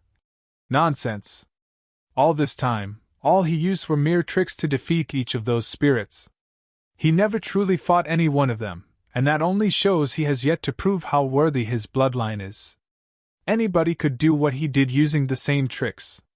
Even though he said this, inwardly, he couldn't help but feel threatened by the fact that this lowlife managed to surpass him. He only got till the 5th summoning and didn't dare to take on Gorak. Esther grabbed her son's arm and pulled him closer as she spoke to him in a stern yet low voice. Don't underestimate him, Edmund. As Nida said, he is far from a fool or a low-born. The tricks he executed can't be done by someone with no talent. Not even you would be able to do it. Accept this fact and focus on surpassing him before he grows any further. You know very well what would happen otherwise, don't you? Edmund's fist shook as he heard his mother's cold truth. But he didn't refute her and deeply thought about what needed to be done about this unexpected turn of events. Rebecca's hands were clenched tightly behind her back, her sharp nails digging into her skin from frustration and anxiety. She clearly realized Asher was more than what he appeared to be, and that was exactly the fact that unsettled her. If his bloodline was worthy enough as much as the bloodline of her house, then this could only mean bad news. In desperation, she walked towards the other side of the glass chamber and looked at Asher with a crooked smile, and said in a low voice, Congratulations, Asher. You have proved yourself to be a genius. Were you expecting otherwise, Warden Rebecca? Asher asked with a subtle curve of his lips. Rebecca let out a soft snort as she said, What I expect doesn't matter, but do you have the balls to survive the 7th and final summoning? Asher rubbed his chin as if in contemplation as he mumbled, Should I? The rewards I can already get are quite handsome, especially those legendary grade grimoires. Rebecca clicked her tongue in annoyance, seeing that he was going to call it quits now since, logically it would be stupid to go on when he already would get handsome rewards as he said. Still, she didn't give up and asked, Why? Are you too scared to make history? I thought you called this trial easy. She tried to provoke his ego to see if he would fall for it. Asher chuckled and said, Yeah, this trial is easy, but does it matter when I already have what I want? But I am willing to try if you promise me something if I succeed. Rebecca was surprised by the sudden change in his attitude, but out of curiosity and her need to get him to accept the next summoning, she asked, What do you want? I want you to resign as the floor warden and instead give me that position. If I succeed, of course, Asher said as he curved his lips. You! Rebecca's eyes widened as she couldn't believe he had the gall to ask this from her. Chapter 77. Spirit of the Chamber of Hell. Rebecca wanted to fume, but she knew she couldn't in a public place like this, especially with the head warden standing here. She can't let any one of them see that she was encouraging the royal consort to die. However, she then wondered why she should feel worried if there was no chance of him passing. Nobody has ever survived the 7th summoning, not even prodigies who were said to be born every 10,000 years. She also saw the head warden coming over, and realizing that there wasn't enough time, she looked at Asher with a subtle smile. Fine, I accept.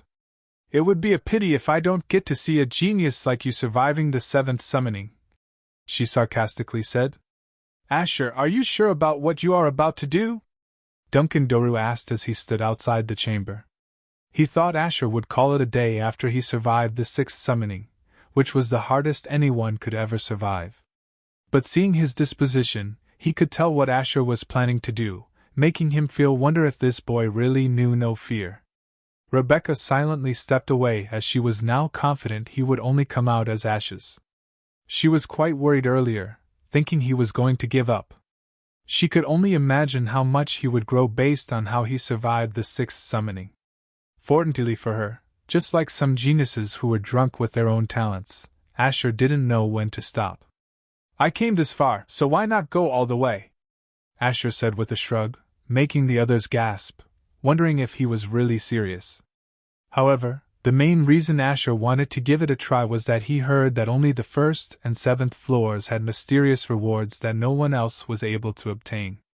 Others thought these mysterious rewards were to tempt people and weed out those greedy ones who don't know when to stop. So almost all of them would never dare to and earn these rewards since they believed it was impossible. But Asher thought this mentality was wrong and that these rewards existed to be earned. It was just that no one was capable of earning them, or were too scared to try.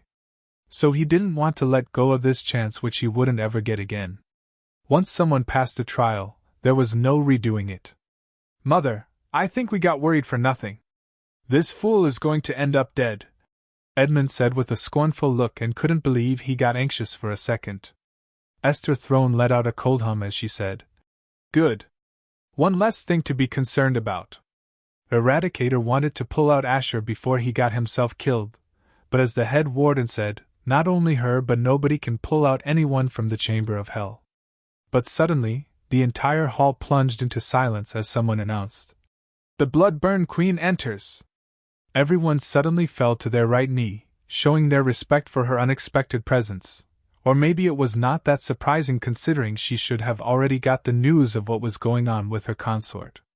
They saw her intoxicating and elegant figure entering the hall along with 4 of her bloodborne guards and Seti, the battle master. Asher saw her coming in with a slightly hurried pace. It seemed like she rushed here as soon as possible, as expected. Eradicator immediately rushed towards her and bowed and was about to apologize for failing her order. But the queen walked straight towards the chamber of hell without looking at anyone else. Seti still had her eyes widened in shock, seeing Asher in the chamber, and still had yet to come to terms with the things she heard. Duncan bowed his head, and Rowena also slightly bowed her head but immediately asked, Why did you let him inside, head warden? It was the will of the devils, your majesty. Things couldn't have gone any other way, Duncan said with a calm gaze. Rowena's brows subtly raised upon hearing his words, and she didn't ask him anything else. Instead, she looked at Asher and said in a low voice, You have a lot of explaining to do. But first I want you to come out. You have done enough to pass this trial. I heard the 7th summoning is the real test of my bloodline. Everyone thinks I am a lowborn, but I want to see for myself where I truly stand. I am sure you are curious too, right? Asher said as he leaned against the glass, his face just a few inches away from hers with the glass wall in the middle. Rowena's eyes briefly became glazed when he mentioned that she would be curious about his bloodline. She couldn't help but think about the discussion she had early this morning with her uncle and his family. But she felt there was no point if it would lead him to his death. She furrowed her brows and could see that he was truly fearless about what he was planning to do, while most would do anything to get out of this chamber of hell at this point. You have proven yourself more than enough. There is no need to prove the worth of your bloodline further. You are not allowed to die. The final spirit isn't like the ones you fought so far. It is the manifestation of the chamber's spirit itself, and nobody has survived fighting it, not even my grandaunt. So come out before the chamber summons its own spirit, Rowena stressed firmly. Her voice was cold as always, but it couldn't hide the anxiousness she was feeling, thinking about how her promise to her father might be broken because of how stubborn Asher was being. Everybody couldn't believe they would see a sight where the queen was actually imploring her consort to come out. They wondered why she cared so much about him, or was it because she was doing her duty as his wife? They just couldn't make sense of it. Still, some of them felt that it made sense now why the queen was keeping him alive all this time. She must have known he was a hidden genius all this time, which was also why she was urging him to come out now. However, it was surprising to see how the royal consort had the guts to not listen to her. But on second thought, it didn't seem that surprising considering how he knew no fear at all. If he dared to put his arm inside Doomfall's mouth and even try to ride Gorak, then there was nothing he would fear. Sabina's eyes glowed with a veiled light as she looked at Rowena, trying her best to make Asher come out. If you are that worried about your promise, then don't be. You did your best, but if I died because of my decision, then I am at fault. So as far as that is concerned, you played no part in breaking the promise, Asher said with a narrowed gaze. Rowena's eyes became glazed as if she was contemplating it, though she didn't seem fully convinced. But if you are still concerned about me coming out of this alive, promise me one thing, and I will try my best to not die, Asher said, trying to make the most out of it. What is it? She immediately asked. If I survive this, then I don't want you to restrict my actions anymore. Otherwise, I would feel like a prisoner, and it would be better to die in this chamber than live like one, Asher said with a sad sigh. Rowena firmly pressed together her lips, seeing how he was making things difficult for her. She never thought it would be so hard to keep a simple promise. Make it quick.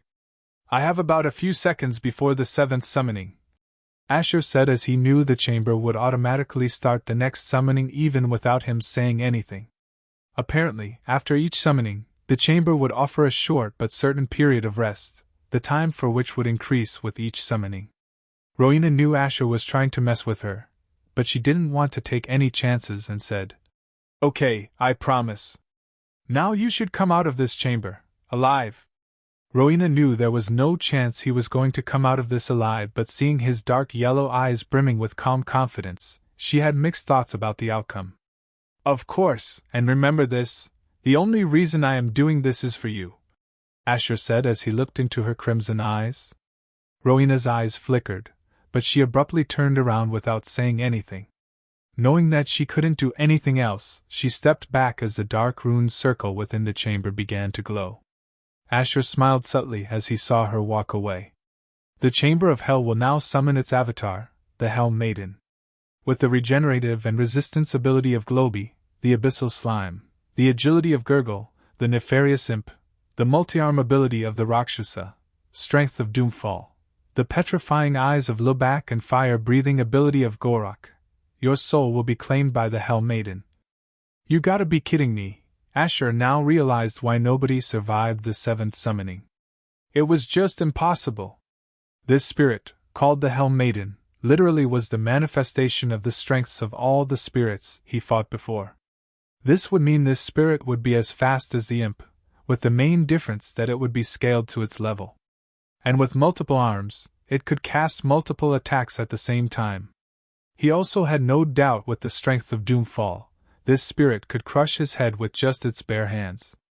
And since it would have the eyes of Lubak, it would mean he has to fight blind. The trick he used earlier with Lubak wouldn't work since the Hell Maiden already saw what he did.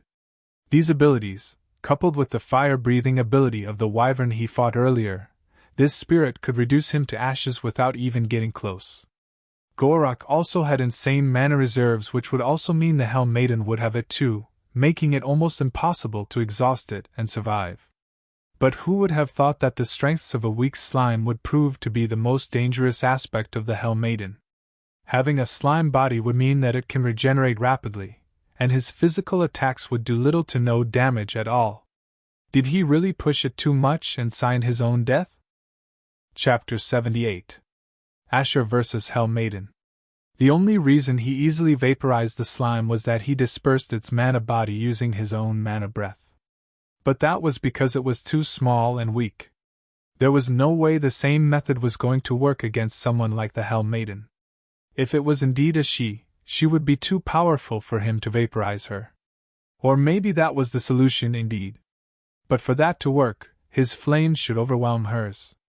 Otherwise, he would simply make her stronger since she had the same elemental power as him. That was another annoying strength of a slime. It could gain strength by feeding on weaker flames. But the dominance of his flames depended on his bloodline. Now he realized why it was said that the 7th summoning would truly determine the bloodline quality. He felt there was no choice but to gamble all in, though he was glad he took 1 month to prepare for this. But there was no more time to think as the dark runed circle finished summoning the Hell Maiden. Most of them standing outside gasped as they saw a 7 feet tall stunning and alluring figure made out of a soft, slimy orange-reddish flaming body manifesting in the chamber of hell. Her entire figure shimmered and danced with light, and she had a slender and curvaceous figure with huge fiery mounds that were both elegant and sensual. Her flaming hair was long and lustrous, flowing down her back in waves, and flames on her body seemed to dance within their depths. She also had 4 slender arms and 4 glowing scarlet eyes that seemed like they could burn anyone's soul with just a simple glance. And on her back, there were 2 fiery devilish wings that seemed to resemble that of a wyvern's. Who would have ever thought that someone with a slime body could look so sensual? She didn't even have to attack but could steal someone's soul just with her charms. Yet none of the demons standing outside dared to hold any indecent thoughts. They just couldn't, even if they wanted to. Most of these demons had never seen the Hell Maiden with their own eyes but only heard stories, since no one had challenged her for centuries. Those who challenged her didn't return alive to tell their personal experience. And the moment they saw her, they felt their very souls shudder at the sight of her terrifying might. Something about her made her seem far different from the previous spirits. She seemed like she was indeed from a whole nother dimension. Some of them were already on their knees, prostrating before this mythical spirit. To not only them but to everyone here, the Hell Maiden was a higher being from a different dimension. Even if she was contained within the chamber, they could feel the heat of her indomitable aura, causing goosebumps on their skin. They didn't even dare to look into her eyes lest they turn into a molten statue. Still, even if they knew the royal consort was going to die, they had to hand it to him for having the guts to face her and not collapse from fright even after she manifested. Rebecca held her breath upon seeing the Hell Maiden. The last time she saw her was when Rowena's grandaunt challenged her, but she died within a couple of seconds without even standing a chance. She was a genius among geniuses but died miserably. That was a dark day for House Drake, since her death was a heavy loss. Even the late Demon King held great respect for her. And now, seeing Asher stuck inside the chamber with the Hell Maiden, she was already feeling gleeful about his imminent death. Asher immediately closed his eyes upon feeling the presence of the Hell Maiden. "I hope you can give me what I am looking for." The Hell Maiden looked at Asher and curved her lips into a subtle smile, though the others didn't see since her back was turned towards them. However, she didn't say anything and simply opened her mouth as her killing intent suddenly spiked through the roof, causing Asher's hair to stand on its ends. Asher felt the heat in the chamber suddenly increase to the point he felt like he was about to melt, and knew she was going to attack. But he dispersed all distracting thoughts in his head as he gathered the mana in his body and channeled them towards both his palms. This time there was no need for any convoluted way to deal with it. This time the only thing he could do was attack the old-fashioned way. And so, without holding back, his mana surged like a raging volcano and coursed through his veins before coming out of both his palms in the form of dark green flames. At the same time, the Hell Maiden's mouth was glowing with fiery light as she unleashed a stream of deadly scarlet fire from her mouth, filling the air with a wall of flames that threatened to engulf Asher. However, he was not deterred by her attack and stood his ground as he summoned the power of his dark green flames to meet her flames. Boom! His wave of dark green flames slammed into Hell Maiden's ferocious scarlet flames. The two flames collided, creating a fierce and intense inferno that filled the chamber with heat and light, making it quite hard for those outside to see what was going on. Not even the experts could use their keen senses to sense what was going on inside, since the glass chamber blocked everything. The glass floor beneath Asher's feet trembled as the two flames continued to clash, while the air was filled with the sound of thunder and the smell of smoke. Hell Maiden's attack was so domineering that Asher's feet were immediately pushed back till his back slammed against the glass wall. Having the strength of Doomfall was no joke, and the scarlet ball of flames that formed in the middle upon the clash was closing in on him, threatening to engulf and devour him. Her flames were definitely far from ordinary, and unlike any other flame he had faced off against. He grimaced as he held out his hands while continuing to blast his flames at her. He realized the huge gulf between his and her power.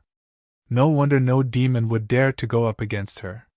The ball of flames was barely inches away from turning his hands into ashes.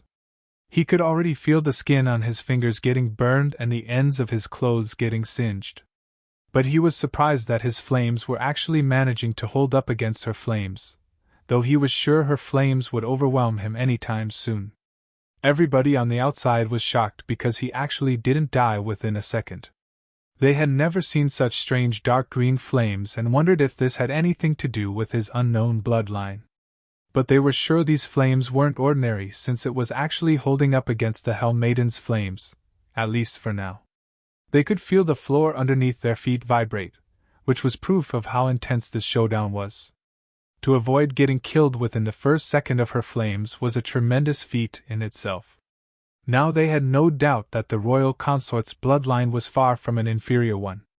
Still, it didn't really matter since he was going to die anyway. Even if the chamber was filled with blinding light, they could see that the ball of flames was about to engulf Asher's figure. Maybe some of his flesh must have turned to ashes already.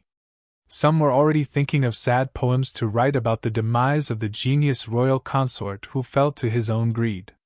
Some were rejoicing that the queen would have to take in a new consort or perhaps a king. Most of them were nobles from powerful houses which were already trying to act suave in the presence of the queen, hoping they might catch her eye. Rowena didn't even see how hard they were trying.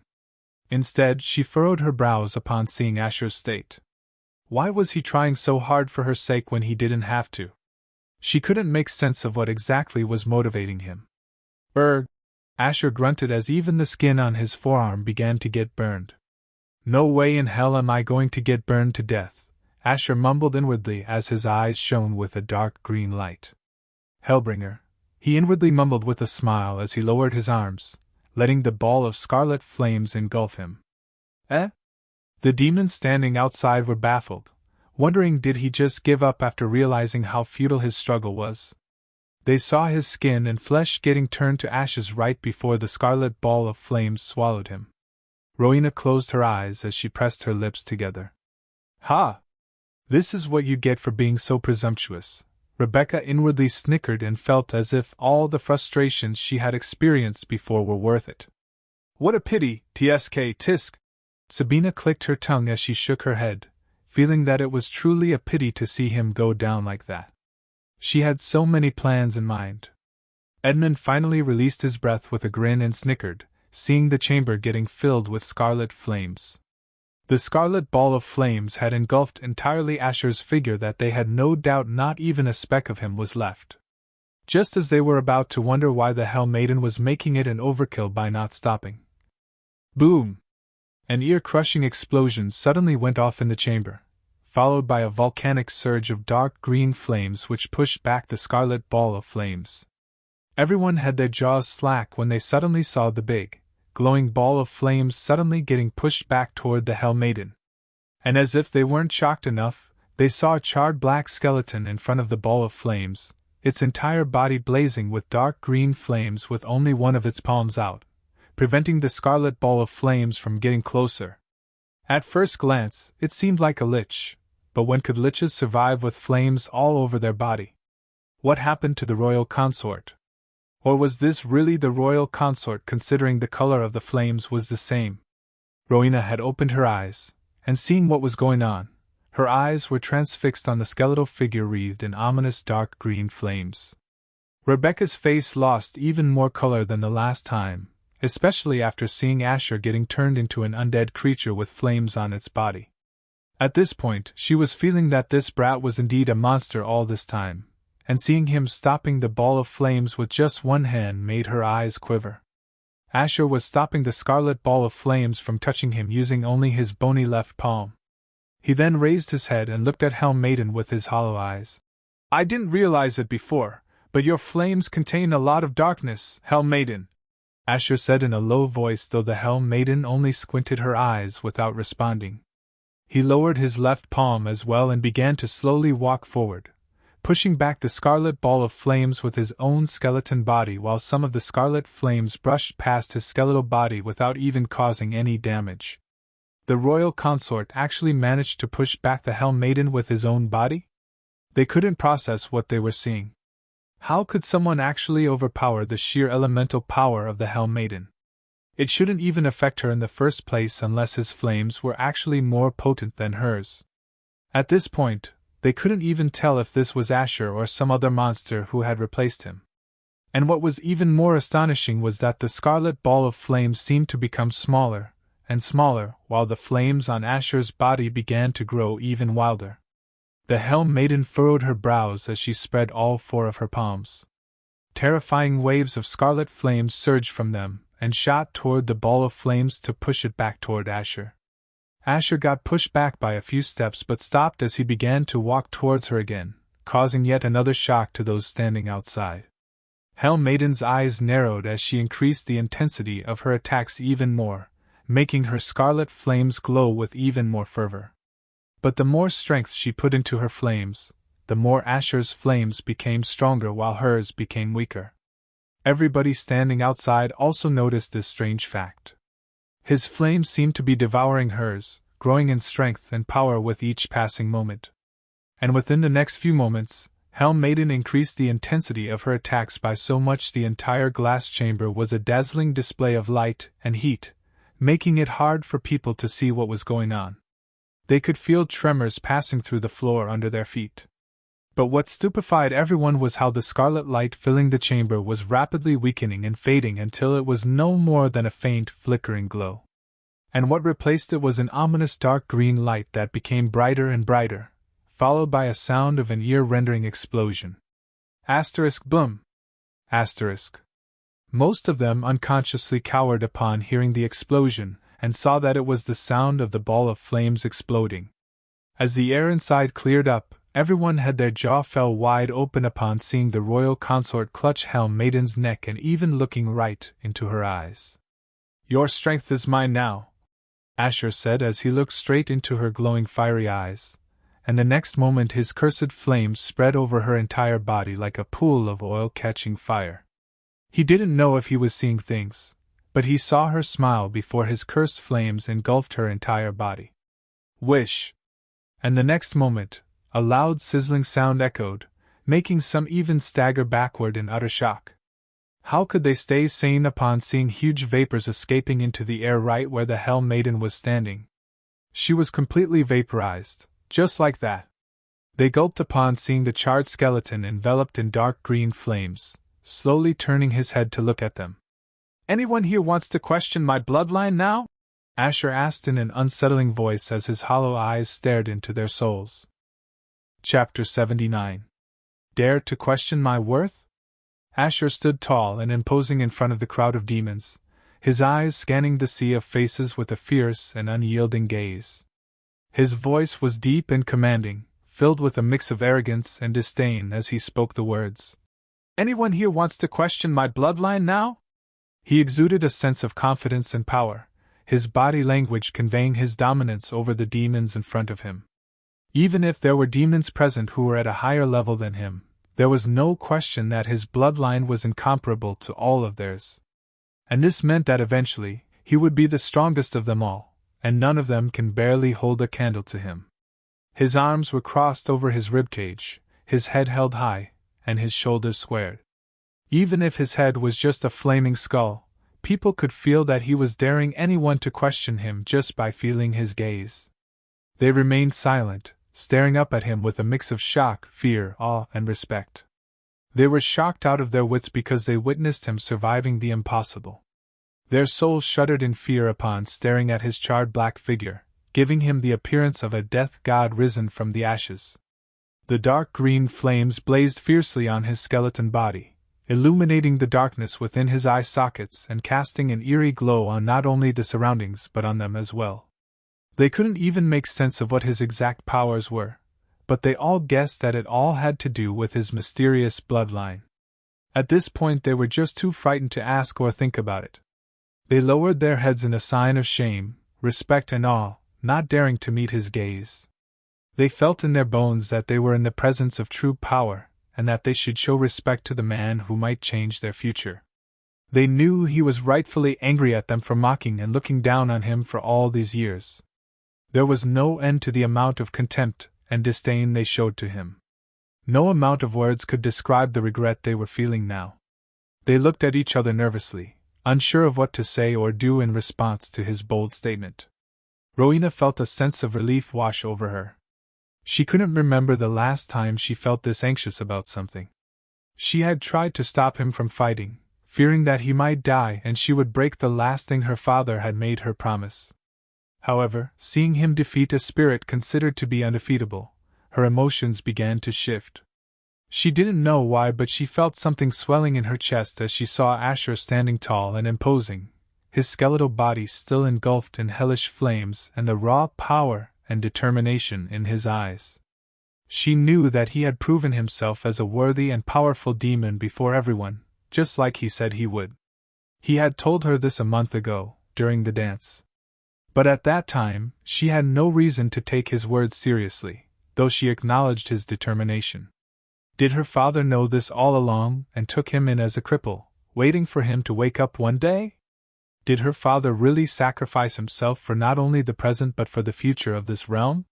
She felt complicated emotions thinking about it, though she felt as if she finally realized some answers to why her father made her marry him. Rebecca's face had become a pale gray after a wave of shock washed over her as she watched Asher defeat the nightmarish Hell Maiden. She felt a sense of disbelief that someone like him, who she had thought was a lowborn, could achieve something that broke their beliefs. She felt her pride bruised as she realized that she had underestimated him, or that he had fooled everyone into underestimating him. She was 100% sure he was going to die, but why didn't he?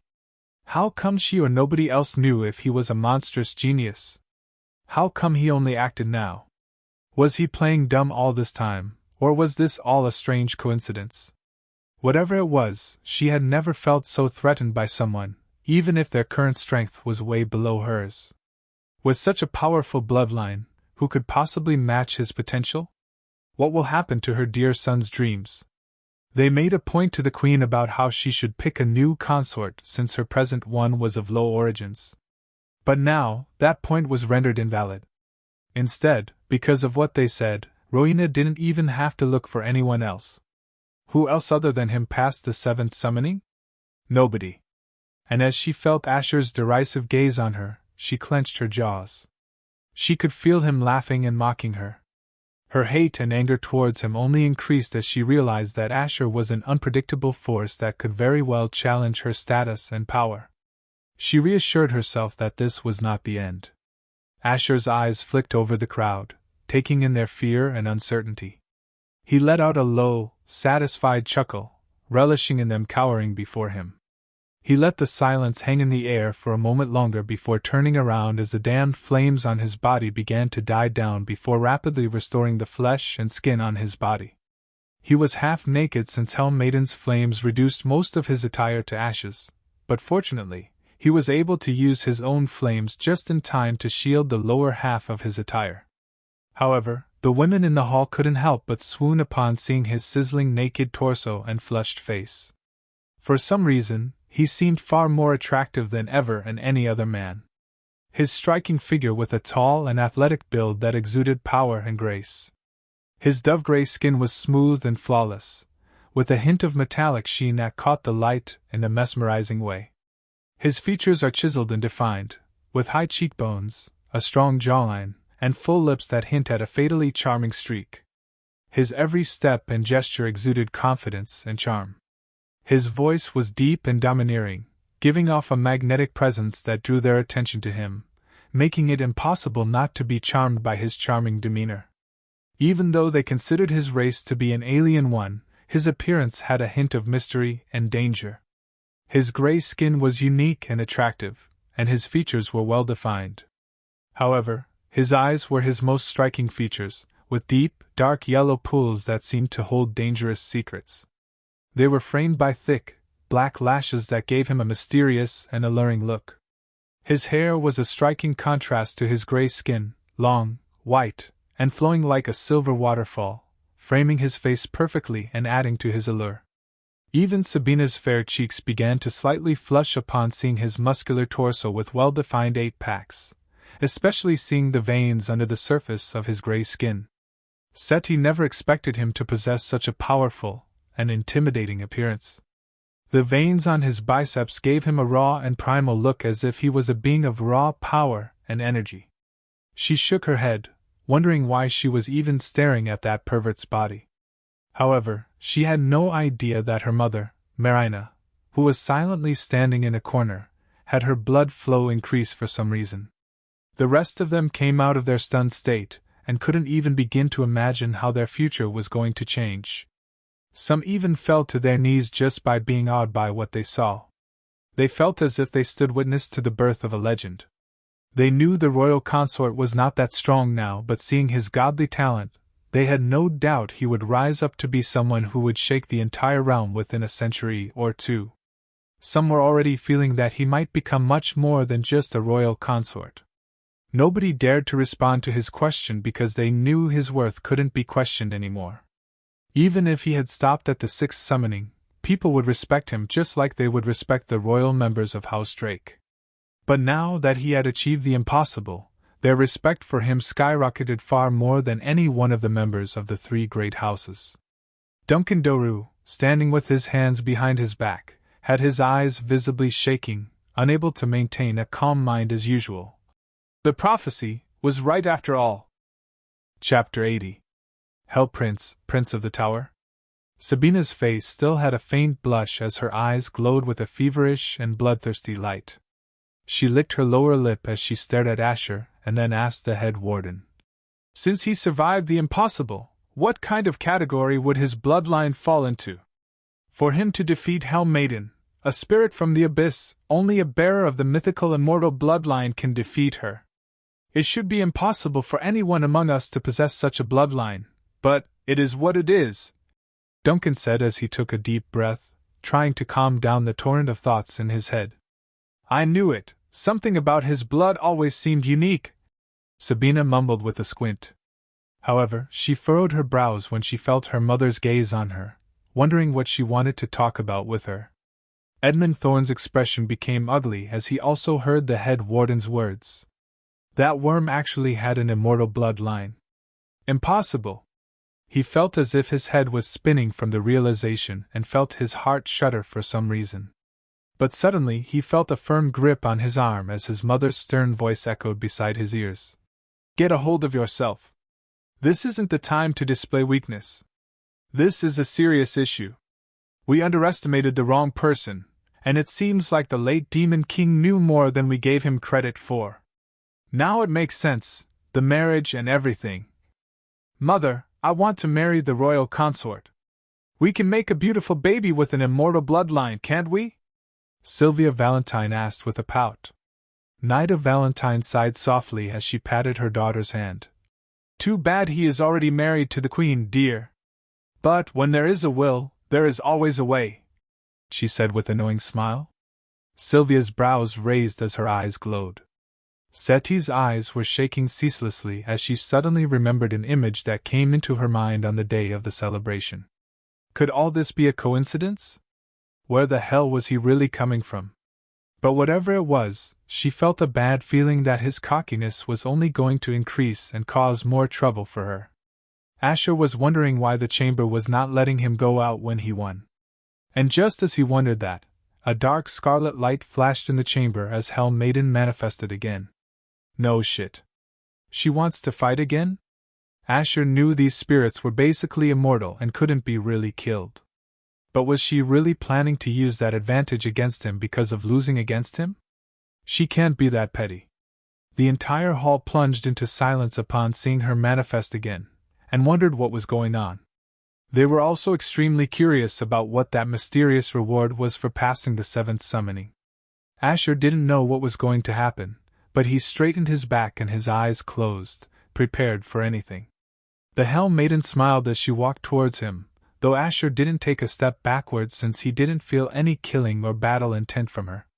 She suddenly spoke in an ethereal voice that had a seductive charm. Relax, Hell Prince. You are the first one to truly survive this trial, and I wish to reward you for the same, a reward which you would be the first and last person to receive. Her voice was so charming that the demons standing outside, especially the men, felt their souls getting enraptured. Hearing her call him Hell Prince, they weren't surprised since it was told in old stories and tales that the one who survives the 7th summoning would be known as the Hell Prince, or the Prince of the Tower. They could only imagine the respect and honor he would gain by earning such a title. Sure! What is that reward going to be? Asher asked with a narrowed gaze. Hell Maiden curved her lips as she cupped his face. My blood! Saying so, she suddenly kissed him, making Asher's brows raise upon feeling her soft hot lips. Oh! Sabina puckered her lips upon seeing what was going on. Rowena furrowed her brows upon seeing them kiss before everyone else. But Asher stood still, and the next moment her cheeks glowed from within with a scarlet light. This light passed from her mouth and into Asher's mouth before spreading over his entire body, making every inch of his skin glow with a faint scarlet light. Asher's eyes widened as he felt his blood dancing with excitement, and could feel that his blood was undergoing some changes, including his mana circuit. A part of Hell Maiden's fallen power has mixed with your bloodline. All stats plus 10%. Hell Maiden has strengthened your mana circuit. Level increased 5-8. She has bestowed you with an immortal grade grimoire. You can open your eyes now. Her words echoed in his mind. The moment he opened his eyes, he suddenly saw a dark scarlet light in the space beside him. And from this light, a giant, flaming scarlet book made out of mana manifested. On the front of this book was the engraving of Hell Maiden's figure, and he didn't even have to guess that this was the immortal grade grimoire she was giving him. He had never seen an immortal grade grimoire before and thought it was just a myth. But who knew he would be receiving one in his life as a demon? Everybody outside was crying with envy upon seeing him receive such a mystical and devilish-looking grimoire. They got confirmation from the head warden that this was an immortal grade grimoire. Something even more powerful than the legendary grade. Never in their lives did they expect one to exist, let alone see one with their own eyes. Rebecca was biting her tongue, not wanting to believe what she was seeing, while a bead of sweat trickled down Edmund's temple. Seti was shaking her head, wondering why this pervert had to get all the good things. But she had to grudgingly admit, his bloodline and talent were apparently superior to everyone else. The scarlet grimoire suddenly turned into a flash of light and entered Asher's glabella. Hell Maiden broke the kiss as she looked at him, and said, The power I granted you will mix with your bloodline and provide you with benefits that not even I can predict. You won't regret this, Asher said with a confident curve of his lips. If not for seeing her appearance before in his Hellbringer form, he would have been surprised upon seeing her 7 feet tall alluring flaming body standing before him and her 4 shimmering scarlet eyes looking at him. Despite having a slime-like body, he never thought she would look this bewitchingly beautiful. When the battle started before, he imagined a grotesque monster or something, considering how everyone was terrified of her, especially with the collective strength of all those monstrous demon spirits. Still, he knew her true power was far more powerful than he could imagine. I know I won't. Until next time, Hell Prince, she said with a charming smile as her body diffused into embers and disappeared, and the chamber provided a way out for Asher to come out. Chapter 81. Who are you? 900 life crystals gained. Life crystals, 981. The feeling of gaining a staggering amount of life crystals was enough to make Asher feel like he had won the lottery. The moment he stepped out, he looked down at the crowd of demons standing before him. By now, there were at least 5 times the number of demons present here compared to when he arrived. It was as if nobody wanted to miss out on an event that would get engraved in the future records of history. This time he didn't bother to hide his mana circuit, and let everyone see him as he should be. From now on, he decided not to play the cripple but instead make them all fear his power and what he could be capable of, especially in the future. Playing the cripple wasn't his style anyway, and he had already become tired of it. He inwardly scoffed, seeing the stunned expressions of the demons standing outside. How could they not be shocked, especially when the expert sensed that he was at level 8? It had not even been a month since he woke up, and he was already strong enough to become a soul warrior. Even if he wasn't officially one, they had no doubt of his capability to become one. People usually would take dozens of years to become one. Rowena was equally astonished as he was in the castle the entire time, though her face maintained a calm expression. For the past month, she never felt any power coursing through him other than the fact that his aura as a person underwent subtle changes throughout the month. Marina heard from others that her master was at level 8, which astonished her. She was already surprised at how fast he was leveling up earlier, but now he was stronger than her in every way. But what astonished her the most was the fact that his bloodline was of immortal class. She knew something about him was special and put him apart from the others after serving him for the past month. She just never expected him to be this superior. Now, who would dare to question his bloodline? She felt as if maybe becoming his slave was a good turning point in her life. Most of the young women in the hall, including even some from noble backgrounds, felt their cheeks becoming hot, thinking of ways they could slip into his bed. They knew they couldn't officially become his woman since he was married to the queen. But they hopelessly wished they could at least get a night alone with him and bear a child whose talents would stand above all. Still, this idea wasn't possible for those coming from noble backgrounds since bearing a child without a father would just make them an outcast, unfortunately. This made them feel envious of the women of low origins who had no problems bearing a child without a father. The demons standing in the queues who had come to take part in the first trial couldn't even dare to meet the gaze of the royal consort.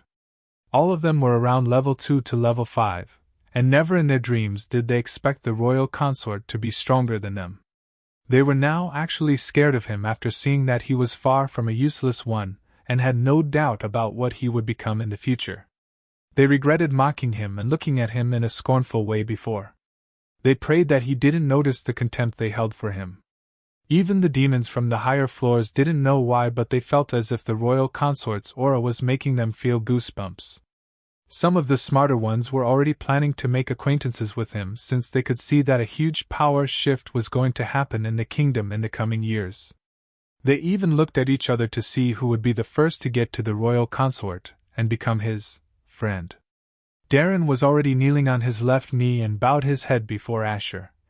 "I, Darren Allister, do swear that I will be faithful and bear true allegiance to His Highness Royal Consort Asher Drake, according to law," he said in a loud, formal and respectful tone. Darren didn't even think twice before doing this.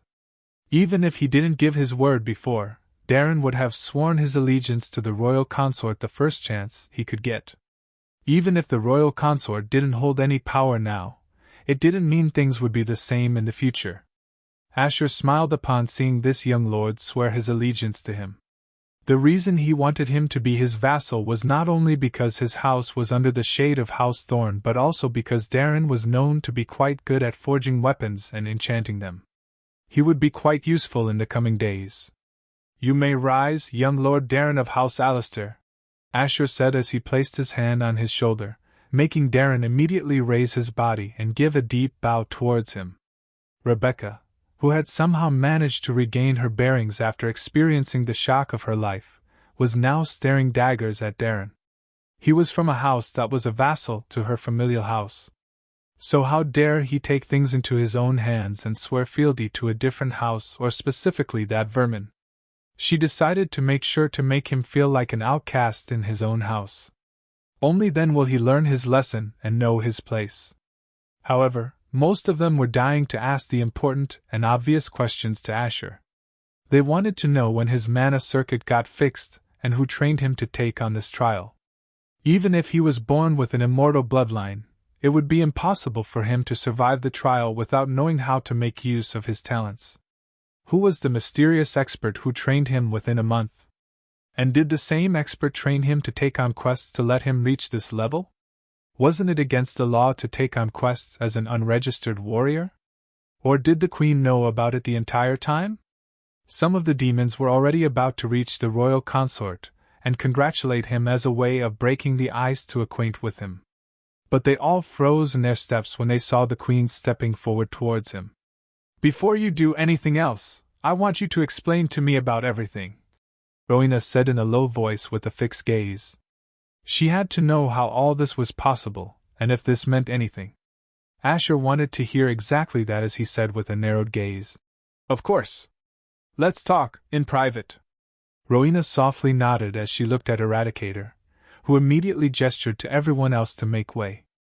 All of them didn't dare to dilly-dally, and quickly made way for the queen and her consort to walk even if it meant stepping over the others' feet.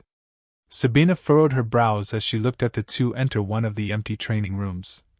What are they going to talk about in secret? Everyone should disperse now. The royal consort has important matters to attend to today. Any business you have with him can be discussed tomorrow, Duncan Doru loudly said as most of them sighed and left. Only those demons who had yet to take part in the first trial were standing in the queues. But suddenly, one of them loudly shouted, "Eh? The reward list is only showing till the 6th summoning. What? Does that mean this trial would no longer have a 7th summoning? Is this why the Helm Maiden said the royal consort would be the first and last one to receive her reward? No, does this mean none of us will ever get a chance to get the same reward? Who are you kidding? Do you think you would have passed the 7th summoning like the royal consort? Keep dreaming. It's not like any one of us would have passed it anyway. But this also means even in the future, nobody would get that reward even if they were as good as the royal consort. I doubt anyone with an immortal bloodline would be born in the future. The royal consort is a freak of nature and is of an alien race. I don't think anyone like him would come by in the future." Duncan Doru looked at the chamber of hell with a focused gaze and mumbled something nobody could hear. Rebecca, Edmund, and a few other geniuses had sour expressions, realizing that Asher would be the only one to possess such a powerful grimoire. They regretted not participating in the 7th summoning, but then they realized that even if they did, there was no way they would survive against Helm Maiden. This made them feel a sense of inferiority against Asher, especially Rebecca and Edmund. They didn't want to accept this and instead only filled them with even more anger and hate. Meanwhile, in one of the training rooms, Eradicator was standing guard outside while Asher and Rowena were inside, alone. "Now that we are alone, I want you to tell me everything. I can't even begin to understand who or what you really are. Were you really a cripple all these years?" Rowena said as her eyebrows pulled together. Chapter 82. Together, we will do what is necessary. Asher calmly took a breath as he turned around and said, "For the most part, I only know as much as you do, and I am also curious about my origins, just as you are. I was really a cripple all these years and woke up a month ago. But that is when things took a turn for me." "What do you mean?" Rowena asked with furrowed brows. "Do you remember the mysterious expert who saved my life when the assassination attempt happened?" Asher asked with a tilt of his head. Rowena nodded with a focused gaze, wondering what he was trying to say. "Well, that expert is the one who fixed me and the one who trained me for the past month. That expert was actually ordered by your father to help me out. I don't know how he fixed me, but maybe your father left that expert with the necessary knowledge and tools to help me out," Asher said with a shrug. He knew he was stretching his hand a bit too much, but this was better than letting her know the true reason. Rowena's eyes blinked in confusion, feeling it hard to believe. But then she thought that considering how her father wanted Asher alive, he must have already planned things to help him out even after his death, to the point of even appointing someone to watch him from the shadows. Otherwise, that assassin would have killed Asher for sure that day. Did this mean her father knew the potential Asher had, especially the fact that his bloodline was of the immortal class? Was this the reason why he let the treatment continue for so long? But her expression hardened as she looked at him and asked, "This expert has been helping you for an entire month, and you never told me. Why would you try to hide this from me? Do you understand how important this is or how it will affect not only us but the entire kingdom?" Asher sighed and said, as he looked into her eyes, "Do you seriously think I wanted to hide things from you? You are the only I can trust in this damn world." Rowena's expression softened slightly as she became silent for a moment before asking, "Then? It was because he told me to not tell anybody else, at least not until today. He was the one who told me to request a month's time from you to train for this. He said if I prematurely revealed myself, it won't be wise. He also said you won't let me take quests if you knew I was no longer a cripple. As for his identity, I don't know why he wants to keep it a secret. Maybe there is some good reason for that. Let's hope one day he will reveal himself to you, though I feel like I may not even see him again." Rowena pressed together her lips, knowing he was right about not letting him take quests if she had known. So, in that time, he also helped me train to complete quests. That is how I managed to level up quick. He was quite harsh on me when it came to training, but I don't regret it, considering what I learned. And this is the reason why I said to you that I have a surprise for you. I trained hard every day till my hands and feet bled so that I could make up for the fact that you had to endure me as a burden. I thought you would be happy to know that you won't have a useless consort anymore. You are happy, right?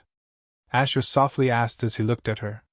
Rowena saw Asher's expectant eyes and didn't know what to think after seeing him do all this for her.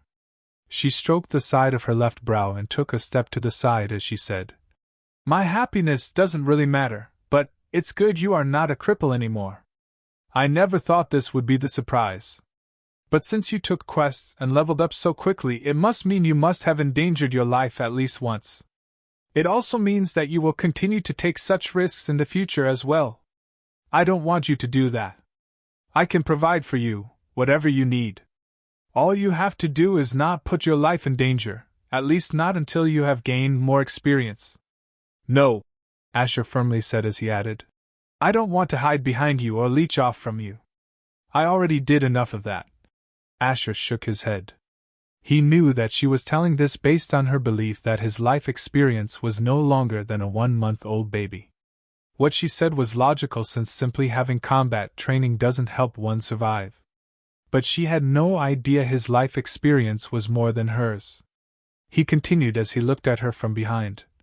I am a man and your husband, Rowena. Are you going to rob me of my right to be there for you, my dignity and pride, by not letting me be both?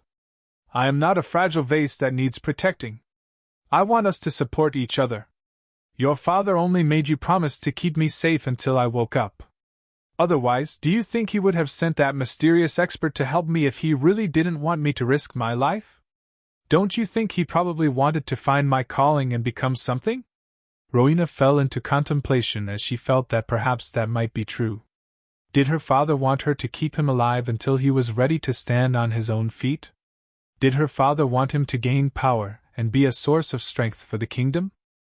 Did he appoint an expert to help him achieve this? Then why couldn't he confide in her if he really wanted some help? Was he hiding something from her? No, her father wouldn't hide anything important from her.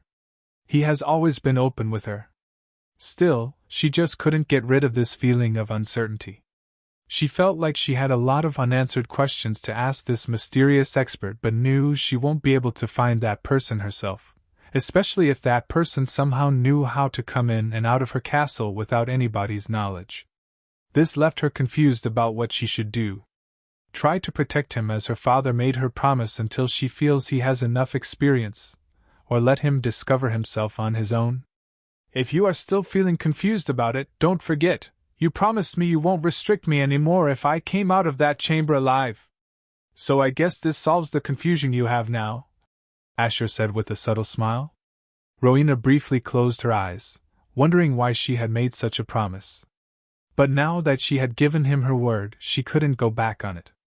But you don't have to worry.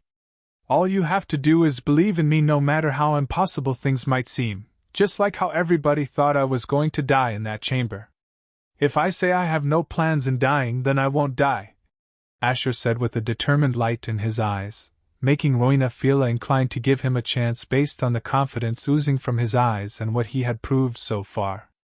Even though I haven't personally interacted with your father, I do feel indebted to him for taking me in and protecting me for all these years when anyone else in his position would have thrown a useless cripple to the beasts, Asher said in a tone of admiration and respect, though inwardly he was cursing the Demon King for letting him silently suffer for 14 years.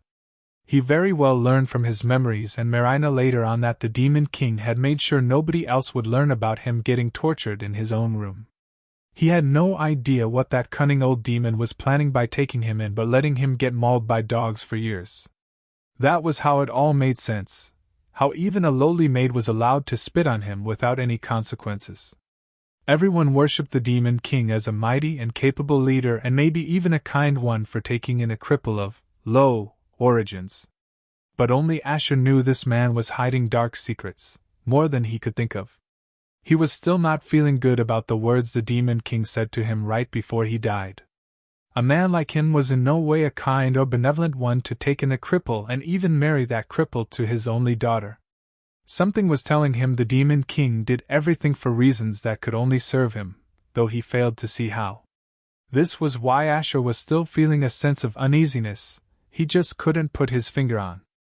At the same time, he also remembered more memories involving the Demon King, Rowena and him, memories which made him have mixed feelings but nonetheless left him with more anger. And that's why I want to help you avenge him. Humans should pay the price for what they did. Together we can achieve what your father set out to do. We will take over their world and bring them all to their knees and end this never-ending war," Asher said with a sharp gaze, his eyes briefly glinting with killing intent. Rowena's lips subtly shook, feeling stirred by his words. She could feel from his words and his aura that he truly meant every word.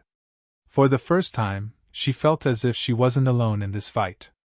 On the day her father died, all people cared about who was going to fill his seat. None of them truly cared about avenging what the kingdom lost that day. Even she couldn't properly mourn her loss as some of her own family members and others were too busy trying to kill her and take the throne. At that moment, she realized how small-minded and selfish everyone was. A year passed, and yet nobody had truly done anything to make the humans pay for what they did. She had been fighting on her own all this time. But now, feeling Asher's gaze, she felt that somebody actually cared about getting vengeance and wanting to fulfill their true purpose, conquering the severed realm and freeing them from this hellish world.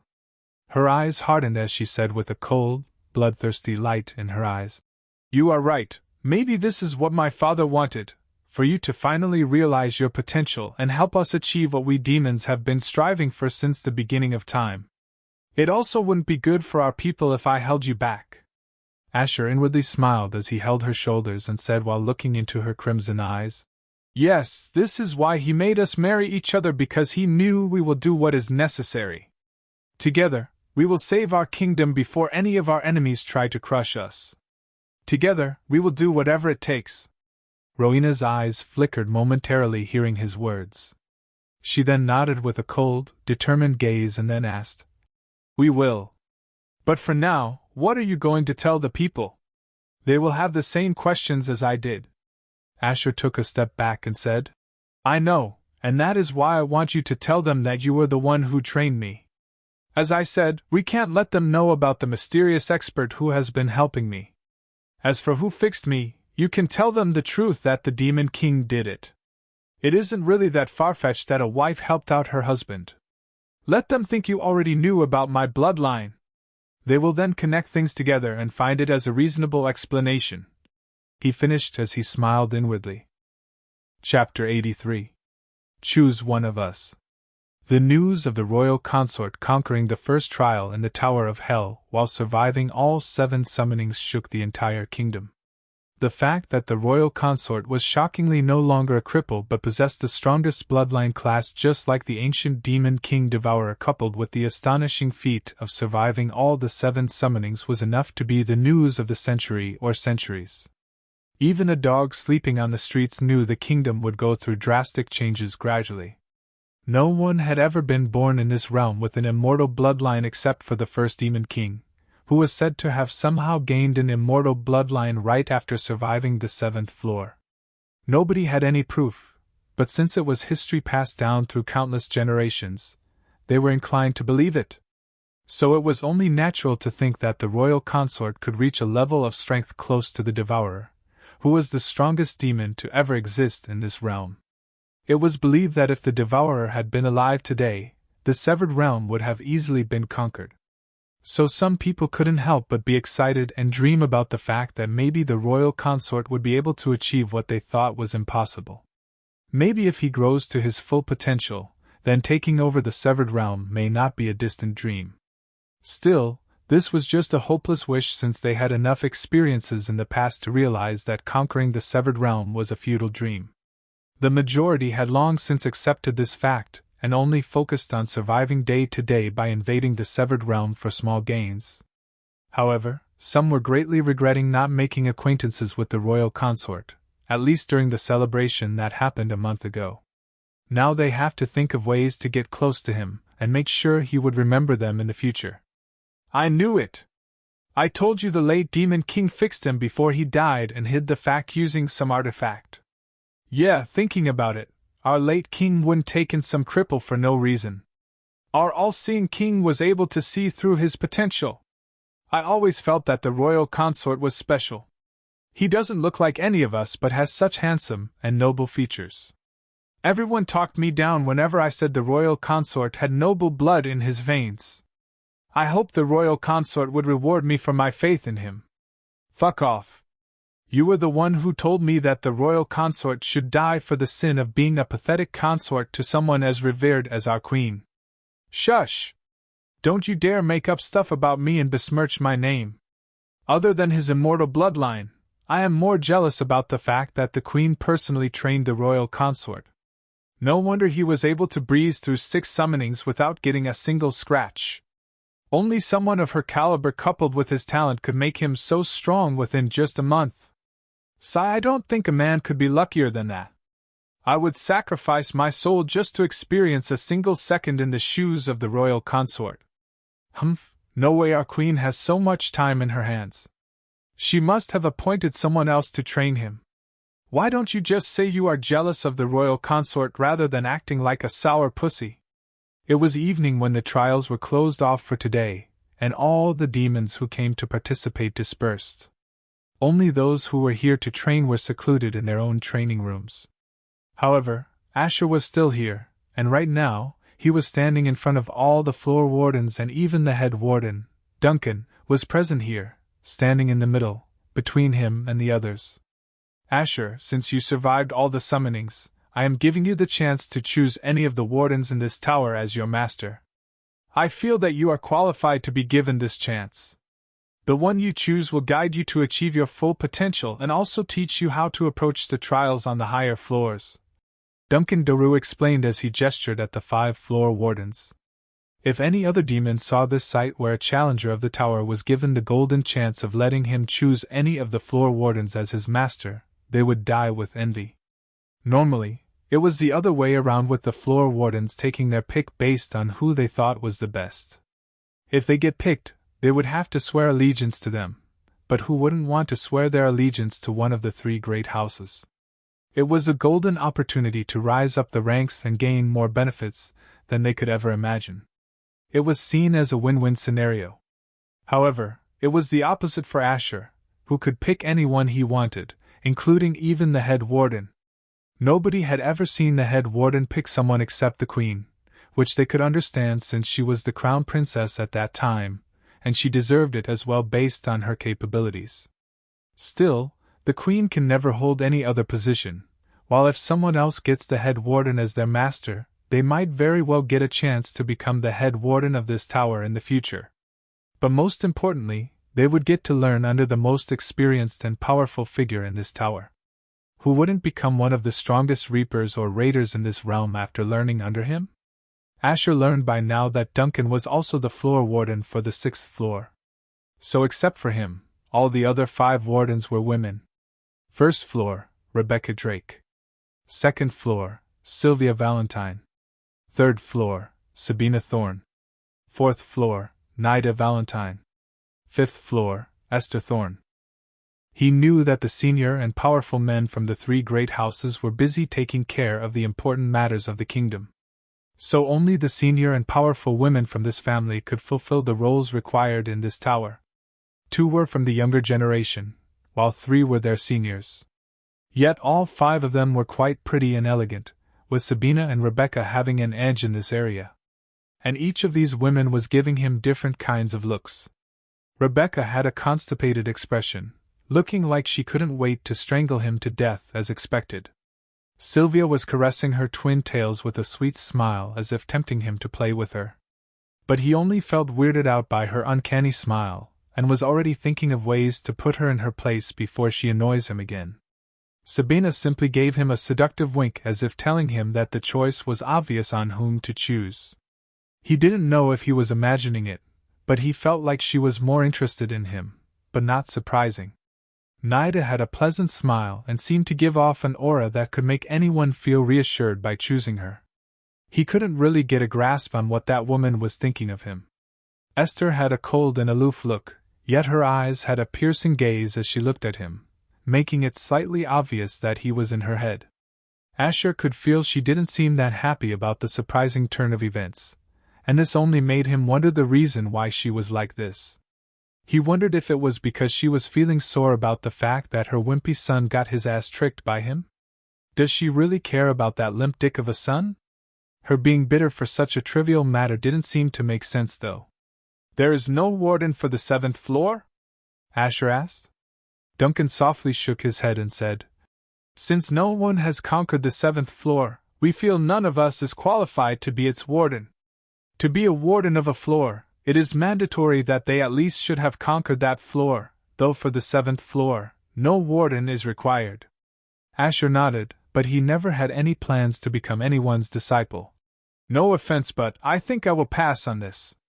I am not really a fan of swearing allegiance to someone else or being told what to do.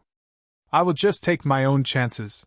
Asher knew this might make it harder for him to learn things and even conquer the higher floors, but he felt it was worth it rather than becoming someone else's puppet.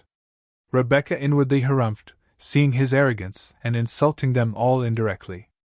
Does he seriously think just because of his immortal bloodline, he can look down on everyone? She couldn't wait to see him eat his own words upon facing death on the higher floors. Considering his attitude, he will surely try to attempt the 7th floor's trial, which he will surely fail. But of course, who knows if he would live that long to take part in that trial? Sylvia's smile suddenly turned into a grumpy one, as if she didn't expect him to say that. Sabina raised her brows in surprise to see that he wasn't even considering any one of them. Yet instead of making her feel insulted, she felt more intrigued. Nida placed her hand on her slightly parted lips as if she was worried he was making a wrong decision, while Esther barely had any change in her expression. It seemed like she didn't really care if he chose or not. Duncan barely raised his brows before calmly saying, "I understand. But if that is your concern, then I want you to reconsider becoming my disciple. I don't want you to swear your allegiance to me, nor will I force you to do anything. All I would do is guide you while the rest would be in your hands. I feel that someone as talented as you should receive all the help you can get to not only achieve your fullest potential." As he said this, Duncan's eyes shone with a faint fervent light. Asher didn't expect him to offer such a proposition. But based on what he knew about Duncan so far, he seemed like a wise old man who only cared about nurturing the best of the best and witnessing them achieving their full potential. He knew teachers like these who didn't really care about receiving any benefits, but only wanted to see their students use their teachings to achieve great things. It was a way of passing down their legacy for people like Duncan, and so Asher had no doubt he wouldn't go back on his words. The 5 women were surprised the head warden was making such a proposition with no real benefit to him. But then they realized he must be doing this as a way of building confidence with someone as talented as Asher. It was a gamble which they couldn't afford to take. Asher didn't hesitate much longer as he said, "All right. I will be your disciple then, Master Duncan." Asher felt that it would only be good to learn from such an experienced demon.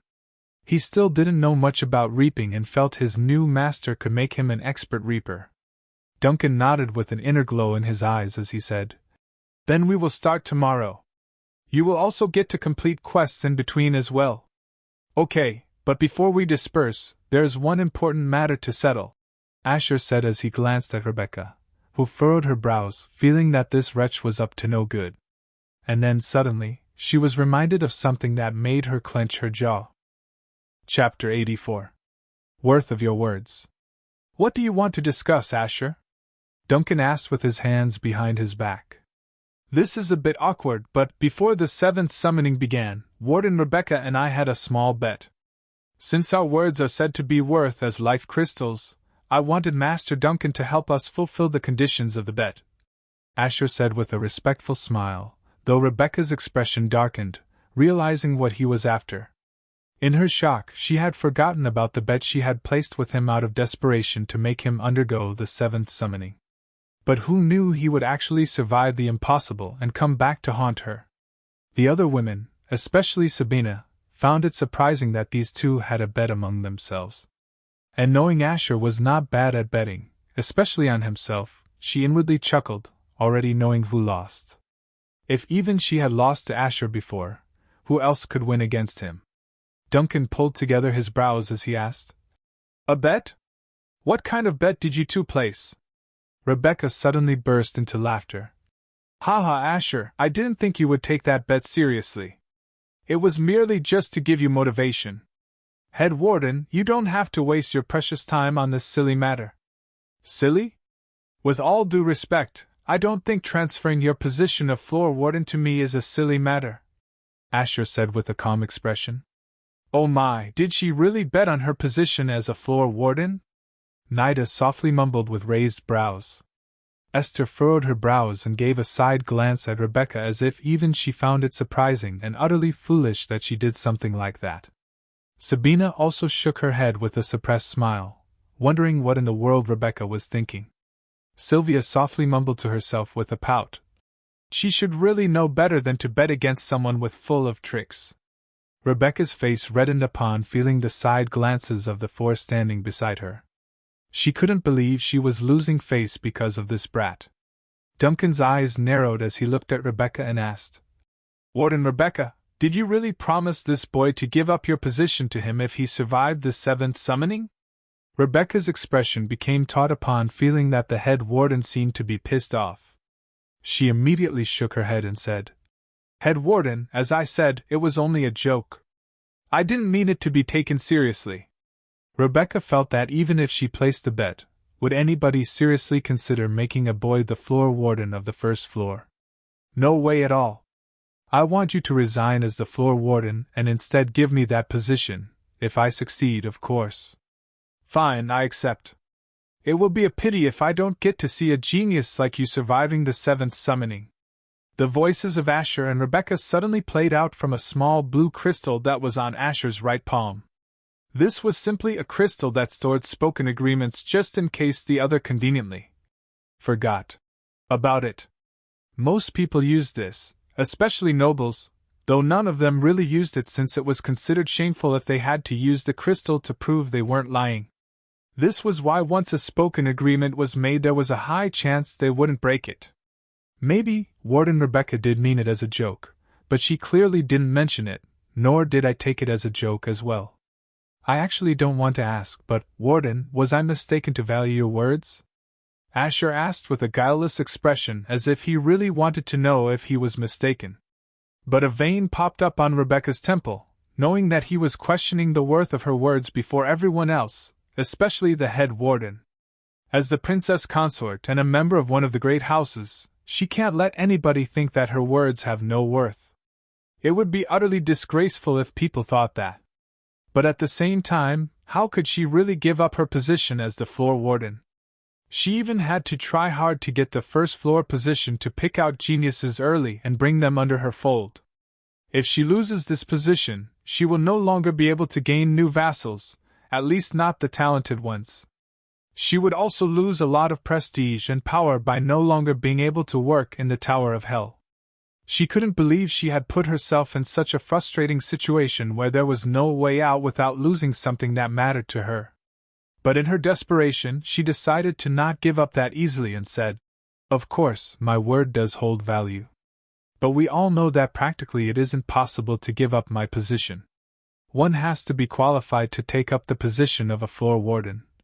She then looked at the head warden and added, I know Asher is talented, but he is still too young and inexperienced to take up the position of one. He only woke up a month ago. That is why I never considered it seriously or expected Asher to not understand that he is still a junior.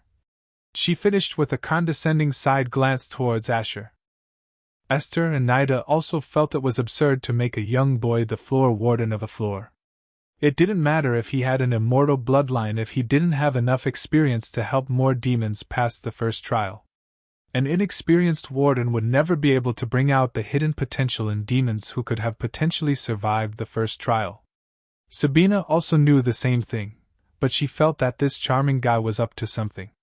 Sylvia seemed to not care either way. All she wanted was some alone time with him. I think we already know I am more than qualified to be the floor warden of the first floor. I survived all 7 summonings.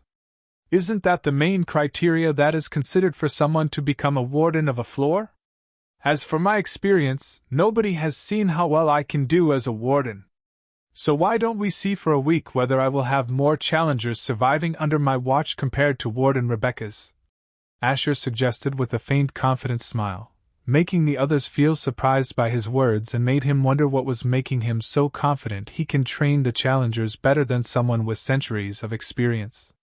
Rebecca clenched her jaw, unable to believe he was looking down on her experience too. She felt like pulling out his tongue already.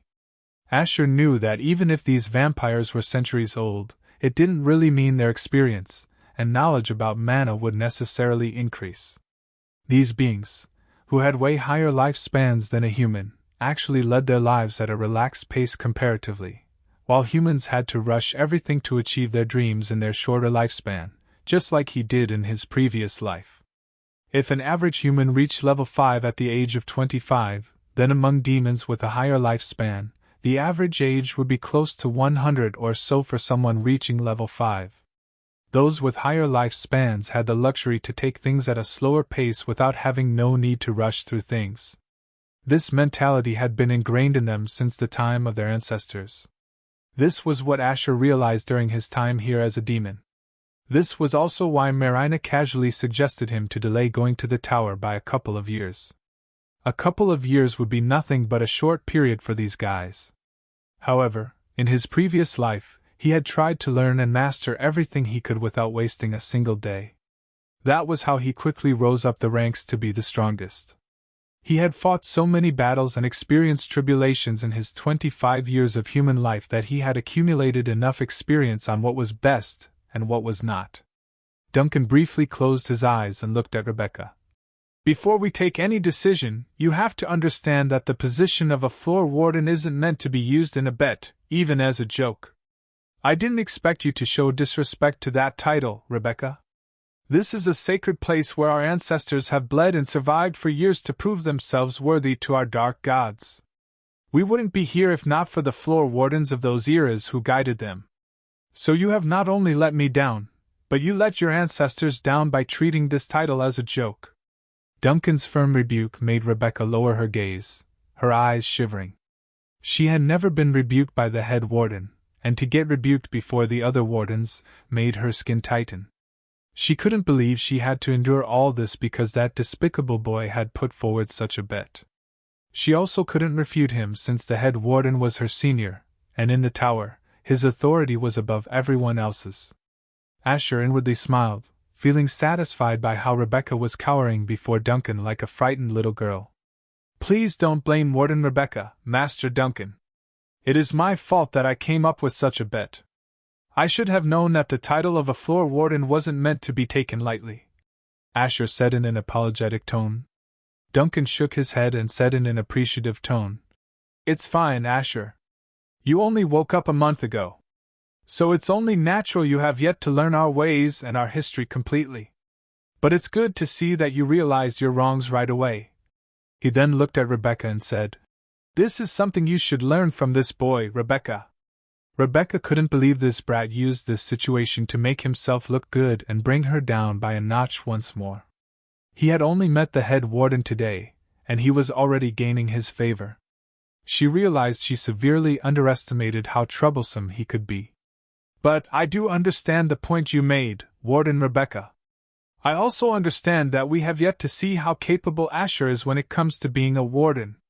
So, Asher, I will grant you a week's time and let you be the shadow floor warden of the first floor. Prove yourself, and the position will be permanently yours, Duncan said, making Asher subtly smile with a nod while Rebecca's facial muscles were uncontrollably tremoring, unable to accept that this was really happening. Chapter 85.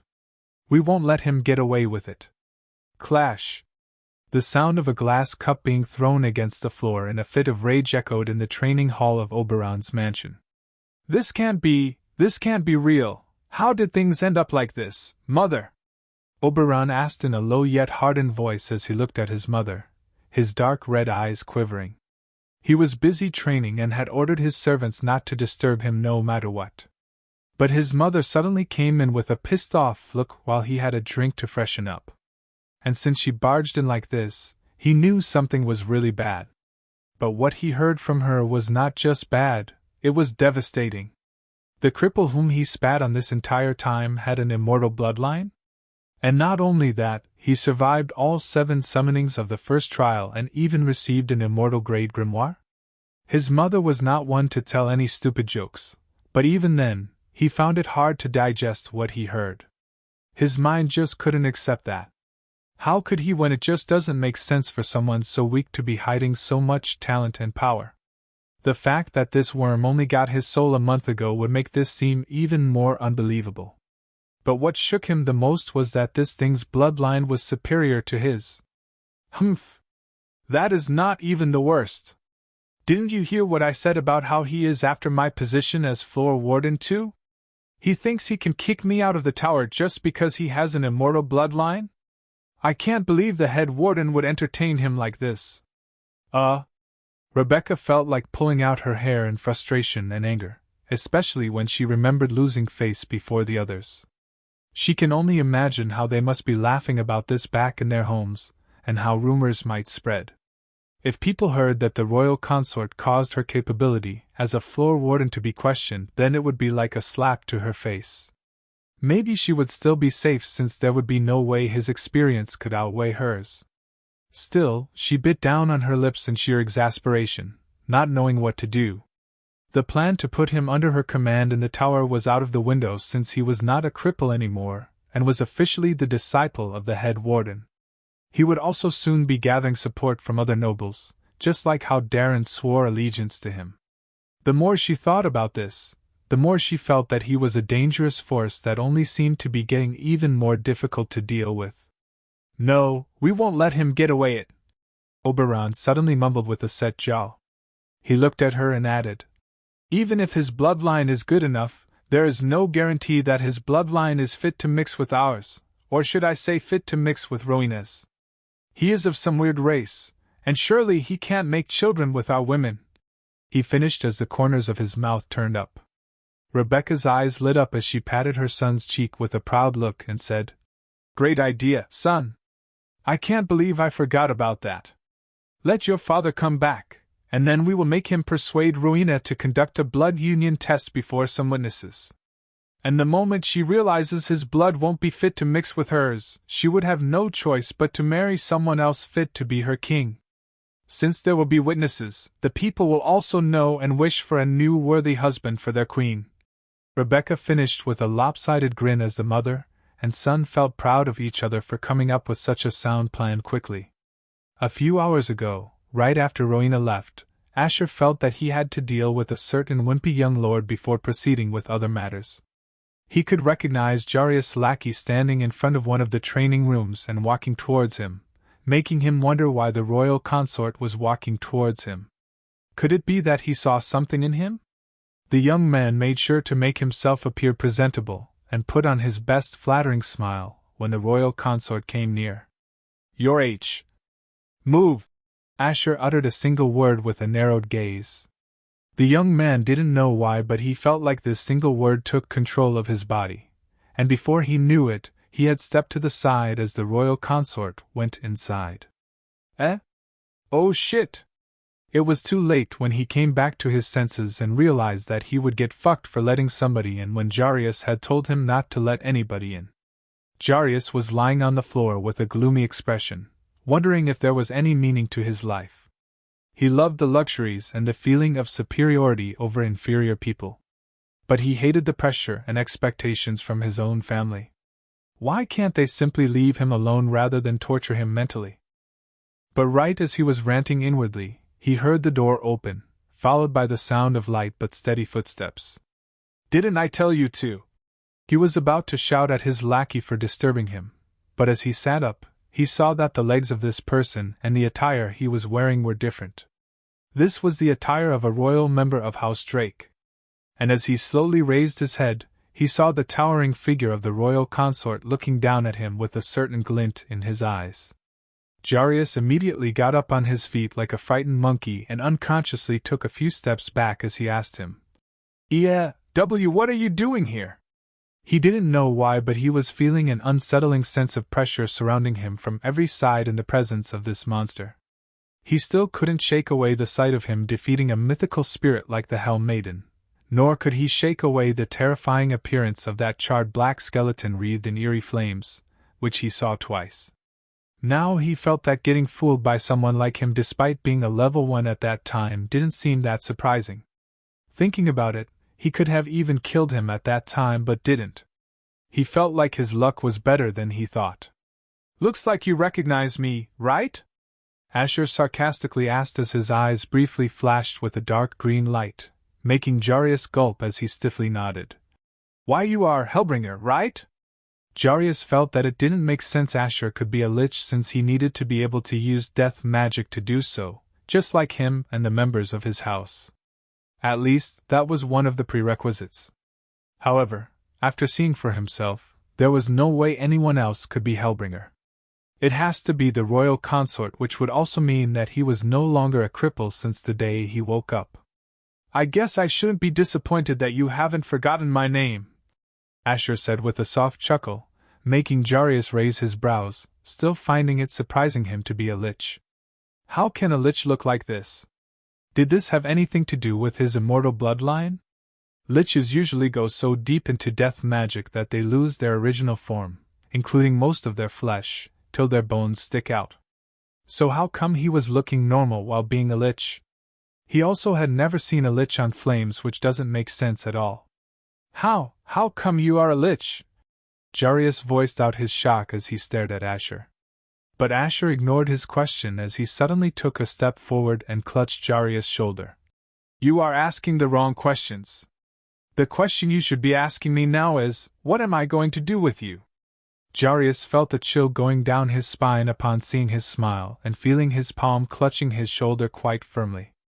His chin quivered as he stammered, "Why, you can't do anything to me. Don't you know who?"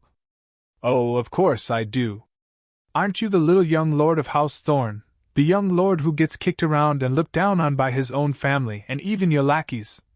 Asher said with a sarcastic smile. Jarius' face became red in shame as he knew what he said was right. Even though his lackeys won't dare say anything in front of him, he knows they talk shit behind his back. But he can't even punish them because he was afraid of losing the only ones who would do his bidding in their own way. "If people heard you got your ass fooled by me when I was just a level 1, you might even lose whatever face you have," Asher said with a sympathetic sigh. "Wait, what? You can't do that." Jarius felt quite tense at just the thought of it. He would rather hide in a hole at that point. "Don't worry. I am not going to do anything to you, nor do I have a reason to," Asher said with a reassuring smile as he patted Jarius' arms. Jarius felt a huge sense of relief hearing that, though his words also left him with some kind of uneasiness. "But, in return, you are going to be my lackey. You will do everything I say without question. When I tell you to jump, you should ask how high. Got it?" Asher asked as he clutched both his shoulders firmly while staring down at his eyes. Asher's shadow fell on Jarius' face as he felt jittery under his intense gaze. He can't believe he was being blackmailed into becoming his lackey.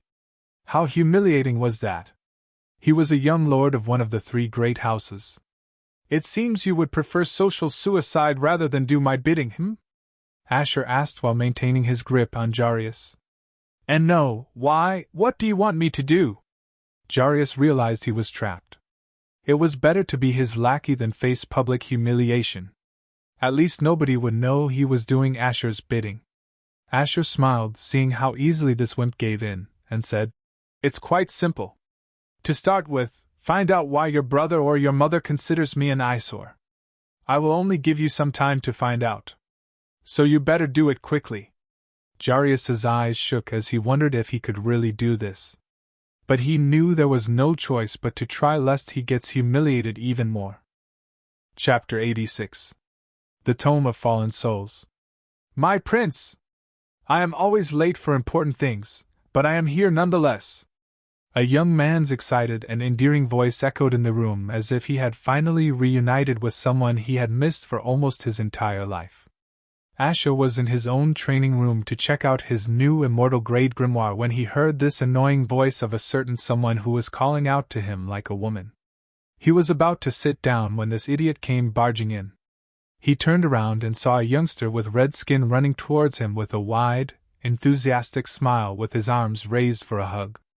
"My prince, your Cookus is back!" Cookus teared up as he jumped downwards to hug his legs, but Asher clicked his tongue as he kicked him to oblivion. Bash! Aya! Cookus didn't know what happened, but the next moment he found himself spinning and flying toward the other end of the room before crashing to the floor.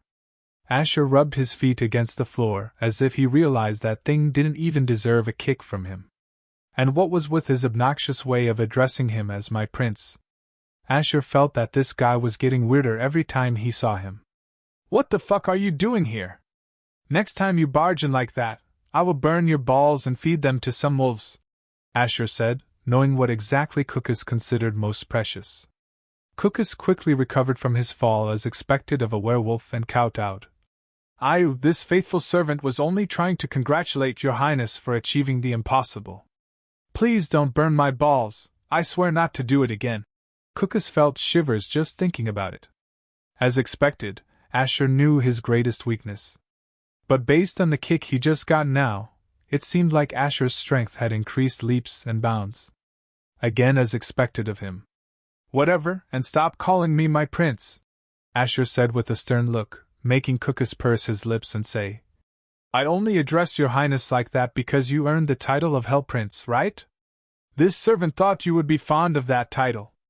It is the greatest honor any soul could get, especially when bestowed by an otherworldly being like Hell Maiden herself. I heard she kissed your highness, was it true? May this servant ask how the experience of kissing such a deadly and sexy almighty spirit was? Nobody is as fortunate and worthy as your highness to experience such a thing, though this servant wouldn't mind if you could teach me how to earn the favor of such spirits." Asher felt like he might lose his patience if he kept talking to this guy. Cookus felt as if Asher was itching to kick him again and quickly changed the topic. "But if your highness doesn't like the prince title, how about I address you as boss?" Cookus asked with glowing eyes. "Fine. Now get out." "I am busy," Asher said as he turned around and sat down on the floor. "I will be waiting right out here, boss." "Don't worry. This servant will be very vigilant." Cookus sucked in some air as he tiptoed towards the door, and after taking one small peek into the room, he closed the door. Now, he was hoping to see some noble ladies going in and out of their training rooms. However, his expression froze upon seeing his mother coming in his direction and quickly scooted off before she saw him. After finally getting some silence, Asher decided to first take a look at his stats, which got a significant upgrade after the kiss from Hell Maiden. Level 8. Rating points 0/688. Life crystals 981. HP 1165/1165. MP 2585/2585. STR 444. Def 233. Int 517. Dex 168. Now that is good progress, Asher mumbled to himself with a smile. Earlier, as a level 5, he had only around 1000 MP, but now at level 8, he had more than twice what he had earlier. Likewise, his HP was below 500 when he was at level 5, but at level 8, his HP had already crossed 1000. However, he wasn't surprised by how huge the gap seemed between these levels. As someone who had already experienced leveling up, he knew the gap would only increase with each level.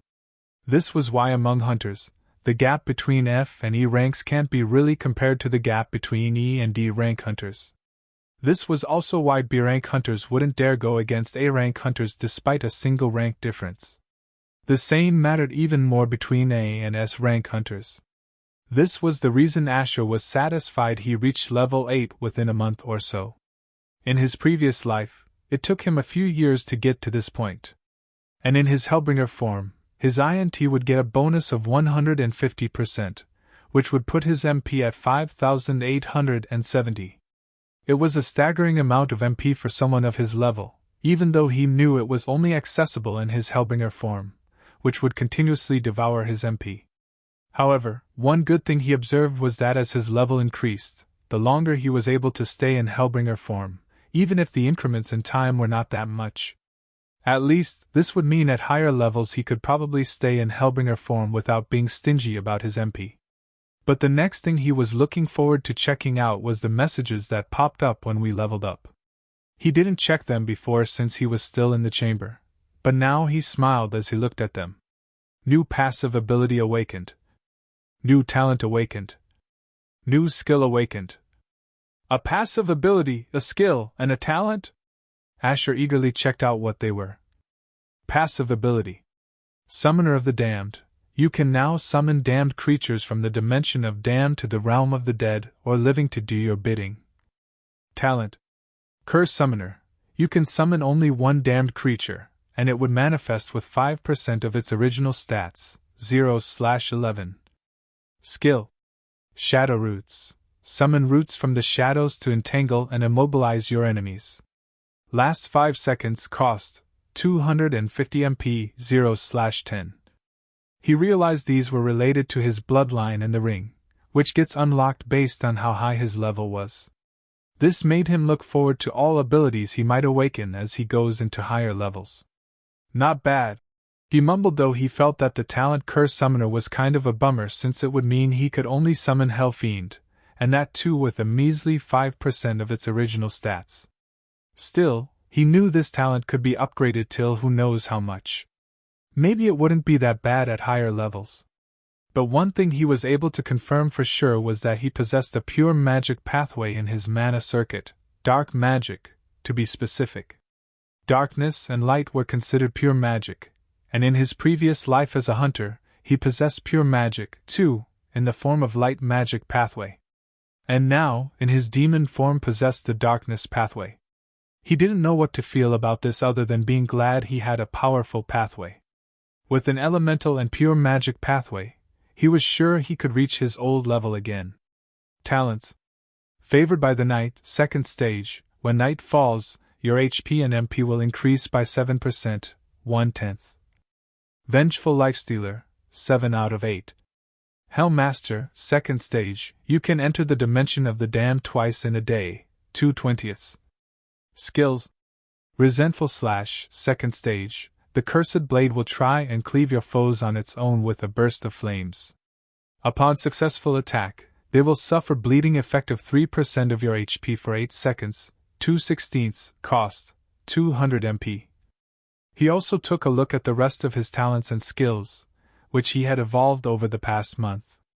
Even though the talent Vengeful Lifestealer was still at the 1st stage, he had evolved the rest to the 2nd stage, especially the Hellmaster talent, allowing him to enter it twice a day. Now that he was done with that part, he briefly closed his eyes, and the next moment a scarlet light shot out of his glabella and towards his palm. The light transformed into a giant, flaming scarlet book made out of mana manifesting. On the front of this book was the engraving of Helm Maiden's figure. What could this be other than the immortal grade grimoire he received from her as a reward? This was what he had been looking forward to the entire time.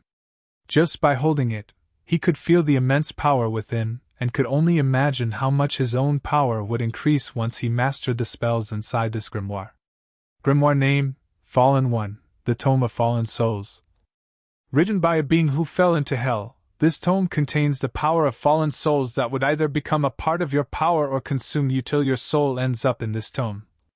Grade Immortal. You gotta be kidding me. Devils really love making things hard for us demons. Asher mumbled to himself upon seeing that mastering the spells in this tome was far from easy. Still, as always, he was never one to shy away in the face of difficulties, and with an inner light in his eyes, he took a deep breath as he opened this mystical grimoire. Chapter 87. Power of the Fallen Souls. I guess I thought too much. Asher mumbled as nothing happened after opening the grimoire. He saw hellish scarlet letters inscribed on the pages and carefully read them. A part of the souls of the 6 fallen beings exists in this tome. Only the one who carries the blood of the fallen maiden can call upon the power of these 6 souls. But beware, holding the power of any one of these souls will not only bestow upon you their strengths but also their weaknesses. Asher felt he didn't have to worry about the first half of the paragraph since the Helm Maiden mixed her blood with his, which satisfied the condition to let him use this grimoire. However, he was slightly concerned about the rest of what he read. Will he see an overall benefit or not? Still, he decided to read further first. Gurgle, the nefarious imp known for its agility and trickery, call upon his power to evade the impossible or trick the gods. Trick the gods? What does that mean? Asher didn't get what it meant, but one thing he realized was that, apparently, he could bestow himself with the power of one of these souls, with the first one being Gurgle. He could see that the rest were locked, but he was looking forward to seeing how the powers of the imp would be of help to him. He saw paragraphs of complicated runes, which were nothing but primary spells he had to learn and engrave in his mana circuit. Engraving these runes would help him gain passive abilities and talents. This was how everyone gained power from their personal grimoires.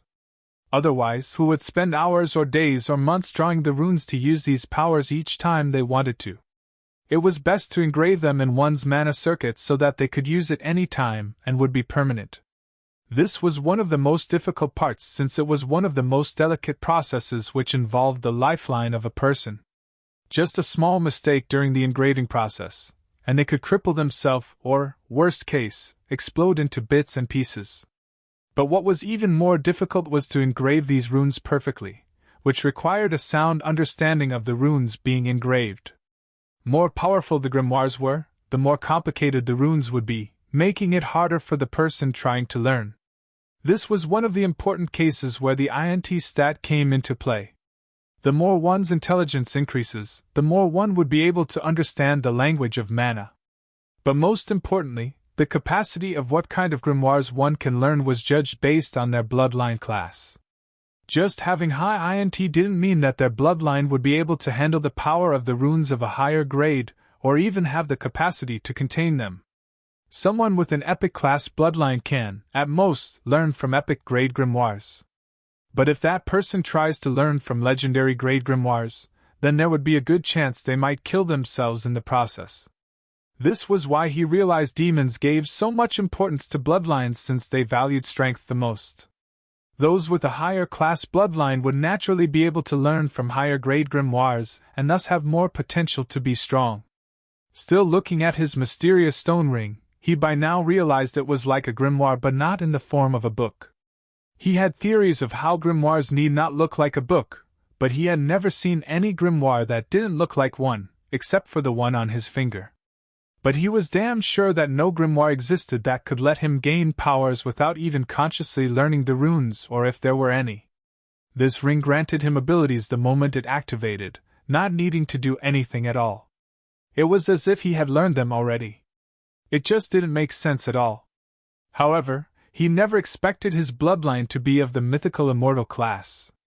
This made him even more curious about his origins and who abandoned him in this hellish place to be tortured for most of his life. But he already had enough things to deal with and pushed this aside for a different day. He took a deep breath as he closed his eyes and began to learn and understand these mystic runes before carefully engraving them into his mana circuit. A few hours passed when Asher finally opened his eyes and sighed in satisfaction upon seeing some messages pop up in his head. New passive ability learned. New talent learned. New skill learned. Passive ability. Power of fallen souls. You can temporarily call upon the power of any one of the 6 fallen souls. Asher had never felt this excited in a long while, realizing the potential power he could gain through this grimoire. He had learned by now that if he completely learned all the spells in this grimoire, then he could call upon the power of any of the 6 demon spirits he fought in the chamber. Even if the first few spirits were weak, their strengths can't be underestimated, especially if those strengths become a part of his power, temporarily, of course. He could only imagine the damage he could do with each of their powers. He had already seen how overpowered Hell Maiden was, who was able to use all their strengths at the same time while he could only use the strengths of one spirit at a time, though that was more than enough for him. He had only unlocked Gurgle's soul for now and still had yet to unlock the power of the rest. Now he understood why this grimoire was immortal grade. It was simply too powerful. Talent, active, Gurgle -25% DF, -20% STR, -30% INT. Diabolical speed, you possess Gurgle's speed, increasing your DX by 50% instantly 0/10. Asher immediately took a look at his stats. HP, 1165-875/875. MP, 2585-156/1810. STR, 444-355. Def, 233-175. Int, 517-362. Dex, 168-252. Should I be feeling good about this or not? Asher winced upon seeing the significant decrease in most of his stats upon activating Gurgle's soul, though his DX did increase significantly. With such a high DX he could potentially dodge attacks and react fast enough to perhaps even save his life. So he felt like he could activate Gurgle's power whenever he needed to be fast enough to get out of a tight situation. This was one of the greatest ability of the power of fallen souls. He can activate and deactivate the power of any one of these souls whenever he wanted, though there was a small cooldown before he could activate it again. So it was not like he had to endure the decrease in his stats all the time. He couldn't wait to awaken the power of other 5 souls as well. He then looked at the skill he learned as well. Skill active, Gurgle. Never look behind, teleport yourself right behind the person you look at instantly, cost 800 MP, 0/5. This was the thing he felt most great about. This was absolutely a broken skill. And the greatest benefit he got from learning this skill was he awakened a new powerful pathway, an arcane pathway. If it was a day ago, he wouldn't have expected his bloodline to have the potential to possess such a powerful pathway. But since he now knew he had an immortal class bloodline, he wasn't that surprised. As far as he knew, arcane pathway had 3 subpaths: space, time, and gravity. So based on the skill he had just learned, he awakened the space pathway. If anybody else realized the royal consort now possessed 3 major pathways in his mana circuit, their souls would shudder in sheer fright of his bloodline. Even having a single major pathway was considered to be lucky. Having 2 was something only powerful nobles could have. But having 3 would make people consider that person a monster. Heh, this is going to be fun. Asher chuckled at himself after imagining the faces his enemies would make once he used this skill. Its MP cost was absurd but worth it. And by the looks of it, it seemed like this skill would evolve in such a way that it would lower the MP cost as it jumps to higher stages. Asher got up with a pale face as he was drained after comprehending the contents of an immortal-grade grimoire for hours. However, he had no idea that people would be stumped seeing him easily comprehend a part of it in hours when some of them would take days or weeks to comprehend a common-grade grimoire. He felt he was done for today and got up. The moment he did, Marina came running towards him with a clean cloth to wipe away his sweat and help him put on fresh clothes. Based on his expression, she could see that he comprehended something from his immortal-grade grimoire, which made her feel like she couldn't begin to grasp how much of a terrifying genius he was. Asher was used to looking after himself. But over the past month, he realized that as a noble, his maid would help him do everything, no matter how trivial. Even though he wasn't particularly fond of letting others do these simple things for him, he let Marina do her maidly duties to get used to his new life and also to not let her get rusty with her duties. After she was done, he opened the door, only to see a 6'3" tall figure of a woman clad in armor from head to toe with a huge double-handed sword holstered on her back. Who could it be other than Eradicator, who seemed to have been waiting for him outside all this time? "Your Highness, will you stay here or return to the castle?" Eradicator asked as she immediately turned around while subtly bowing her head. Chapter 88. The Royal Consort's Brother. Asher didn't expect Eradicator to be still here and asked, "Why do you want to know? Or should I ask why you are still here?" He thought she left with Rowena already. "Because the Queen appointed me to be your protector, Your Highness. Unknown dangers are out there who want to claim your life, even more so now that your true strength has been revealed," Eradicator stressed in a serious tone. Asher knew that the moment he revealed his strength, he might make more enemies, especially those who didn't want him to grow and surpass them. But at the same time, he didn't want to waste time playing weak. By showing strength, not only can he have more freedom to do things, but he will also be able to earn the respect of these demons, and then use them to do his bidding, just like how Darren succumbed to his strength. Demons respected strength the most, and that was exactly what he displayed to make them fear what he could become. "I know, but the Queen promised me she won't restrict me if I survive the trial. So why are you still here?" Asher was not coming from a wealthy or royal family in his past life. He was a free bird who loved to be on his own. And by observing wealthy people from afar, he had seen how bothersome bodyguards can be. They always follow everywhere and make one feel suffocated. "The Queen knew you would say this. So she told me to tell you that I won't stop you from going anywhere in this kingdom. But all I will do is follow you just to keep an eye on your well-being," Eradicator said with a firm nod. "Ain't she clever?"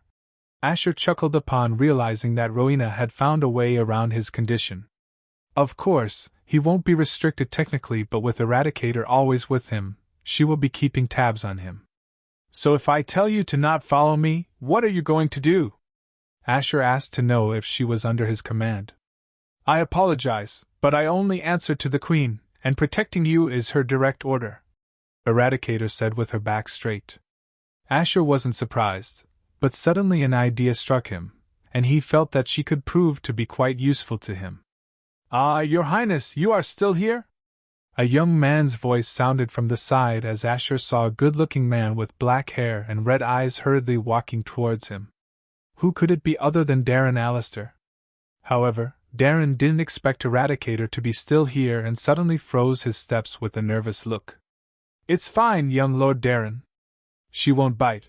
Asher chuckled and looked at Eradicator, indirectly telling her to keep her distance. Eradicator could see that he wanted some privacy and said, "I will be waiting outside the tower whenever Your Highness is ready." Saying so, she walked away, much to the relief of Darren. He didn't know whether to feel envy or not that such a powerful guard had been appointed as Asher's protector. "Please call me Darren.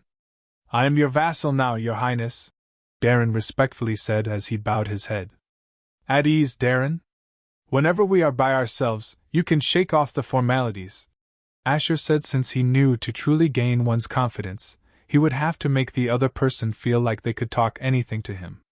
Darren didn't expect Asher to have such a simple attitude in these things and awkwardly chuckled. "Why, yeah, if you don't mind. So, once again, let me congratulate you for surviving the trial successfully. I also apologize for my rudeness earlier." Darren hoped Asher would forget about what happened before the trial began. Asher softly laughed as he patted Darren's shoulder and said, "Don't even worry about it. It's natural for people to underestimate me since they have no idea about me. So let's forget these unnecessary things and tell me a place where men like us hang out and have fun." "Oh." Darren didn't expect him to suddenly ask that, but seeing how tired he looked, he realized maybe, just like any other man, he wanted to relax and enjoy the night. He must be feeling even more eager after being stuck inside the castle for all these years. He was glad he could use this chance to gain some confidence with him, and felt honored that Asher was depending on him for things like these.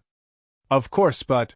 Darren suddenly realized that Asher was not some ordinary young lord but the royal consort, the husband of the Queen. He wasn't sure if what he was going to propose would be a good idea. "What is it?" "You can speak freely," Asher said with a nod. Darren took a deep breath and said, "I am not married, and usually people like me go to a special place called the Honeyed Pearl, ahem." Darren looked around to make sure nobody was hearing them talk. The last thing he wanted was for the Queen to hear him mentioning the palace of this name to her consort. "Oh? Is it the kind of place where they serve the type of honey which most men would want?" Asher asked with a knowing smile. How can a place with such a name not make it any less obvious what their business was about? However, he was actually expecting him to mention a place like this. Darren was surprised he actually understood what he was talking about.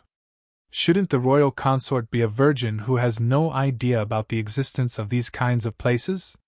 Did the queen already do it with him or what? That can't be, unless she already did a bloodline union test in private? Or perhaps it could have been his maid. Darren felt like he yet again underestimated the royal consort.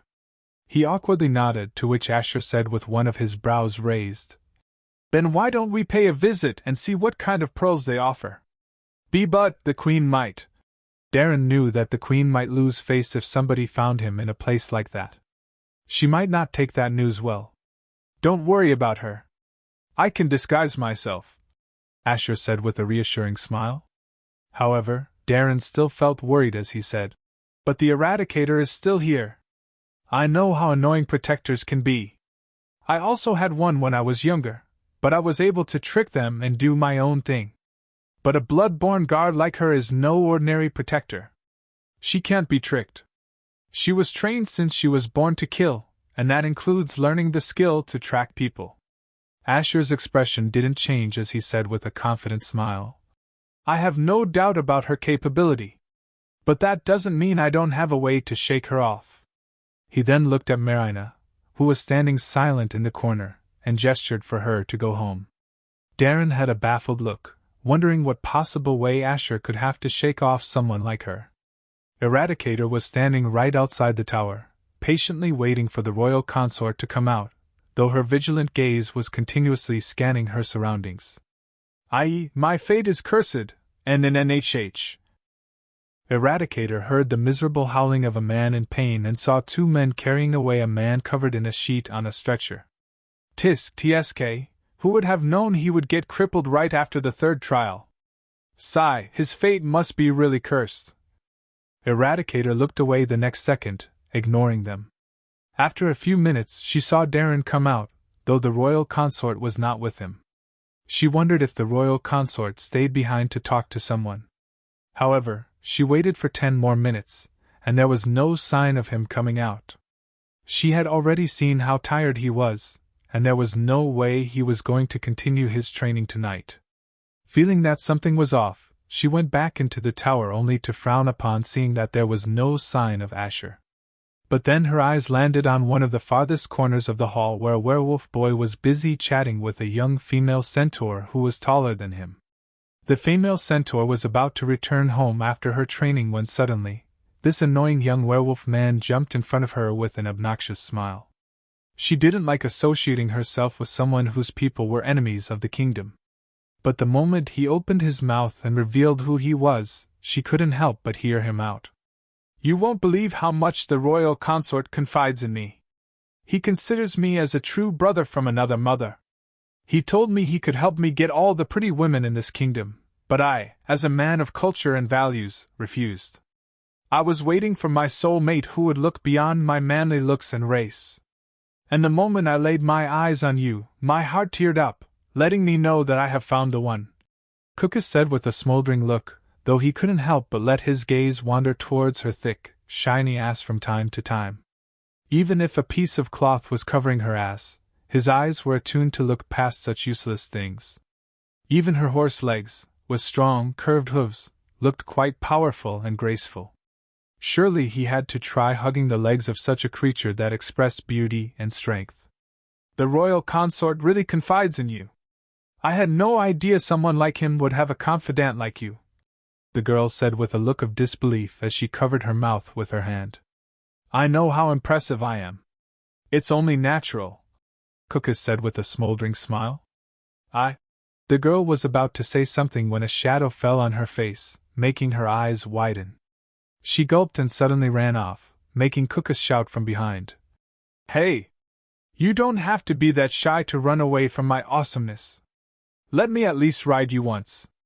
I mean on your back." Wait, that might still sound wrong to her, but why did she? Whoa! Cucus' eyes widened upon feeling someone grabbing his collar and lifting him into the air effortlessly. "Who dares to touch the royal consorts?" Just before he could finish shouting the sentence he had rehearsed hundreds of times, he saw a sleek and fierce-looking full-face plate helmet in front of his face. The crimson emblem on the forehead of her helmet can even make a pig recognize it as one belonging to a blood-born guard. Servant. Cucus finished the last word of his sentence with a shaky smile. He was about to finish with the word brother, but he thought this may not be the right time to use that word. He was frightened out of his wits, wondering when she sneaked up behind him. Could she have been moved by the charisma he displayed earlier? But the intense gaze coming from the eyes slits on her helmet made him feel that she wasn't feeling friendly at all. Where is the royal consort? Lie to me, and you will lose more than just a tongue. Eradicator's assertive and sharp voice rattled his spine. Chapter 89. Duties and Purpose. The royal consort?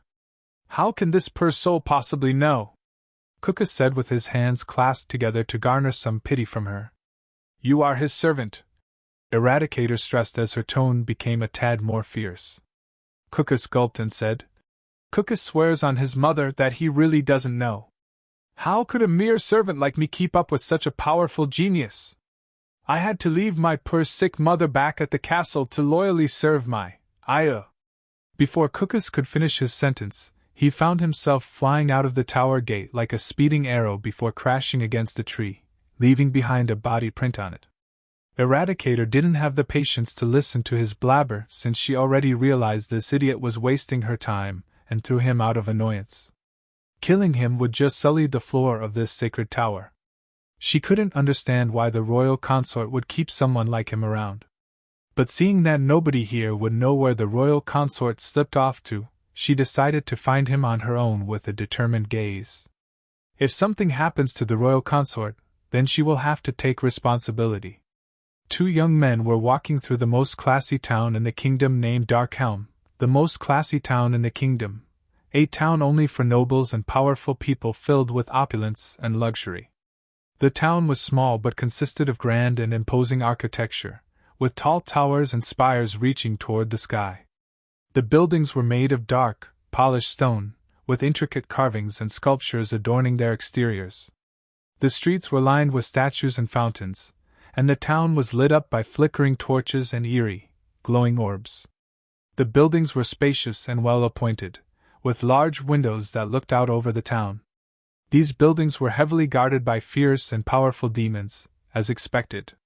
To run a business in this town, one better have the necessary insurance to protect it, considering how most of the demons in this town can't be underestimated. Since mostly only the strong were present, especially some dangerous ones, this town had a dark and ominous atmosphere, with a sense of danger lurking around every corner. No weak demon would dare enter this town on their own, even if they were allowed to. If taking a step into this town, it was common sense that they'd better have the power or a decent noble last name to survive the night. However, the reason this town was quite famous was that this was the place where most of the powerful demons came to not only enjoy but also to make deals, forge alliances, and wield power. And in the main street of this town, two men were walking, dressed in neat and noble clothes. The people walking past them easily recognized Darren from House Alistair, since his house was quite renowned for having quite talented blacksmiths. However, they couldn't recognize the young man walking beside him and thought that maybe he must be from a lower class who somehow befriended Darren, and he brought him here just to show him around. Phew, I still can't believe you did it. How did you escape her senses? Darren asked with a look of disbelief as he walked beside a tall young man with above-average looks with casual bearings. I have my ways, the young man casually said as if it was nothing big. The reason nobody could recognize him was that this man was in disguise. If people knew his true identity, things would have become a little chaotic in this town, especially after knowing what happened today. Darren didn't press on the matter since he knew every person had some tricks they wanted to keep secret. Still, how could he not feel curious about how one could trick a blood-born guard and get past them? However, he had no idea that all Asher did was deactivate his ring, making his aura seem like nothing more than a cripple.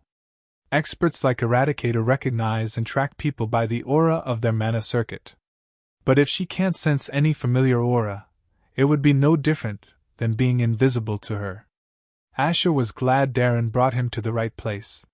Still, he was a bit surprised how even a small town in this kingdom could look so big. He could recognize a lot of faces he saw during his celebration. This gave him even more reason to disguise himself, considering the place he was going to. But his wallet felt some pain after shelling out 200 life crystals to buy a top-tier enchanted mask to disguise himself. Apparently, it was made by the experts of House Valentine, who were best known for making things that elude others. One good thing about it was he could use this at least 5 more times before the enchantment lost its power. On the horizon, he saw a towering dark blue castle and could easily recognize it as the Dreathorn Castle, the place where people of one of the 3 great houses, House Thorn, resided. Because of this, nobody would dare cause any inconvenience to the members of this house with them so nearby. Asher had seen the tallest statue of a man in the middle of this town before, which resembled Lord Thorin Thorn, though he could tell it was probably his ancestor. "This town is run by House Thorn?" Asher asked, since this town was also located near the seas, just like the Dreathorn Castle. He heard how House Thorn controls the territories near the seas and so can't come to any other conclusion. Darren squinted his eyes as he answered. "Officially, no, the Queen has the highest authority anywhere in this kingdom. But unofficially, yeah, people know who the true big boss of this town is, just like the places surrounding this town. As long as things seem alright, the Queen won't meddle in these things, nor does she have the time to. They all have their own duties to look after." He added, "Each of these 3 great houses plays a vital role in protecting and strengthening this kingdom. House Drake is the core strength of our kingdom. Their combat power surpasses any other house in this kingdom, even the other 2 great houses. So if, by some unfortunate chance, our kingdom is under attack, without House Drake, our kingdom will get crushed. Our skies are always guarded by their dragons, discouraging our enemies further." Asher already knew this since he was staying with them all this while. He knew the combat strength of House Drake couldn't be questioned. As for House Valentine, they are the diplomats of our kingdom. They bring and recruit extra power from outside the kingdom, which helps our kingdom to strengthen and grow. They are also the one who manages the dangerous borders, especially against the werewolf clans. Without them, our kingdom would never be this big or strong," Darren said with a slight shake of his head. Asher softly nodded, feeling that the members of House Valentine must be quite good at dealing with people, especially because of how friendly and easy to approach they seemed, though he was sure they might sometimes use their persuasive methods to get things done. He had experienced it firsthand from their spoiled brat. Thinking about it, he can't let her off easy after what she tried to do to him. Darren went on. "Then, of course, House Thorn is quite indispensable to our kingdom. They create the most jobs and bring in huge revenue, followed by their own power to the kingdom. This is why the Queen won't meddle in the matters of any of the other 2 great houses unless it threatens or hurts the kingdom as a whole. If she tries to meddle without a good reason, it would only upset them, which isn't good for the kingdom, considering how vital their influence is." Asher realized that despite being the Queen, she didn't have as complete power and authority as he initially thought. Things were more complicated than he thought, and her hands were tied in certain matters, especially because of her status. He knew that Rowena's duty as the Queen was to keep the kingdom stable and prosperous as best as she could. This also involved not rattling the other 2 great houses without good reason, which could otherwise potentially destabilize the kingdom.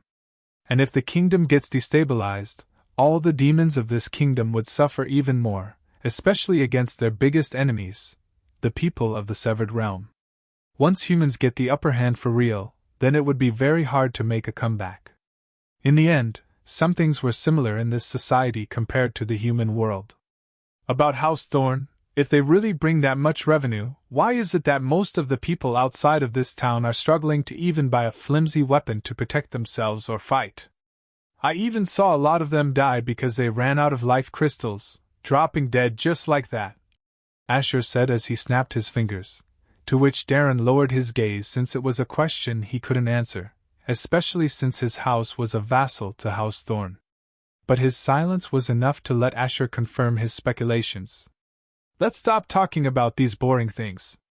We have reached the place we are looking for, though quite crowded, I must say, Asher said while Darren had a delighted smile as he looked at the grand building before him. Chapter 90. A place where fantasies come true. The two were standing before a 4-story building that was quite tall and wide. It was dimly lit, but based on the shadows behind the windows, it was quite obvious it was crowded inside.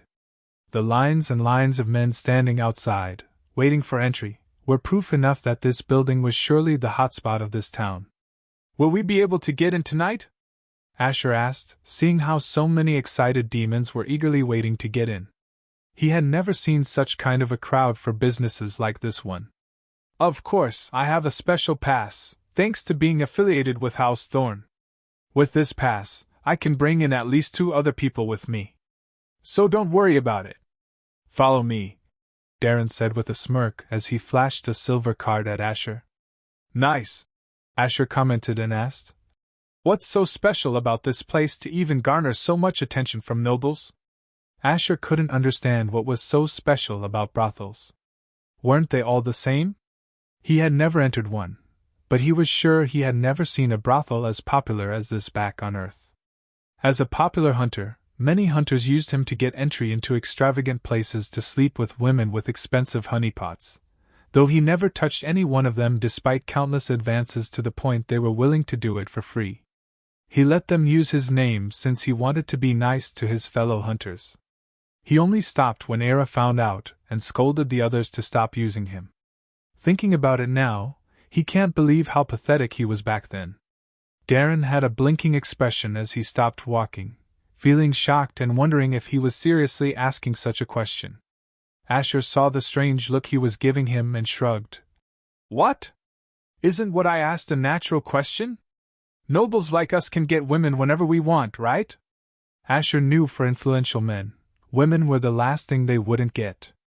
Darren then realized that Asher had only woken up a month ago and decided to enlighten him. Brother Lagu, this isn't like any second-rate brothel you might see elsewhere. This is the top-of-the-line place, which is more than just a brothel. Since this place mostly caters to an exclusive clientele, they only have high-class and beautiful pearls trained to be succubi. And not just ordinary succubi, these women are well trained in other arts as well, such as music, dance, poetry, and so on. They know how to fulfill a variety of pleasures and desires we men hold, some of which we may not even know yet. Based on the excited glow in Darren's eyes, Asher could see that he was not exaggerating, but this place must be that good. They also entertain all forms of pleasure, from the traditional ones to the forbidden ones. Darren's eyes glowed with a certain fervor as he added, This is the place where even one's wildest desires can be fulfilled. Once you enter, you may not even feel like leaving at all. In fact, nobody would leave if not for how expensive and the certain rules they have. The more Asher heard Darren passionately describe this place, the more he felt that he might find what he was looking for in this place. Rules? This place has them? Can people from House Thorn break them? Asher asked with a narrowed gaze. Well, for the ordinary nobles there are rules. As for those with great power like Edmund Thorn, they can bend these rules, but they can't break all of them since it would set a bad precedent, and the best women may not stay here anymore, which would, in turn, bring down the business. This is why this place thrives so much. Both the clients and the pearls satisfy and make each other feel fulfilled. Asher gave a knowing smile as he said, Then let's go and see what the honeyed pearls has to offer, shall we? Darren nodded with a smile as the two made their way through the thick queues, and finally, Darren flashed his golden pass at the bulky guards standing outside. Asher observed these guards and could see that they were powerful minotaurs clad in thick armor. Their sheer size was enough to discourage any demons looking to cause trouble. Minotaurs may look wild, but they were high-class demons known for their defense and attack power.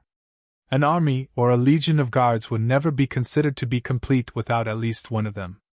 He already saw before how one low-class drunk demon tried to get past them, but one of these guards kicked him so hard he literally exploded.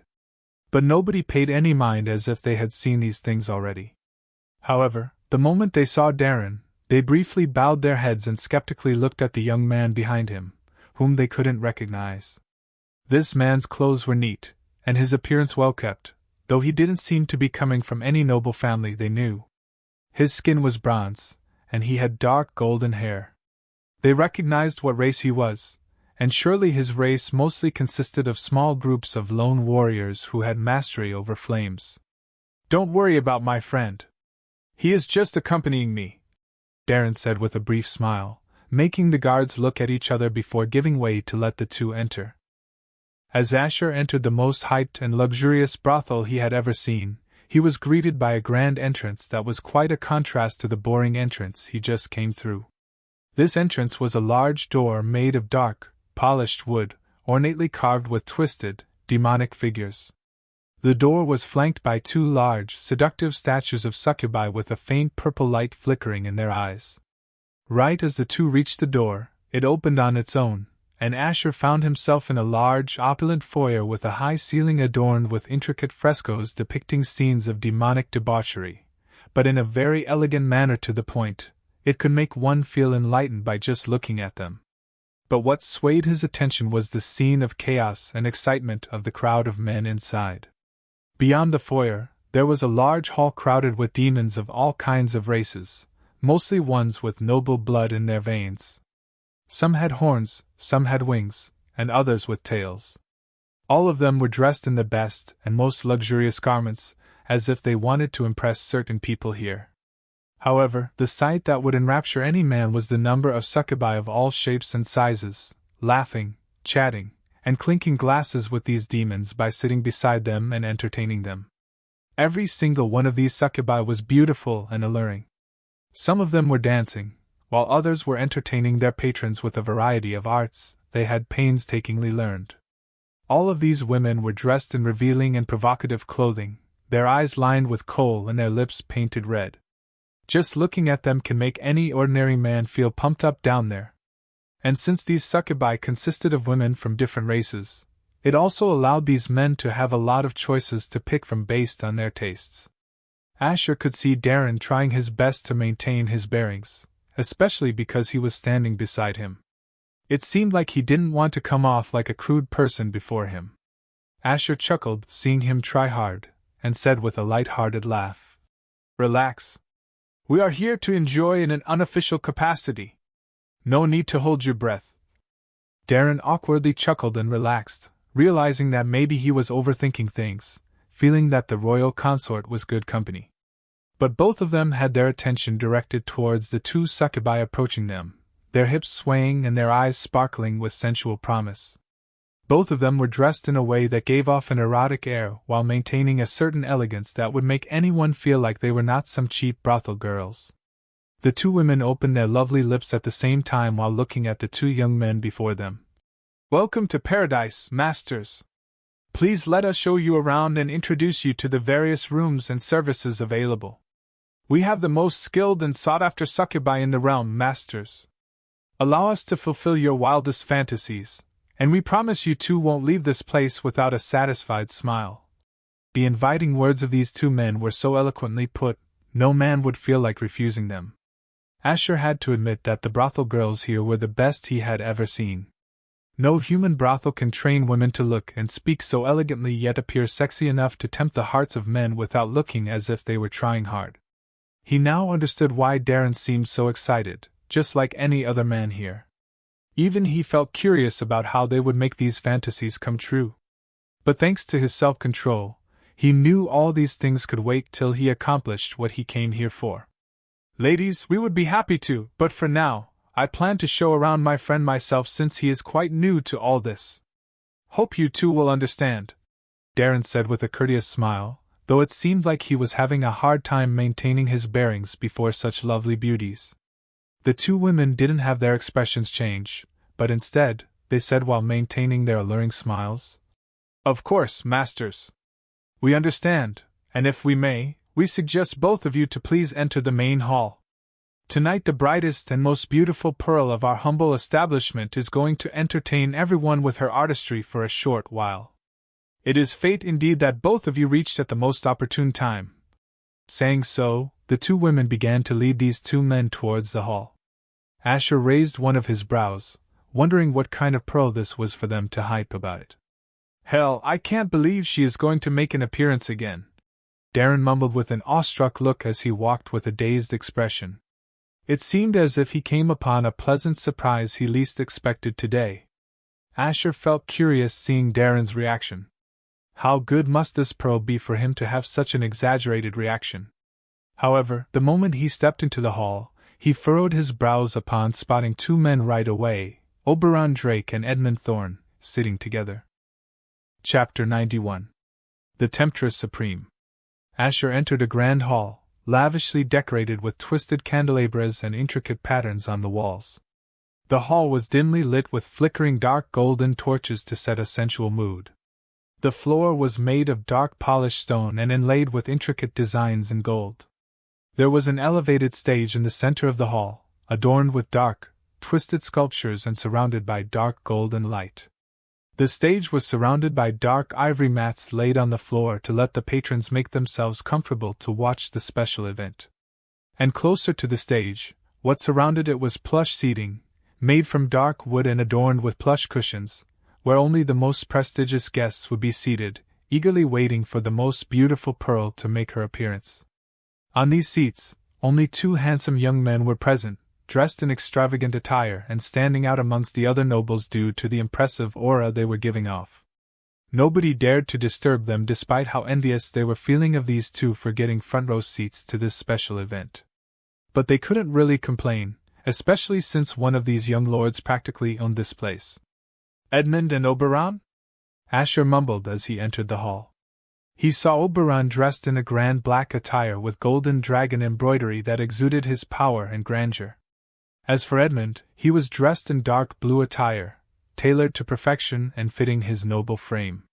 Both of them had their silver hairs slicked back neatly, and based on their appearance, it was obvious that these two took extra measures to look more attractive tonight. If not for the color of their attire, anybody could mistake them for brothers, especially due to the same hair color. Asher knew Oberon got his silver hair from his mother, unlike his brother, Sylvan, who had black hair just like his father. However, what made him pull his brows together was after seeing how close these two seemed despite being from two different houses. He thought there would be a strong rivalry between them due to the fact that they were coming from two of the three great houses. But then why did it seem like they were thick as friends, chatting, laughing, and drinking together? Darren heard Asher's mumble and said, "Oh, it seems Prince Oberon must have known there was going to be a special event today. Otherwise, he wouldn't be here so early. Young Lord Edmund must have informed him." Asher hummed and asked, "These two are best friends or?" Darren slightly tilted his head and said, "Of course, they are quite good friends with each other, but that doesn't mean they don't consider each other as rivals. Their friendship is actually built on top of their rivalry. That is one of the main reasons why I think they are here, to try and get the favor of the Temptress Supreme, just like they always try to do. We all know none of us to stand a chance to earn her favor since these two shine the most among us. But we still come to enjoy the presence of her otherworldly beauty and the elegance of her art," Darren said with a dreamy look as if he was already feeling dazed by imagining the last time he saw her. Asher furrowed his brows and asked, "The Temptress Supreme? Is she the most beautiful pearl in this place? What is so special about her for even these two to try so hard?" Asher knew that men like Oberon and Edmund were too proud and arrogant to try and court a woman. But since it seemed like these two had been trying hard to get the favor of this temptress, it only made him more curious about her. Darren blinked as he softly chuckled and said, "I think if I simply describe her, not only won't you truly understand what is so special about her, but I would also be doing injustice to her beauty. Only when you see her for yourself can you truly understand. Look, here she comes," Darren said as he looked up. The hall was suddenly filled with a hushed silence as Asher, and every other man in the hall looked up eagerly. Suddenly, a piece of soft, melodic music began to play, and a spotlight illuminated a chair swing that was suspended high above the stage. Asher squinted his eyes as he saw the faint silhouette of a woman, sitting gracefully with her legs crossed and her hands holding a flute to her lips as she played it. As the chair swing began to get lowered slowly, the sound of men gasping in awe and excitement echoed in the hall. Asher got a better view of her as the chair swing descended slowly. He could see that she was dressed in a flowing, silken gown that sparkled in the dim golden light, and her long, golden hair cascaded down her shoulders. Her face was partially obscured by a delicate golden veil, adding to her air of mystery and allure. Her eyes were almond-shaped and deep-set, with long, thick lashes that framed them perfectly. They were a deep, captivating shade of emerald green that seemed to change color in the light. Her gaze was intense and piercing, and her eyes seemed to hold a wisdom and knowledge that belied her youthful appearance. However, the way her silk gown was wrapped around her body was something nobody could resist ignoring. Her body was a work of art, with curves in all the right places. She had a slender waist that flared out to full hips and a well-endowed bosom, accentuated by the gown that hugged them firmly, creating quite a deep, tempting cleavage. The off-shoulder gown she was wearing showed off her smooth shoulders and her prominent and defined collarbones, creating a natural curve that drew the eyes of these men to her slender neck. Her legs were long and shapely, and her arms were toned and smooth. Her skin was as soft as silk and had a pearlescent sheen that made it look almost otherworldly. And what made Asher's brows raise even more was the fox-like features on her body. Her ears were long and pointy, sitting high on her head, and she had a small tuft of golden fur at the tips.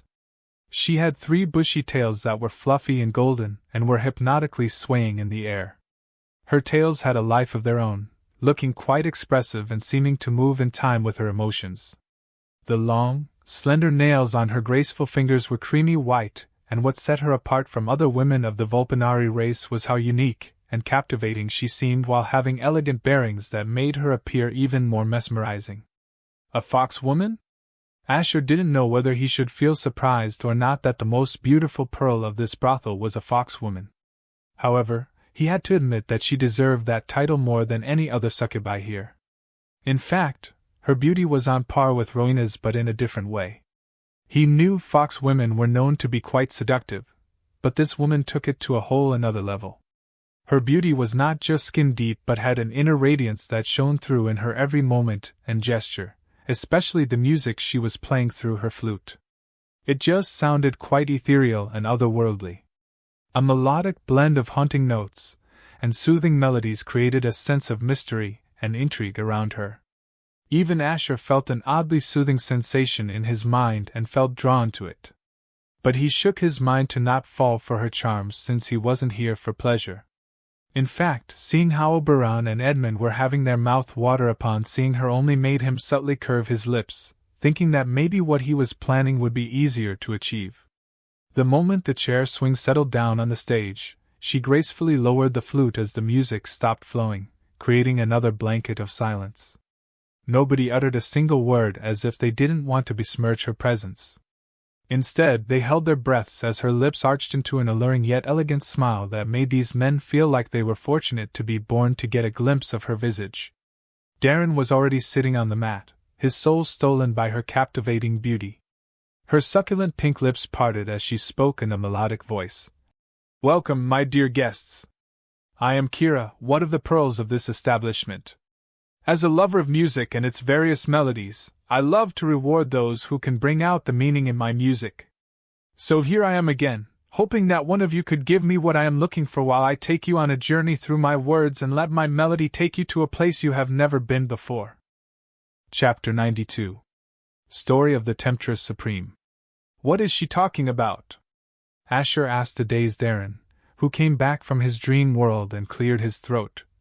This is one of the main things that makes her so interesting from the rest of them. She is a beauty who loves poetry and likes to hear us describe the meaning of her poems. But the thing is, she is the most beautiful virgin pearl who has yet to get charmed by a man's words. It is said that she would choose a man who can make her feel touched by their words. For dozens of years, so many talented and powerful men have tried, but only very few of them were able to really charm her," Darren said with a sigh of awe as he shook his head. He then added, "But she isn't that cruel. If someone talented enough managed to impress her slightly, she would at least entertain them for a while in her chambers. It's a scam. Somebody like her wouldn't reach here by preserving their chastity. How do you guys even know she is still a maiden? She is simply using this to entice people, Asher said with a sarcastic chuckle. Darren nodded with an awkward chuckle. Of course, we know that, but that is her story we are playing along with. It's not like she really is looking to settle down with someone or that she is really a virgin. It's obvious that the best succubus in town can't be maiden. But that is her story. She is like an innocent maiden who loves music and seeks a soul mate whose soul resonates with hers. The night and the story end with her picking a man. And the same repeats when she makes an appearance again. Those who were lucky to enter her chambers would never reveal if they slept with her or not, since they are playing along too. That keeps us all guessing while keeping us on our toes and adding to her mystery. Still, they came out looking as if they were born anew, feeling like a new man and enjoyed in paradise. So who wouldn't want to share some time alone with her? So far, Prince Oberon and young Lord Edmund are her regular patrons. But that's natural, considering they are way more talented and skilled in all kinds of arts compared to us lesser nobles. Asher now realized why this brothel was not like the usual ones. Still, he had a slightly baffled expression and asked, I still don't get one thing. In the end, she is still a brothel girl, right? What stops Oberon or Edmund from forcibly making her their woman and keeping her for themselves? Asher knew the kind of people these two were, or perhaps they were keeping each other in check out of rivalry? Darren awkwardly chuckled and said, I am afraid if one of them does that, then this establishment won't thrive anymore, or some kind of riot will happen, which would be hard to take care of. This whole business runs mainly on the feeling of conquest, the feeling of achievement we feel when possessing a pearl using our own abilities. And we all are indirectly competing to see who is more capable than the other. This is also why her story is interesting for us to play along with. But if somebody cheats to possess a pearl, then the rest won't stay still, though any noble with some pride and dignity wouldn't definitely cheat. I hope you understand what I am trying to say. Oh, I got it all right. Asher now understood the mentality of these guys. This was a place where demons go to enjoy the company of succubi, but they also understood that it was not a place to assert their dominance or try to control the succubi. Instead, they seek validation for themselves by trying to get chosen by the best pearls, since they can't get enough validation elsewhere. And just as Darren said, the rivalry between all these demons makes them feel like they were in a competition to see who gets the best pearl, just like how Oberon and Edmund were competing to get the favor of Kira, the Temptress Supreme. And men like these two would constantly keep the other in check even if they feel tempted to forcibly obtain something, thanks to their ego and rivalry. Her title wasn't a joke at all. She surely can and has tempted every single man in this building to the point they would be willing to die to even just touch her feet. He couldn't believe most of these idiots waste so much time for a pearl they wouldn't get to possess for the rest of their lives. Still, it was obvious that she wasn't an ordinary woman at all. Otherwise, with beauty alone, she wouldn't be able to rise to this level. He also could see a few guards standing above, hidden in the shadows. It seemed as if she held some power of her own indeed. Darren saw Asher's keen eyes observing the obscured guards and said, I forgot to mention, she practically runs this entire business, and all the other succubi work under her. That's just another fact why nobody would try to mess with her for no reason. She is that old? Asher asked, since usually such positions were usually filled by senior ones. She is definitely older than me and probably older than Prince Oberon too, but you know how Vulpinaris are. They age like wine and only get more charming as they get older. Maybe that is also why she is so charming than the others, Darren said with a dreamy gaze. She doesn't seem like she is from any Vulpinari clan in our kingdom, Asher said with a squinted gaze. That is also one of the mysterious things about her. Based on her features, none of us can really pinpoint her origins. The Vulpinari women in our kingdom definitely don't share some of her graceful features. But none of us really care, since we want her to remain mysterious like that, and keep entertaining us like this. I can assure you that you will feel your soul resonate when you hear her poems, Darren said zealously. Asher had a skeptical look, since he felt that these men were too captivated by her charms to the point they would succumb even if she simply looked at them. But he smiled, especially thinking about the fact that Edmund and Oberon were her regular patrons. However, suddenly he heard a voice that was like a symphony of emotions. "Come, my love, and take my hand. Let me lead you to a land where dreams are born and never die. And love is all around the sky. We'll dance beneath the moonlit skies and watch the stars as they arise. We'll laugh and love till morning light and hold each other through the night. My heart is yours, my love is true. With every breath I'll sing for you." The moment she finished singing her poem, a brief silence followed, as if everyone had their souls charmed by hearing her poem. Her voice was soft and melodic, with a hint of sadness and longing but also a touch of hope and joy. She sang with a certain passion and intensity that made these words come alive and make the men feel as if they were experiencing the emotions along with her. Each line was sung with different inflection and emphasis, making the poem feel like a story that was being told. Asher had to admit that the way she sang created a captivating atmosphere that was hard to pull away from, though his heart was unmoved by her words. He hated the concept of love and only felt contempt for those who believed in such an illusion, just like the illusion of love and attention this woman created to charm these men. He also wasn't fond of poems anymore, especially since this reminded him of the times Era always sang poems whenever they were together. She loved to sing and even made him sing with her while teaching him how to observe the beauty of the nature around him to feel moved by it. But at that time, he wished he had realized how rotten her heart was instead of wasting time on unnecessary things. Clap. Clap. Clap. A thunderous cheering from the men followed as they came back from their dreamy state. Some were already tearing up as if their souls were touched by her melodious words. Asher saw how even Darren was enraptured by her words, seeing his blissful expression. Kira briefly raised her hand with a poetic smile, making the men hush themselves as they eagerly awaited her next words. "What I sang was a simple poem that came to my mind when I looked up at the sky this morning and the people around me. I now eagerly await what you gentlemen feel after hearing my poem," Kira said as she gracefully and slightly bowed her head. Right away, so many hands were raised while some hesitated since they didn't want to embarrass themselves before her, and the others if their interpretation of her poem sucked. Oberon and Edmund didn't raise their hands, but they had smug smiles on their faces as if they were confident in themselves. "Yes, my lord, please go on." Kira gestured at one of the nobles who had raised his hand eagerly. "Ahem, your poem moved my heart to the point I realized what I was missing out on in my life, an enchantress like you.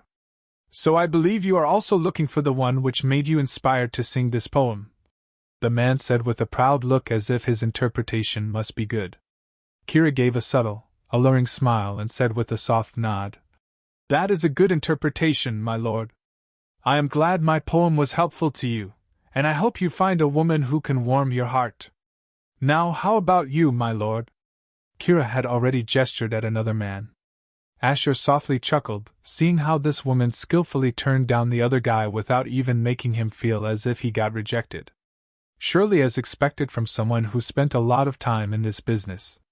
Many men conveyed their interpretations, and Kira politely responded and complimented them, though everyone knew she had yet to hear something that could impress her. Finally, after nobody was raising their hands anymore, Edmund suddenly spoke up. "Madam Kira, how about you hear out this young lord? Perhaps it might move your heart." "Of course. Go ahead, please," Kira said as she gracefully bent her legs towards the other side, looking as if she was giving her full attention to Edmund. "Your poem was a beautiful and skillful expression of love and devotion, but I cannot help but notice how it also serves to seduce and captivate the audience, drawing them in with promises of love and dreams just like how we are trying to draw you in using our love and dreams. I can't help but envy how you do it better than us," Edmund said as his lips curved upwards, his chest open, and his head leaning in slightly towards her. Kira let out a soft, musical, and alluring giggle as she said, "Ora, my lord, your words truly flatter me, and I have to admit your interpretation of my poem connected with me at some point." Her words made the men sigh in envy, seeing how, as usual, he managed to impress her slightly while Edmund smugly smiled. They had to admit Edmund really was well versed in these things.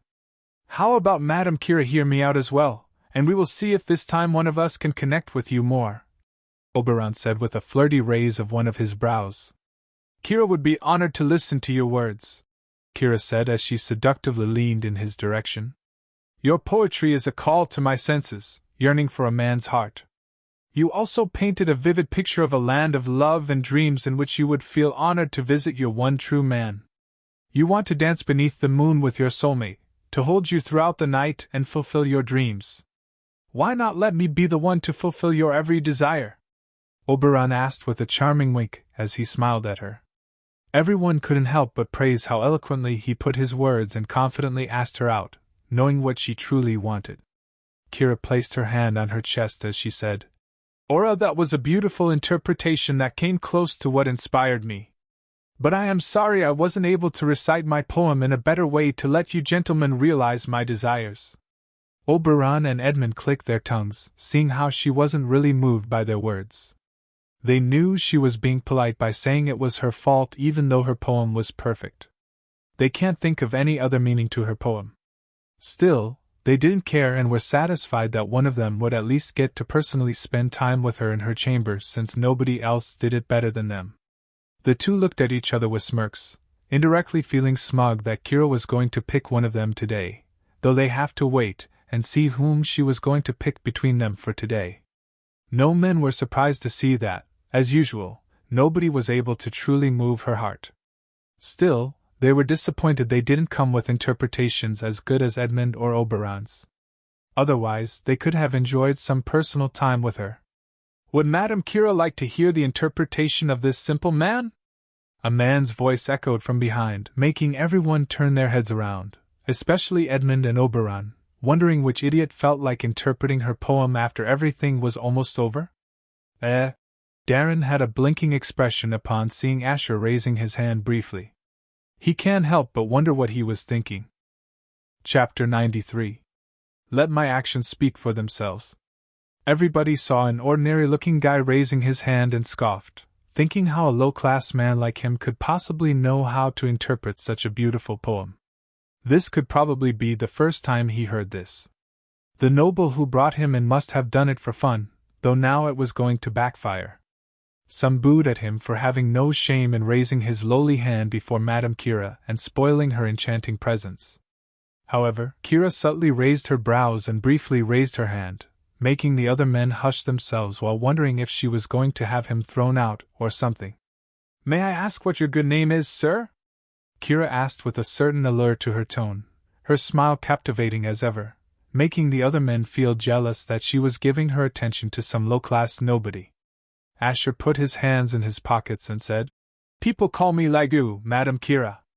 Sir Lagu, please, I would be happy to listen to your interpretation of my poem, Kira said as one of her golden tails gently rested on her shoulder. The sound of men sighing in frustration echoed subtly as they couldn't stand the sight of Madame Kira talking to him so politely and entertaining the words of some Lagu. Darren held his breath and hoped Asher knew what he was doing by garnering so much attention. Oberon and Edmund turned around and ignored him as they felt it was just some lowlife trying to get some attention. If not for Madame Kira, Edmund would have had him crippled and thrown out for making this place filthy with his feet. Asher softly shrugged his shoulders and said aloud, I feel your poem was a romantic and heartfelt expression of love and devotion. But I don't think it was towards a person or because you were seeking a soulmate. The sentences where love is all around the sky and let us dance beneath the sky made me feel that you were yearning for a magical and enchanting place filled with love, a place you feel a personal connection to which also includes the people in it. You love to watch the stars rise as you laugh and dance in that place just like anybody would feel like when thinking about the place they were born, a place where dreams are born and never die. Kira's glimmering green eyes flickered momentarily as she heard his words. Her expression became glazed as if her mind was pulled elsewhere. However, the men felt like laughing at his dumb interpretation as one of the nobles who told his interpretation first spoke up. How rude of you! Did you even hear her poem from the beginning? Madame Kira clearly mentioned the sentences come, my love, and take my hand and let me lead you to a land. These sentences make it obvious that she was seeking a soulmate who would hold her hand and fulfill her dreams as her man. Your interpretation is just insulting her inspiration. The other men also strongly nodded with annoyed looks, especially since this Lagu guy openly said their interpretation of her wanting a soulmate was wrong. Oberon and Edmund had the same opinion, but they didn't want to lower themselves by paying attention to some low-class idiot. Darren also didn't expect Asher to come up with such a different interpretation, since he also felt that she was indirectly seeking a soulmate, especially since her story was based on her finding a man. Of course, that didn't mean all her poems so far were about that, but still, Darren couldn't think of any other reason. Asher inwardly chuckled as he looked at the faces of these annoyed men and said, "Isn't it obvious? Those sentences meant that she was talking to herself, or perhaps her past self was talking to her, wanting to bring her back to the place they loved and cherished, a form of longing from the depths of her soul for a place where love is all around the sky," Asher said as he looked at Kira, whose glimmering green eyes formed faint ripples. The men couldn't believe he was spouting even more nonsense, but suddenly everyone became silent as they, especially Oberon and Edmund, noticed a shocking change on Kira's face. Her eyes became shiny with unshed tears, making it quite obvious that she was truly moved by his interpretation. They had never seen her make such an expression. In the past, whenever she said she felt moved by the interpretations of a few nobles, she never made such an expression except for being very charming. So did this mean that she never felt moved all those times? No, that can't be. Maybe this poem was closer to her heart. Darren was astonished as well and was shocked since he knew the true identity of this Lagu person. How would he know to interpret her poem's true meaning when he only woke up a month ago? Did the queen teach him arts like poetry and things other than combat skills? He couldn't put his finger on it. Oberon and Edmund were the ones who were most baffled by this observation. They can't believe that the words of some drag affected her heart. Since they were sitting closest to her, they could sense the drastic change in her aura, even if it only lingered for a short moment before returning to normal. Kira calmly closed her eyes for a brief moment before opening them with clear eyes. She looked at Lagu with a veiled glint in her eyes and smiled. "I have no words to express how I feel now. Your interpretation of my poem touched my heart. I want to thank you by inviting you to spend some time in my chambers and let me entertain you for the rest of the night. It is the least I can do," she said with a sensual smile. "What the fuck? This can't be happening. Did he really win her heart? I can't believe that was the true meaning of her poem. How was he able to come up with that? It just isn't possible. No, I don't want some dirty pig to lick her lovely feet. I can't even fathom the idea of him touching our Madame Kira. We don't have to worry. The Temptress Supreme would never let herself get sullied by a lowly thing. She would just discreetly kick him out after inviting him in. That is exactly what I thought too. It would be considered lucky if a toad kissed him." The men in the hall were heatedly whispering among themselves, wanting to bash this Lagu for getting ahead of them. They could only take relief by believing that nothing big would happen inside and that she was just humoring him to not be rude or go back on her words.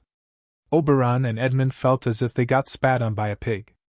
That was the feeling they got when they saw the Temptress Supreme favoring some nobody over the two of them. Even if, on the off chance, his interpretation was what she was looking for, how could she choose him over them? They were the ones who had been spending fortunes on her as gifts, just to let her indirectly know that she won't find any better men than them. This also meant that they expected her to at least pick them whenever she made an appearance, and she had never chosen anybody else other than them until now, all for some lowly worm. "Madame Kira, I understand your choice, but have you truly considered the capabilities of this Lagu person? He may know some poetry, but I am afraid he would come short when it comes to everything else," Oberon said with a polite smile, though his eyes had a suppressed light of disappointment and anger after having his pride bruised. He was already thinking of ways to bring pain upon Lagu for making her choose him, and then make him feel like killing himself. "Madame Kira, you always have good taste, though this time, I feel you are about to make a bad choice. As Brother Oberon said, he may have interpreted your poem to your taste, but it's obvious he isn't of the same caliber as us. Are you sure you want to spend time with someone beneath your grace? Edmund asked with a charming smile, though his eyes were cold and filled with hidden anger.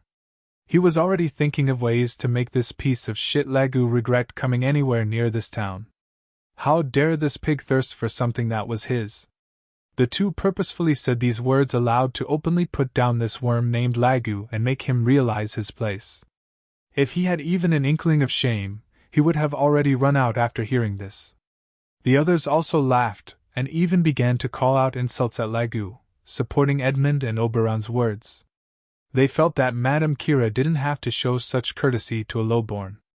Asher scoffed inwardly upon seeing Oberon and Edmund getting pissed upon witnessing the unexpected turn of events, and even trying to dissuade Kira.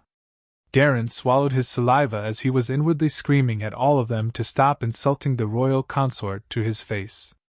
If only they knew who was behind this mask.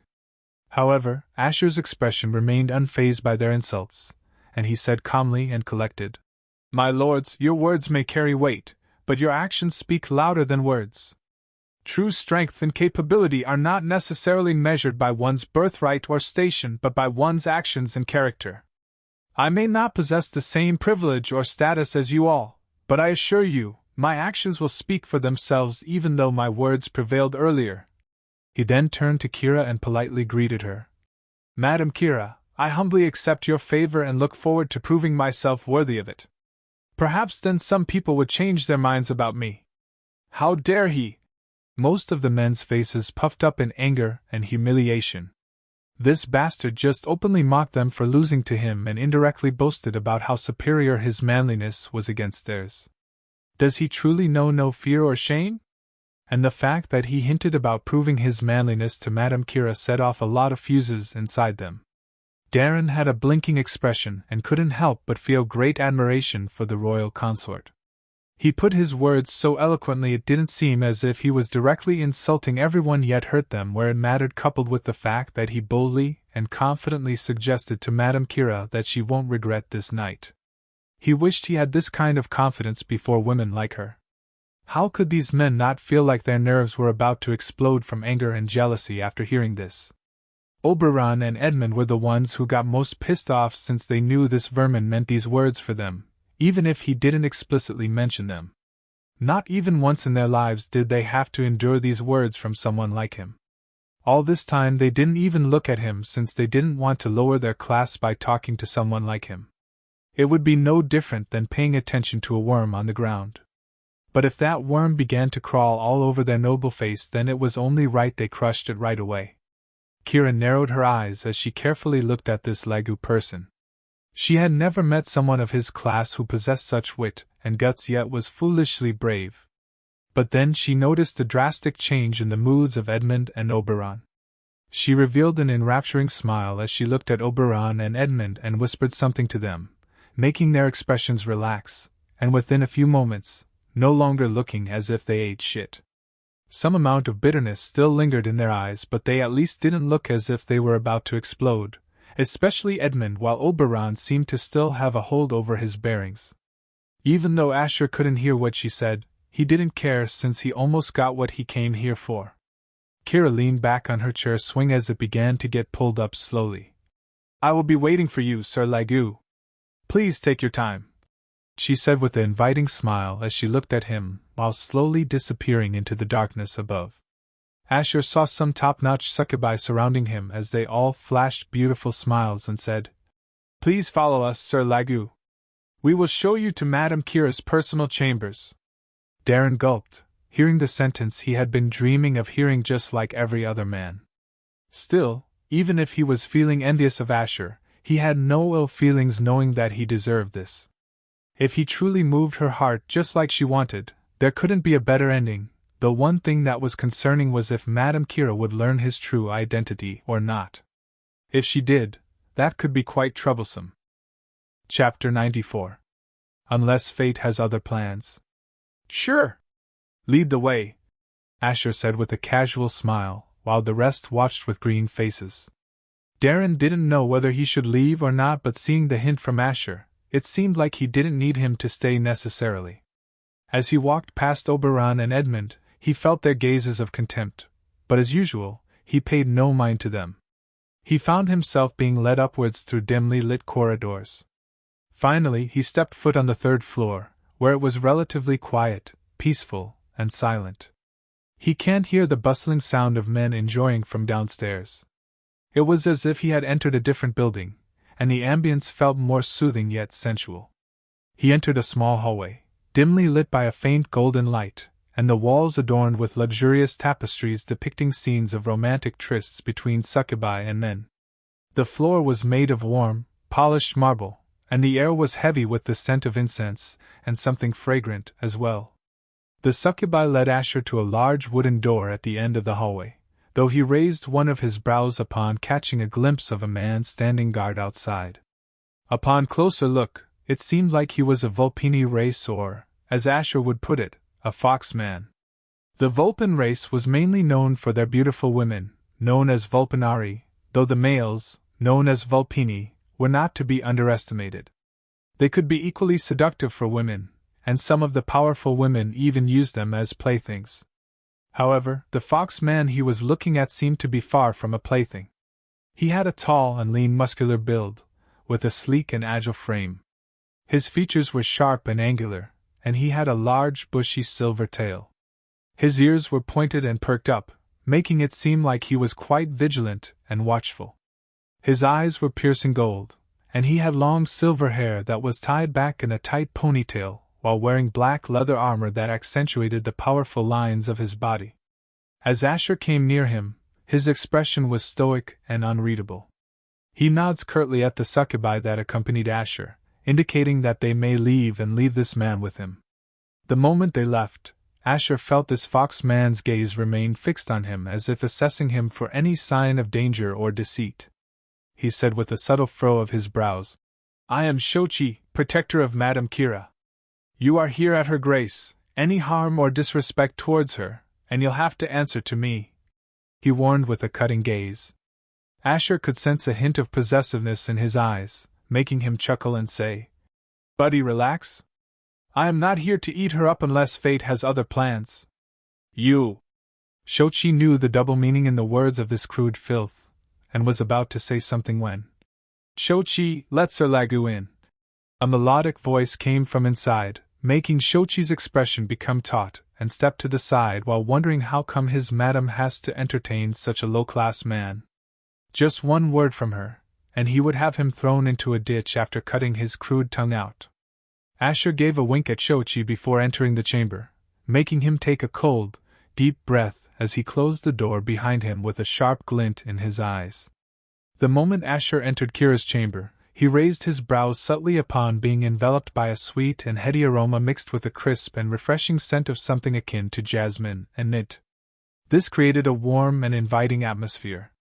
He also saw how lavish the space inside was, with a large four-poster bed as the centerpiece, covered in silken sheets and pillows of various sizes. Based on how things looked, it did seem like she slept in this place only. The floor was covered in plush carpets and a fireplace crackled in the corner, casting a warm glow over the room. There were several small tables scattered throughout the room, holding various trinkets and objects of art. A large window on one wall overlooked the town below, and a balcony could be accessed through the window, offering a beautiful view of the night sky.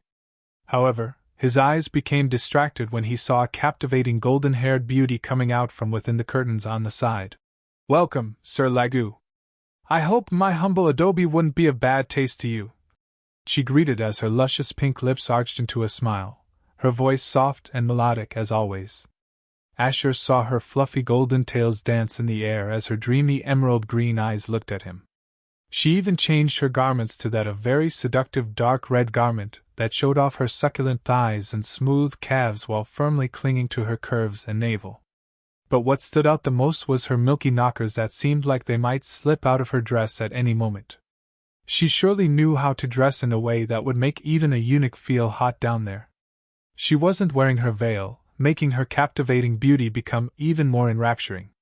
"As I said before, I am a simple man. I am sure your tastes would suit me really well," Asher said with a subtle curve of his lips, making Kira softly nod with an alluring smile. Aura, I am glad you feel so.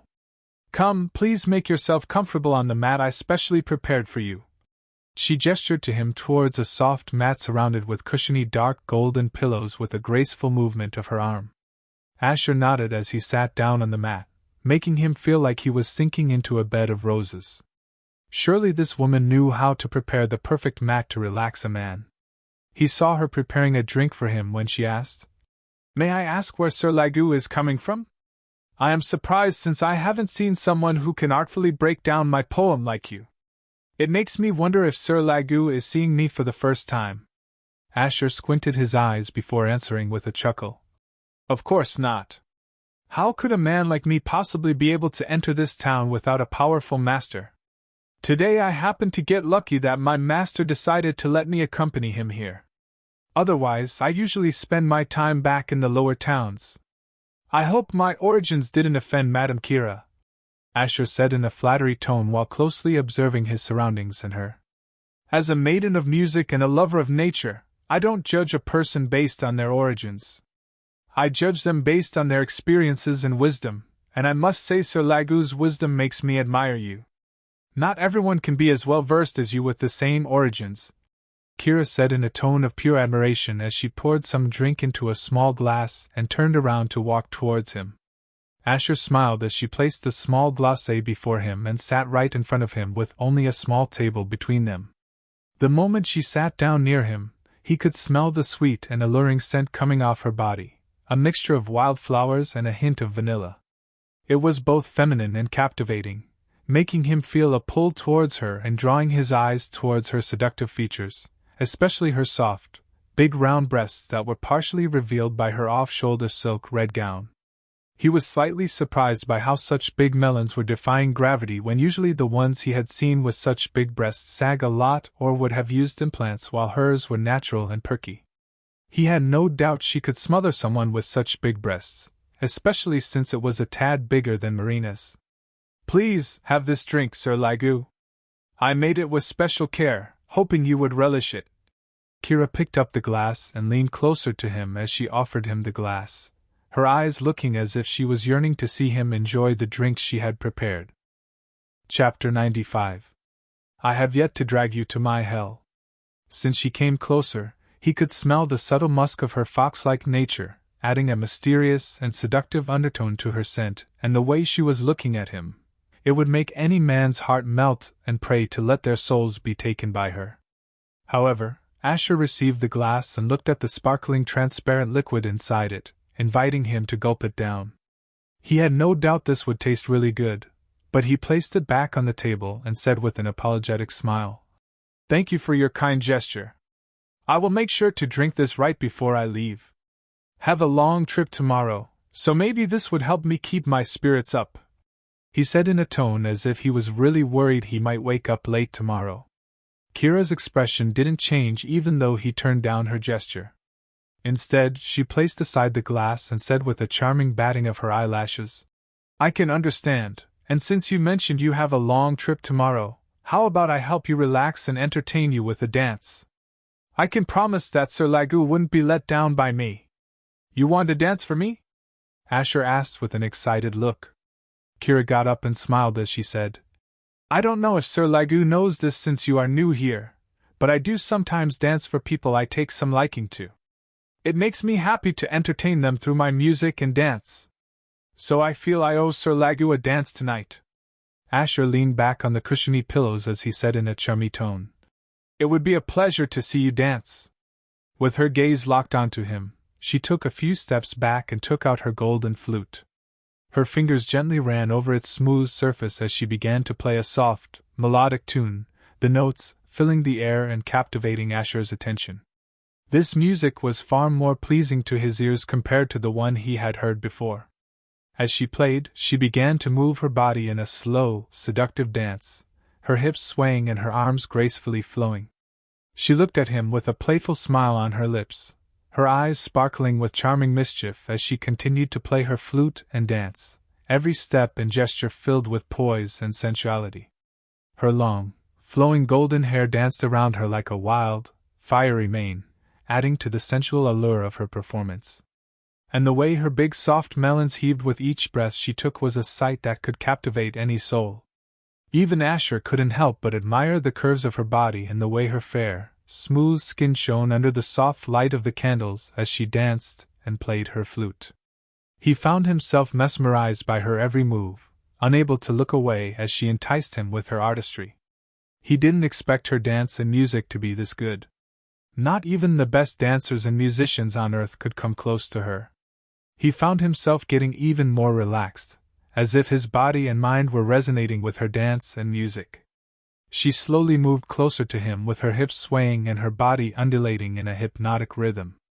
Her music and dance worked together to create an alluring atmosphere, one that was almost impossible to resist, especially her glowing emerald green eyes that never stopped giving their attention to him. Asher felt a sense of euphoria wash over him as he watched her dance.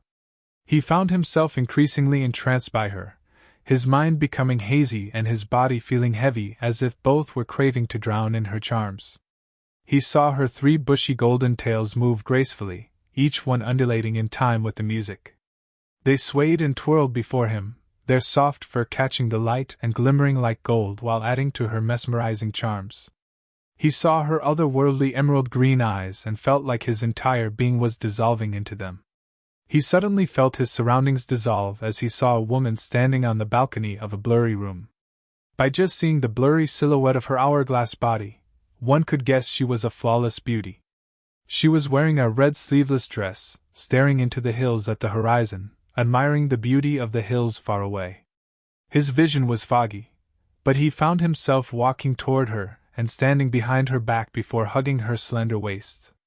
His mind was blank, and it felt like his body had a mind of its own. He parted her hair as he kissed her lovely neck before slipping off one of the sleeves to kiss down her shoulder. He pulled down the other sleeve as well, revealing her sexy naked back. He could also see her bountiful mounds slowly getting revealed more, and how her dress was hanging on her nipples, about to fall off. He softly left kisses over her curvy back while squeezing her supple, firm breasts. He turned her around, but when he saw her face, which became clear all of a sudden, his brows raised, and his expression darkened as he clenched her neck. This isn't real. I have yet to drag you to my hell, Asher said in a seething tone upon seeing Era's face, wondering what was going on. She grimaced and grabbed his hands. See, Cedric, you are hurting me. Why are you doing this? Her eyes teared up, her expression shocked. Asher shook his head as he said, You don't get to ask me that. Just wait, I will come for you one day. Saying so, Asher crushed her neck, and the next moment, his surroundings dissolved before he felt the aroma of Kira's room wafting through his nostrils, making him realize his mind came back from whatever illusion he was forcibly put into. He couldn't fully make sense of what was going on, though he realized he was in the presence of someone dangerous, more than he ever expected. So he immediately reined in his senses to make it seem like nothing happened on the outside. He didn't want to make it seem like he woke up, though he didn't notice a faint dark green light on his rings slowly dying down. Kira smiled, seeing Lagu's dazed expression, his mind being under her spell. After seeing that his body was completely relaxed and his mind synced to her aura, she stopped playing her flute as she asked, Can you tell me who you really are, Sir Lagu?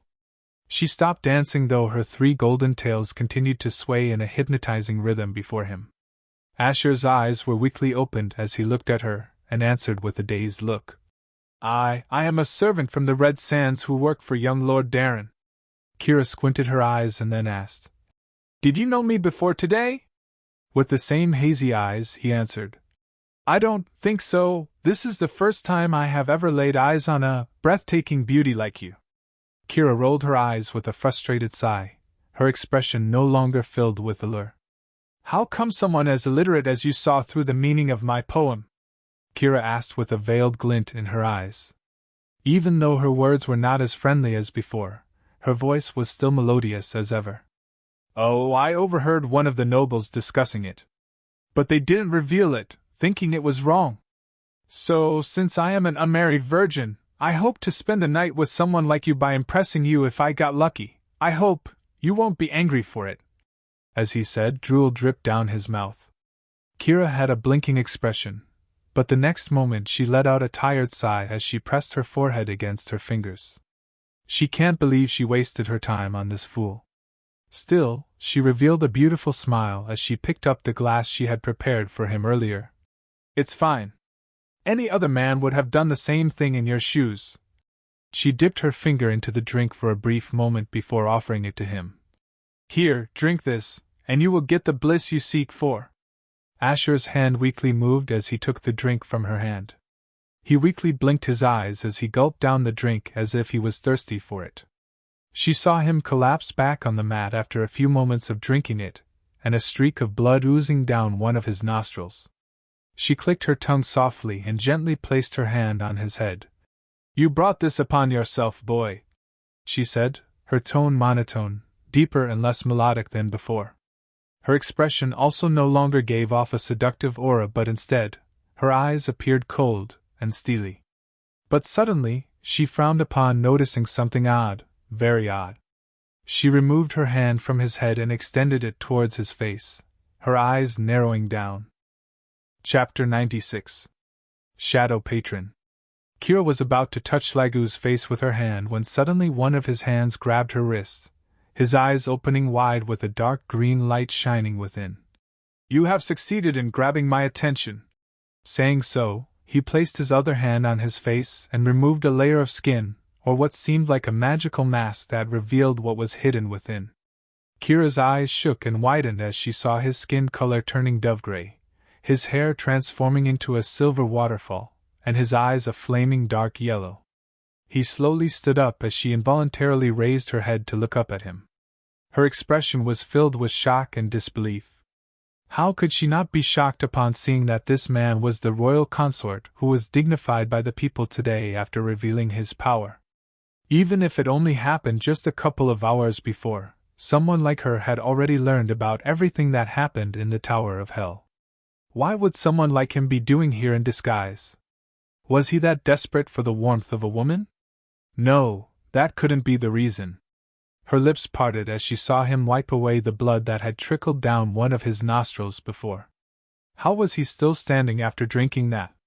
But her mind snapped out of it as her thoughts raced to think what to do next. Keep it quiet and easy unless you want to let others know you just tried to poison and kill the royal consort, Asher said with a calm smile, while still holding on to her wrist. He knew her protector Shochi was standing right outside and might come in if she caused any kind of ruckus. But he felt that she was quite strong since he couldn't see through her mana circuit, not that it really mattered in this situation. Kira's body froze upon hearing his words as she held her breath. She realized how much trouble she was in, but she didn't want to let him think he had the upper hand. And so her expression relaxed as she calmly smiled and said in a melodious voice, Are you sure I am the only one in trouble? Won't people also then ask what the royal consort was doing in my chambers when his queen was expecting his presence back in the castle? Kira inwardly relaxed a bit, thinking that he wouldn't dare reveal his presence in this building unless he wanted to risk angering the queen. He was still her consort in the end. Seeing him being silent, she added with a hint of confidence in her eyes and caressed his sleeves in a sensual manner. But don't worry. I know you are a man with needs just like anybody else. I won't tell if you won't. So how about we forget this misunderstanding due to mistaking your identity? It's not every day I see someone like the royal consort coming into my chambers with a disguise. Saying so, she gently freed her wrist from his hand and inwardly scoffed, seeing that no matter how much of a genius he was no different than any other man here when it comes to his lower brain. But her eyes quivered when his hand suddenly clutched her neck. Don't fuck with me, woman. You can try and blackmail me all you want, but I simply don't care. Asher stressed calmly with a slight shake of his head and added, What's the worst that could happen to me, HM? I can think of 100 reasons to tell my wife why I was here, and she will believe me. But what about you? There is no reason or justification in this world that will let you escape getting punished for trying to hypnotize and kill the royal consort. Your honeyed words won't work on my wife's ears. Kira's lips firmly pressed together, seeing that he was serious about what he was saying. It seemed like he didn't really care about his presence here getting exposed. But the same did not go for her, and he knew this too. She couldn't understand how a boy who had been sleeping for years could be this calm, bold, and perceptive. Not even older men would necessarily know how to talk like him. Still, what baffled her more was how he failed to get charmed by her when even powerful men had fallen under her spell. He was no stronger than a soul warrior, which only made it seem even more impossible. And that poison in the drink was something even a soul reaper won't necessarily survive. Realizing that she was up against someone she wasn't prepared to deal with nor see through completely, she dropped her seductive and charming tone as she looked at him with a harsh glint in her eyes. "What do you want? Wow, look at you! I haven't seen a woman who could turn into a completely different person in the blink of an eye. A temptress indeed," Asher softly scoffed as he removed his hand from her neck, making her straighten her clothes with a taut look. "First, tell me why you tried to poison some nobody?" Asher knew she had poisoned him before she saw through his disguise. However, what he didn't understand was why she would try to kill someone who was of no threat to her. Kira shook her head slightly and said with a lazy look, "Because other nobles down there, especially Oberon and Edmund, were planning to make your death a not-so-pleasant one the moment you leave.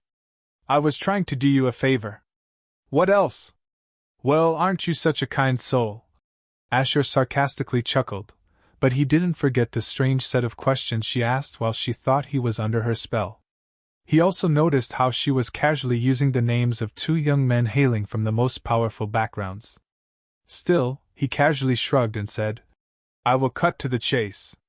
There is only one thing I want from you," he said as his gaze caressed her from top to bottom. Kira's cold eyes faintly shone with killing intent, wondering if he was really after her body. Asher saw the look in her eyes and smacked his lips softly. "Don't flatter yourself. If I wanted, you would be in my bed already. But for now," his gaze narrowed as he continued, "all I need is information." Her eyes blinked, and her brows furrowed as she asked, "Information? Don't tell me." "Yes, the kind of information you are thinking about. Since you are officially the leader of the succubi here, I want you to tell them to charm out all sorts of important information from the lusty idiots who come visit them every day." Asher knew all kinds of powerful men come here to relax and enjoy, but that also meant this was the only place they let themselves become vulnerable. Kira took a deep breath as she said, with a hint of anger in her voice, "Are you serious? You are only going to put those women in danger. If caught, they would die for sure, and my business would be ruined. Are you trying to have us get shut down and killed?" Asher let out a tired sigh and said with a head shake, "Do you seriously think I give a fuck? It's either you, this business, or them. You choose." Kira couldn't believe she was getting herself cornered by this bastard. She realized how careless she was before and felt that she should have dug into the royal consort earlier. How could she have known that someone with no power till yesterday would suddenly pop out to cause trouble for her? He smiled, seeing her being silent, and added, "I am going to be your most regular patron from now on. A shadow patron, of course. So you can expect me to frequent here. Wait, you can't just barge in whenever you want. People will take notice and... Don't act dumb with me. I know you people have a backdoor, and I am going to use just that. If some kind of pass is required for me to access such a backdoor, you know what to do, right?" Asher said as one of the corners of his mouth turned up. "How about you show me out of that said backdoor now?" Asher said as he put on his mask again, disguising himself as Lagu. "Shochi, come here," Kira said with her arms crossed, her gaze piercing into Asher. The door to her chambers immediately happened as Shochi came in with his hand on his blade, ready to shed blood on the one who dared to anger her. Kira's posture expression relaxed as her captivating and seductive aura enveloped her again. "Shochi, relax. He is a good friend of mine now, and I would like you to." Kira told him about Asher's identity, and how he was going to be her most important patron from now on. Shochi's eyes widened in disbelief, and he couldn't believe this Lagu idiot was the royal consort all this time. Even if he was the royal consort, how dare he thirst for his madam when he has the queen by his side? "Shochi? Stop thinking about it, and show our guest out. He might get late reaching home. His wife must be waiting, Kira added with a smile, though her eyes were staring at Asher with a bitter gaze. Not so fast. I need some compensation after getting scammed by you. What would others think if the Temptress Supreme was a woman of deceit and tricks? Asher asked with a curve of his lips. Shochi's face puffed up as if he was holding in the temptation to strike down on this uncouth fellow for slandering his madam. The corners of Kira's lips faintly twitched for a moment before revealing a charming smile. Aura, I am so sorry that I let you down, Sir Lagu. But I will happily compensate if that is what you need. Kira snapped her fingers together as two of the best succubi in this building entered the room with alluring smiles. Asher turned and saw two women with long, flowing hair that cascaded down their backs in soft waves. Their eyes were deep and mesmerizing, with full lips, which were a natural red. Both had curvaceous figures with smooth, soft skin that exuded a sense of sensuality and allure, their presence capable of tempting the forbidden desires of any man. One of them had green hair with brown eyes, while the other had black hair with pale gray eyes. He could recognize that the alluring beauty with green hair was from a Naga clan while the other was from a tribe of purebloods known for their powerful affinity towards water. These lovely women are Azura and Kira, two of the best succubi I trained personally. They are untouched, and from now on, these two will remain exclusive to only you, catering to your every need happily, Kira said as she pointed her hands toward them. Asher saw these two charming beauties looking at him with a seductive gaze with a hint of playfulness in their smiles, inviting him to go crazy on them. He now had no doubt that these two were among the best. Not bad. For now, I shall accept your compensation, Asher said with a wink as he put his arms around the two women before walking out with a smile. Shochi's expression was taut, seeing him go out while Kira stopped smiling and rubbed the ends of her hair with a narrowed gaze, deeply thinking about something. After Asher was gone, Kira was standing on the balcony, looking down at the town with an unfeeling gaze. Madam, is this really wise? Why do you have to entertain and give him special treatment like this? This is unprecedented, Shochi mumbled with a confused look as he stood behind her. Kira lightly smiled and said, Don't think too much about it, Shochi. The royal consort is going to be quite important for me, more than the others. Considering what happened today, he is going to be more important than we can expect, though I wonder what his real agenda is, she said while thinking about the request he made. Shochi pressed his lips together, feeling some kind of uneasiness, though he felt that she knew what she was doing. Is there anything you would like me to do? Shochi asked with an expectant look, his tail swaying in the air. Kira narrowed her eyes and said as she arched her lips, Yes, there is one thing I want you to do. Chapter 97. The Secret Behind Delicious Blood. In the main street of Darkhelm, a tall cloaked figure was standing in front of the grand building of honeyed pearl, their gaze firmly fixed on it. The people passing by this person gulped upon feeling the imposing and sharp aura of this mysterious figure. They did their best to not offend this person, even accidentally. However, based on how the cloak draped around their figure, it seemed like a woman. Which powerful woman would be standing here in disguise? They guessed the number of noble houses they could think of but couldn't recall coming upon any woman who gave off such an unsettling aura, especially in front of a building like this. No woman with a respectable status and power would come anywhere near here. There was a large crowd of men in front of the building, as always. Some had been waiting for hours patiently since it would be worth it. However, suddenly they felt a heavy aura putting pressure on their chests, and turned around to see a feminine cloaked figure making her way through the crowd. The men closest to her immediately jumped to the side like frightened cats since their guts were screaming at them to not confront this mysterious woman even if she was cutting the queue. No men questioned her as they frantically made way for her while wondering who this powerful woman was and what she was doing here. The minotaurs standing in front of the entrance saw her approaching and suddenly felt their hands visibly tremoring under the intimidating and overwhelming aura of this mysterious woman. They were men with hearts of steel who had no fear of death. But this cloaked figure exuded an air of death and blood which made their hearts shiver. The two minotaurs couldn't even find the strength to open their mouths and ask what her business was about. The guest list, hand it over to me, now. She spoke in a deep, sharp tone, making the two minotaurs unconsciously hand over a paper to her right away. She carefully read through every single name on the list before handing it back to one of the minotaurs. Her body language exuded a strong sense of doubt as she looked beyond the minotaurs where the main entrance was. However, after a few moments of standing still, she walked away silently, making the others, especially the minotaurs, sigh in relief. They were totally confused by what had just happened. A minute later, Asher had left the honeyed pearl through a secret exit and was walking back through another street. He entered a small building to take off his disguise and came out as the royal consort.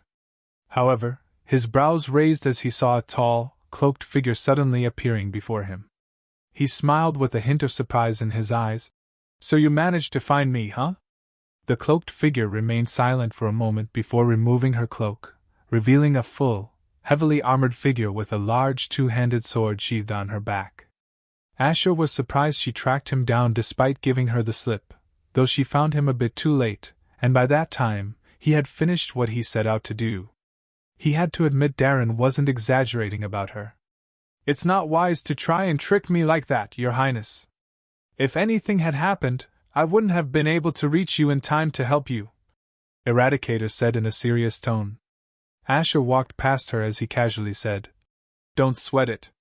I survived all these years without you, so I am sure I will survive just fine." Eradicator turned around and began to walk behind him as she asked, "Visiting the honeyed pearl is not a good thing. It can only damage the Queen's prestige." Asher's expression didn't change, but he asked with narrowed eyes, "I visited the honeyed pearl? When? Do you have proof, or did anybody else see me going there? I think my wife wouldn't like to hear a baseless accusation against her consort, don't you think?" Asher knew Eradicator would give a full report of his whereabouts to Rowena, but he stressed the last sentence to make sure she won't open her mouth to her. Eradicator took a deep breath, not expecting the royal consort to be this cunning. She felt that the Queen's promise to not restrict him would be misused by him. She had never felt helpless about reporting something to the Queen.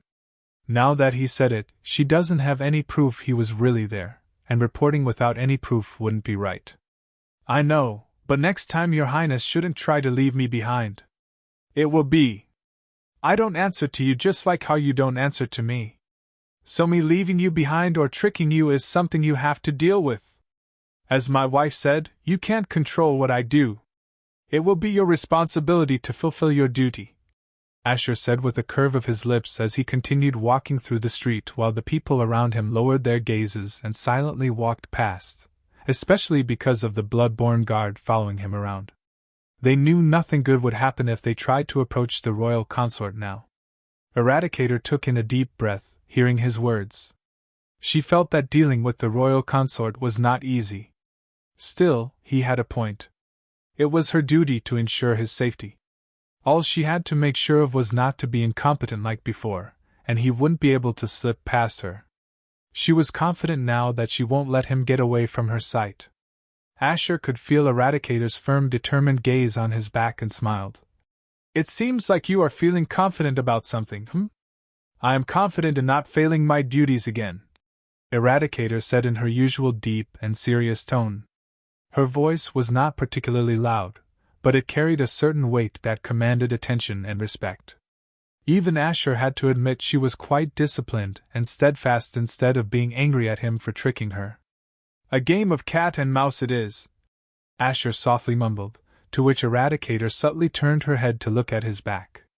A few hours passed when Jarius Thorn timidly entered the Dreadthorn Castle. He didn't forget what Asher told him to do, which was heavily weighing on his mind. He was already sweating just thinking about it. He didn't even know what to ask his mother or brother. What if they get more pissed at him? It would only be worse if his father was still here. However, he couldn't find Edmund or his mother anywhere. Knowing that the servants wouldn't know anything, he meekly walked towards his sister's training room after hearing that she was inside. Maybe she would know where the other two went. Upon reaching the door, he took a deep breath before knocking softly. "Elder sister, can I enter? I just wanted to ask one small thing. Look at that. My little brother is here. Don't be shy and come in, Jarius. A soft giggle sounded from inside, though Jarius only felt more nervous as he slowly opened the door and took a peek. The room was dark and eerie, with an unsettling atmosphere. He saw his sister dressed in a sexy dark blue baby doll dress that revealed her tempting cleavage and a glimpse of her perfect, round mounds. But the sight that made him sweat was seeing her feeding on a human who was being hanged from the ceiling by a rope wrapped around his penis. It was not just one human man, but he saw her feeding on a human woman too, who was hanging beside this man. But the difference was that some strange slimy tentacles were wrapped around the woman's naked body, especially around her breasts, her limbs, and her neck, restricting her in every way. However, it didn't seem like these tentacles' job was to only restrict her but to pleasure her to death, after seeing how these tentacles were not only wrapped around her body but had also entered her nether regions and even her mouth while making a sucking motion on her tits too. The woman's eyes were drunk and hazy, her face flushed red just like her body while letting out soft, weak moans. It seemed as if this had been going on for so long that she lost the energy to even moan and was drowning in too much pleasure, coupled with the fact that too much of her blood had been sucked out of her by his sister. It was quite apparent that this woman had lost all senses to the pleasure she was experiencing. Jarius knew these two humans were hunters that Sabina captured during some quest, and brought them here to toy with them and feed on them like usual. He could see that she was almost done feeding after seeing a few dead humans lying on the floor, neatly arranged side by side, their faces hollow and gray and their lifeless eyes looking as if their minds had been broken before they died. But no matter the number of times he had seen such similar sights, he was unable to get used to it. It just made his legs weak, especially now after seeing the sight of that hunter hanging by his dick. Do you know what makes the blood of these humans more tasty, little Jarius? Sabina asked as she took her fangs out from the neck of the woman who was swimming in a deep pool of pleasure. Her face seemed as if she didn't even feel Sabina's fangs going in and out of her skin, but she was smiling with a delirious look. Jarius stiffly shook his head with a deep breath. Han, it is different for their men and women. When it comes to men, Sabina had a small flogging whip on her hand and smacked the man's penis with it, making him let out a painful grunt with a red puffy face. Jarius felt his dick shrivel seeing that, and hearing the sound it made. The man's face was haggard with drooping eyelids and mouth. It seemed as if he didn't even have the luxury to beg for the pain and suffering to end. Pain and fear make their blood taste so much better, she said with a look of delight. She stepped to the side and caressed the face of the human woman as she continued. As for their women, pain through pleasure makes their blood taste quite sweet and delicious. Sabina wiped off the leftover blood on the woman's neck with one of her fingers and sucked on it with a blush on her cheeks. When it tastes so good it turns me on so much, and she let out a muffled moan as she squeezed her own breasts. Do you want me to teach you how to do it too, little brother? My methods are still not perfect, but I will get better the more I experiment, Sabina said with a bloodthirsty smile. Jarius felt a chill go down his spine as he shook his head in a jittery way and stuttered. I just want to know where mother and elder brother is. Did you happen to see them? He was ready to run out since he remembered how, a few years ago, she suggested he give her a helping hand for her experiments. But that day, he experienced a kind of hell that left him sick for weeks and with a kind of trauma that still exists now. What a coincidence!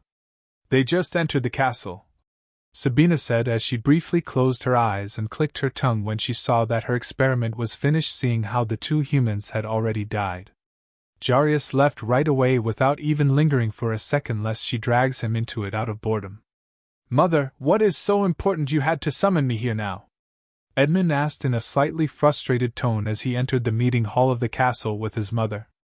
Esther's cold gaze landed on him as she asked, After what happened today, you still want to remain ignorant? We will discuss the rest after your sister comes. Edmund furrowed his brows as he remembered Asher's face. Mother, elder brother, Jarius greeted as he entered the hall, his heart quite tense especially after seeing them. Esther crossed her arms and looked at her youngest son. What are you doing here, Jarius? You are supposed to be at the tower, training and not wasting your time here. Go back before I send someone to drag you back there. Yeah, run off, little brother. We don't want you bringing shame to our house and dragging us down even more. Edmund snickered with a lopsided grin. Jarius clenched his fists behind his back upon hearing his words, but he didn't dare to say anything. That's enough, Edmund. Leave, Jarius. We have important business to take care of. Whatever you have to say can wait, Esther said, knowing that he came here for something. Jarius silently nodded and turned around, only to see his elder sister walking past him with a wink. He furrowed his brows and wondered what kind of important matter they were going to discuss since all three of them had assembled in the same room. He quickly took out a dead lizard from his pouch and simply pressed his finger against it, making its eye glow with a faint dark blue light. With a deep breath, he let it jump out of his hand and quickly left the hall while closing the door behind him. Chapter 98. Only you can handle this. Jarius was sweating bullets as he stayed inside his room. He knew he was taking a risk by planting an undead lizard inside the meeting hall where three of the strongest members of this house were talking. But he was banking on the fact that none of them would notice his lizard if they weren't looking in the first place. He was highly motivated to find out what they were discussing since he had to give Asher something instead of going to him empty-handed. However, he personally was also feeling curious about what they were talking about so secretively, and wanted to know. His eyes narrowed upon listening to their discussion. Things might seem okay for now, but the royal consort is going to be bad news for all of us in the future. And that is why we have to deal with it now itself, Esther said with a squinted gaze. Edmund shook his head and said with a soft scoff, Mother, it will be at least centuries or more until he can be strong enough to be somewhat of a threat. There is no need to panic over someone I can crush with my feet anytime. Esther clicked her tongue and looked at her son with a cutting gaze. Stop being so arrogant and underestimating someone you shouldn't. Edmund's expression became slightly ugly, seeing how his mother was reprimanding him and giving Asher too much importance. Esther added, You have no idea how quickly reality can change when you least expect it. Under the Queen's protection and the head warden's guidance, he will grow faster than any of us did. Only a month passed, and he is already strong as a soul warrior, which none of us in this kingdom had ever achieved. That boy is also not dumb. He acts above his age and knows what he is doing. Edmund clicked his tongue and said, You are giving him too much credit, Mother. I just got the news that he and the Queen will be doing a bloodline union test soon. Just watch him get thrown out right after everyone sees how his alien bloodline doesn't mix with hers. Without the Queen's protection, he is nothing. Edmund was exactly waiting for this to happen so that he could stop feeling anxious about that gray-skinned toad and get rid of the nuisance once and for all. Don't be foolish. You never depend on unknown outcomes. We wouldn't be here if our ancestors did that, Esther firmly stressed. Edmund felt this quite frustrating and looked at his sister. Sabina, help me out here. Make our mother understand how impossible it is for two different bloodlines to have a perfect union. It is the main reason why even a fool from any race wouldn't mate with a different race unless they want a deformed child or a weakling, or perhaps there won't even be any child. Only two people with the same bloodline have the ability to perfectly become one with each other. Sabina, who had been watching the mother and son argue with amusement, finally parted her pretty red lips. Sorry, brother. I feel Mother is right, but what I don't get is why we are getting restless for no reason. It's not like Asher, and we have something against each other, do we? Esther and Edmund glanced at each other with a knowing look, making Sabina furrow her brows and ask, Don't tell me, you guys are hiding something which I don't know of yet. Esther looked at her and said, It's not that we were hiding it from you, but we never thought it mattered until today. Edmund's expression became slightly troubled as Sabina smiled and said, Now you two have made me interested. So spill it, what is going on? You tell her, Edmund. That's the least you can do now, Esther said with a slight shake of her head. Edmund muttered something to himself in frustration before saying to Sabina, It's nothing, to be honest. All I. Edmund went on while an undead lizard was hiding behind a table in the hall. Its creepy dark blue eyes glinted as Jarius, who was sitting on the upper floor, was listening in on the conversation with perked ears. But the moment he heard Edmund talking to Sabina, his eyes increasingly widened the more he listened. Fuck, is he fucking mad? Why, oh shit. Jarius felt a bead of sweat rolling down his temple just by listening to this and imagining Asher's reaction. If he revealed this to Asher, he had no doubt he would be stirring up a shitstorm. But if he doesn't, and Asher somehow finds out later on, he will be the first one to get fucked. He had to choose, being loyal to his family or to himself. He had never been stuck in a huge dilemma before. If he reveals this to Asher, he will be safe since there will be no way his family will suspect him, even if this gets exposed. But by doing that, he would be betraying his family and this house.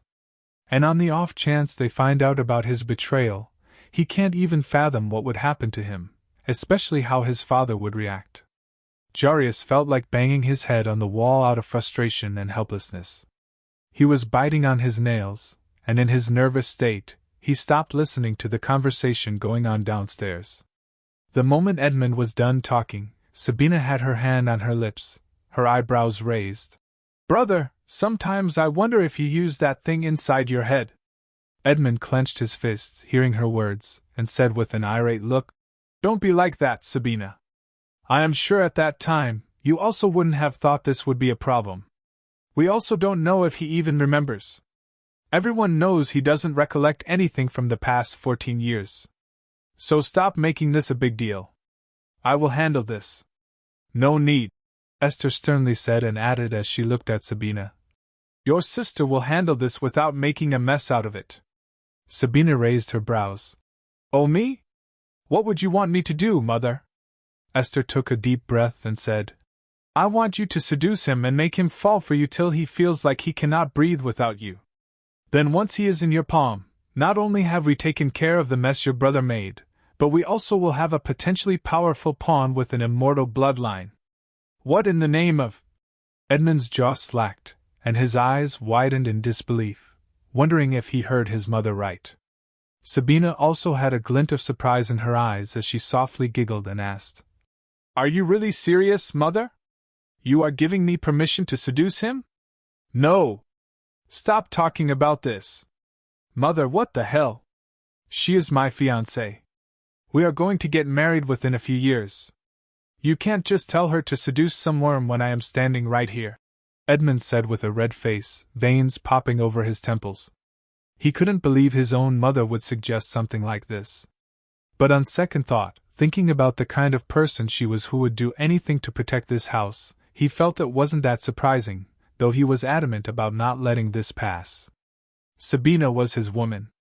Even if he had yet to marry her, he had always considered her as his. They were betrothed since the moment he was born, and in his eyes, no woman was more charming than her. He was considered quite enviable as a man, especially because people saw how he had such a fatally attractive and capable woman as his fiancée. What would happen to his pride and face if people caught a glimpse of her spending time with another man?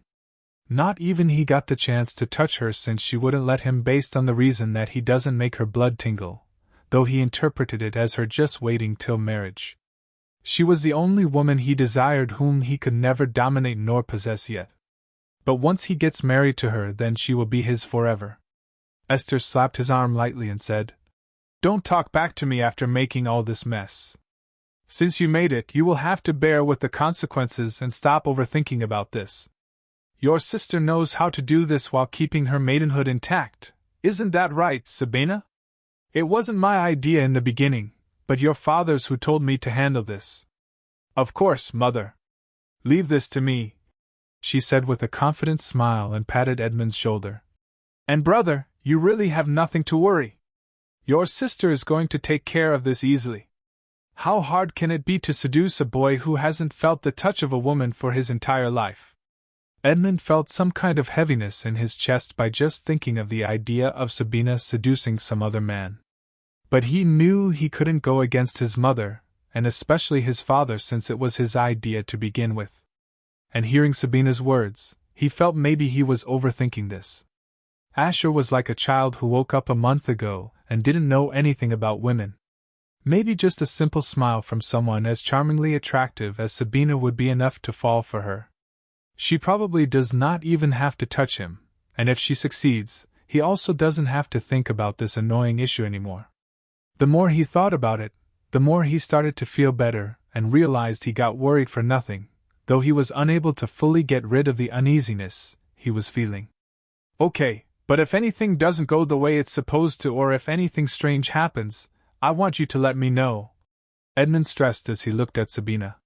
Sabina smiled charmingly. Of course I will. This is all going to be over before you realize it, brother.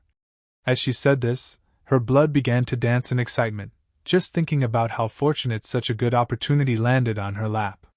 It would probably be easier now to get what she wanted. Chapter 99. Burden of the Crown.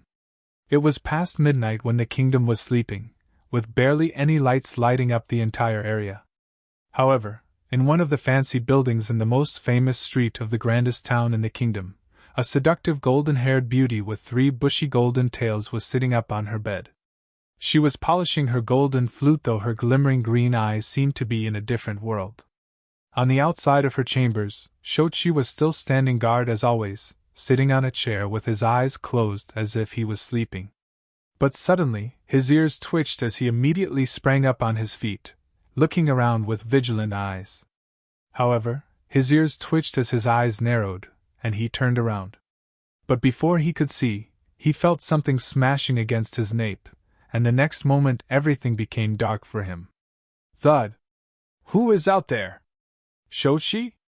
Kira got out of her contemplative state as she got off the bed, and with a suspicious look, she slowly walked towards the door. She drew out a small blade from her deep cleavage, feeling that something was definitely wrong.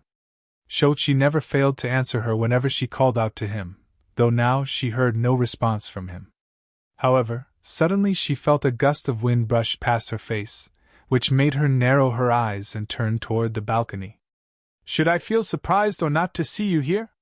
Kira asked upon seeing a 6'3" tall, intimidating figure, standing tall and proud in her full armor. The dark red moonlight glistened on her armor while casting a black shadow over the balcony.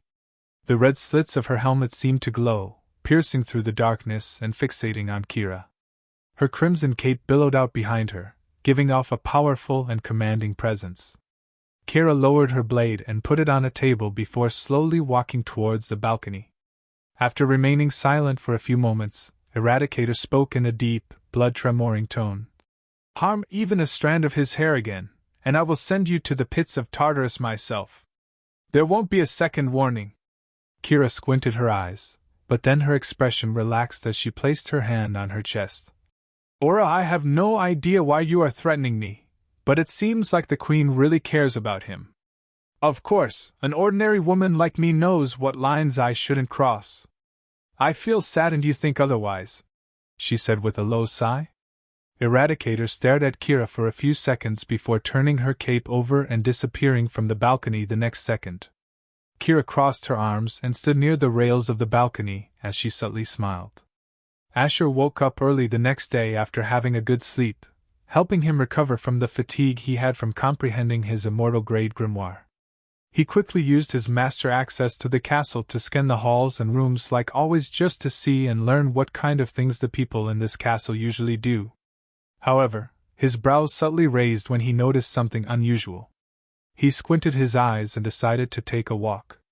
He looked at the naked figure of Marina lying beside him, deep in sleep with a relaxed expression. It seemed like her night went pretty well for her. Asher had no reason to wake her up and put on some casual robes. Marina's ears twitched as she stirred awake upon feeling some movement and hearing faint sounds. Seeing that her master was awake, she raised herself up right away.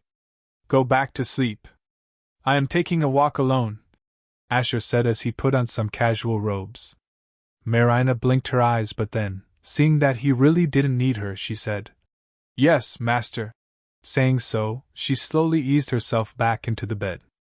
The Demonstone Castle had multiple study and library halls. But the biggest study hall was private and reserved only for the Queen, which was situated in a quiet and private area of the castle. Nobody else was here, as if everyone knew the queen needed privacy and solitude whenever she came here.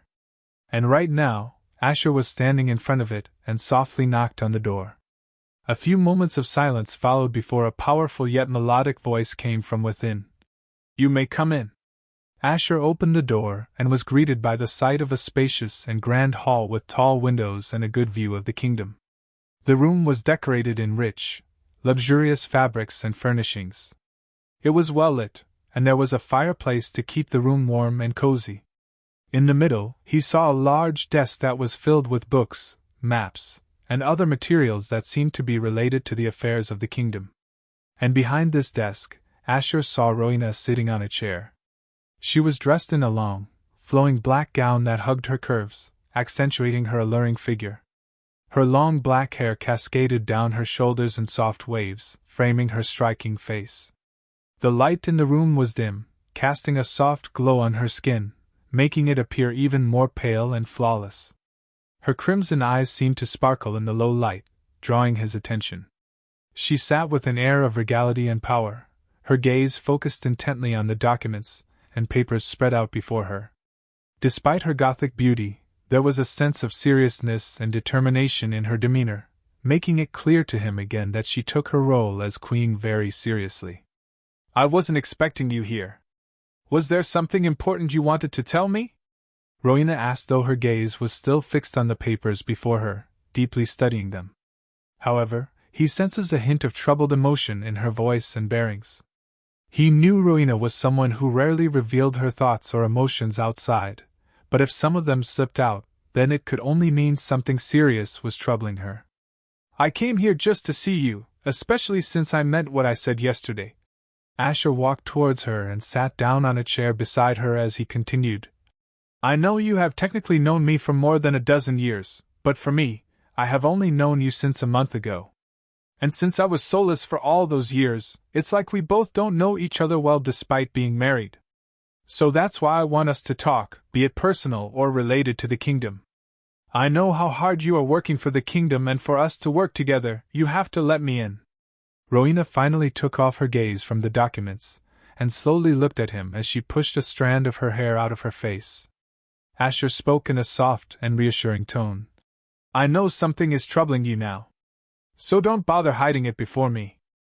Rowena felt her breath catching in her chest, not used to someone being so persistent in letting her thoughts out. She was surprised he discerned that something was going on without her saying anything when nobody else did. Was he that observant about her? Still, feeling his reassuring gaze, she felt like there was some truth to his words. Since he was going to be a vital pillar of the kingdom, it would be best to let him know the matters of the kingdom. She softly let out a sigh and said, while looking at the parchments on the table, "Before my father died, our kingdom was doing relatively well. But after we lost him, our kingdom suffered a lot, especially because of the infighting and the humans taking advantage of it. So, in other words, the previous year didn't go well for our kingdom. But I am sure you worked hard enough to recover the kingdom as much as you could, right?" Asher asked with a subtle shake of his head. Rowena softly shook her head and said with furrowed brows, "It still isn't good enough. My efforts alone won't save this kingdom. When my father ruled the kingdom, our people completed more than 50% of the priority quests they accepted in a day. But now it's down to 45%, and that means we are weakening day by day." Asher knew what she meant by that. Even if the percentage difference seemed small, it could create a huge difference in the long run. This meant that the kingdom would continue to weaken as years passed till the humans easily gained the upper hand and destroyed the demons. "What was the number a month after we lost him?" Asher asked as he leaned forward. "At that time, it was 40%, Rowena said while wondering why he was asking that. "So, within a year, you managed to bring it up by so much. There is no telling we are going to be stuck at 45% forever," Asher said with a shrug. "You don't understand. I tried everything I could to bring this number up, and I took quests nonstop to prevent the humans from taking further advantage of our situation. But now, I am trying to figure out any other ways I could bring this number up," Rowena said with a tired sigh while wishing her father was here right now so that she could know what to do. She never prepared herself for this, thinking that she had a lot of time with her father. But who knew he would die so early? This made her realize how nothing was forever. Don't beat yourself up by comparing yourself to your father. He had centuries of experience ruling this kingdom, while you only came to power a year ago. Still, do you know the root issue behind this number? Asher asked as he rested his chin on his fingers. Rowena softly nodded and said with her brows pulled together, "The main reason is our people are starving from life crystals. Every day hundreds of them die without having enough of it. Some are too afraid to take quests, which is understandable, but they also die despite working whatever jobs they could find." Asher knew she was right. He had personally seen people collapsing randomly on the streets while others considered it a daily occurrence. Without enough life crystals, the demons can't equip themselves with the right tools to survive the quests, or even get good training. This only gives birth to a vicious cycle. I have tried my best to make sure people don't starve of life crystals. I was able to bring the numbers up temporarily by using the kingdom's treasury, but then it was a desperate and unfeasible idea that I discarded right away. What do the official reports of the distribution of life crystals within the kingdom say? Asher asked as he rubbed his fingers together. That is what is strange. Everything looks all right on the papers. People are receiving the life crystals they worked for, which means the number shouldn't be this low, Rowena said with a head shake. Asher gave a low hum and said, So that could only mean that the reports are lying and people aren't getting the life crystals they rightfully earned. Rowena didn't seem surprised to hear that, but with a dull gaze she answered, Maybe, but there isn't a way I can make sure of it. Why not? Who gives these reports? Asher asked with narrowed eyes. Rowena looked at him and answered, Most of them come from House Thorn. I can't question their reports without proof. Asher understood why and asked, Then why not assign your own men to verify these reports? I do have officials that verify these reports, but they never found anything odd. What if they are being bribed? No. They can't deceive me. I make them all wear special spectacles that visually record the things they verify. I go through these recordings myself, and yet I found nothing wrong, Rowena said with a firm headshake. Then it must be happening behind the scenes, Asher said with a squinted gaze. Rowena looked at him and said, Then it only makes things worse because I have no way of making sure of that, as I said before, not without proof. Rowena subtly clenched her fists as she said this. Asher calmly took a breath and nodded. I understand, but from now on, why don't you let me check these reports? Teach me how to read them, and perhaps I can provide helpful insights. If you are too busy, you can order someone else to teach me. No, I will do it myself. It's best I bring you up to speed with these things, Rowena said with a firm nod, though suddenly her gaze became glazed, and her aura became chaotic and heavy momentarily. Asher subtly smiled as he nodded, but then he furrowed his brows as he noticed how her expression changed for a short moment. What happened? It seems like something else is troubling you? Rowena's aura became steady as she looked at him. But then she averted her gaze and said while arranging the papers, It's nothing of concern. As she said this, her fingers clenched the papers tightly. Nothing of concern to the kingdom? So that could only mean it concerns you, right? Asher asked, making Rowena's eyes momentarily freeze. Chapter 100. A Hopeless Quest.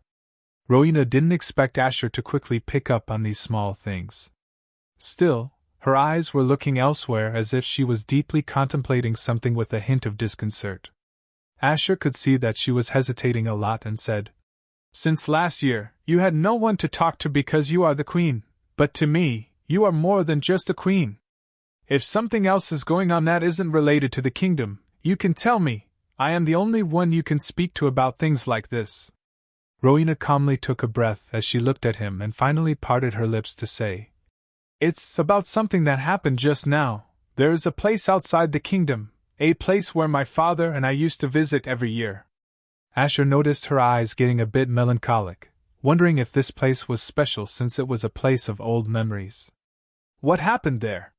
He asked curiously. Rowena firmly pressed her lips together as she said, A gate opened there, One of my informants said multiple hunters have entered that place and won't leave without destroying that place. I don't understand why a gate would open there. There is nothing over there for them. She mumbled as she clenched her fists with a death-cold gaze. Then why can't you send some people to take care of those fuckers?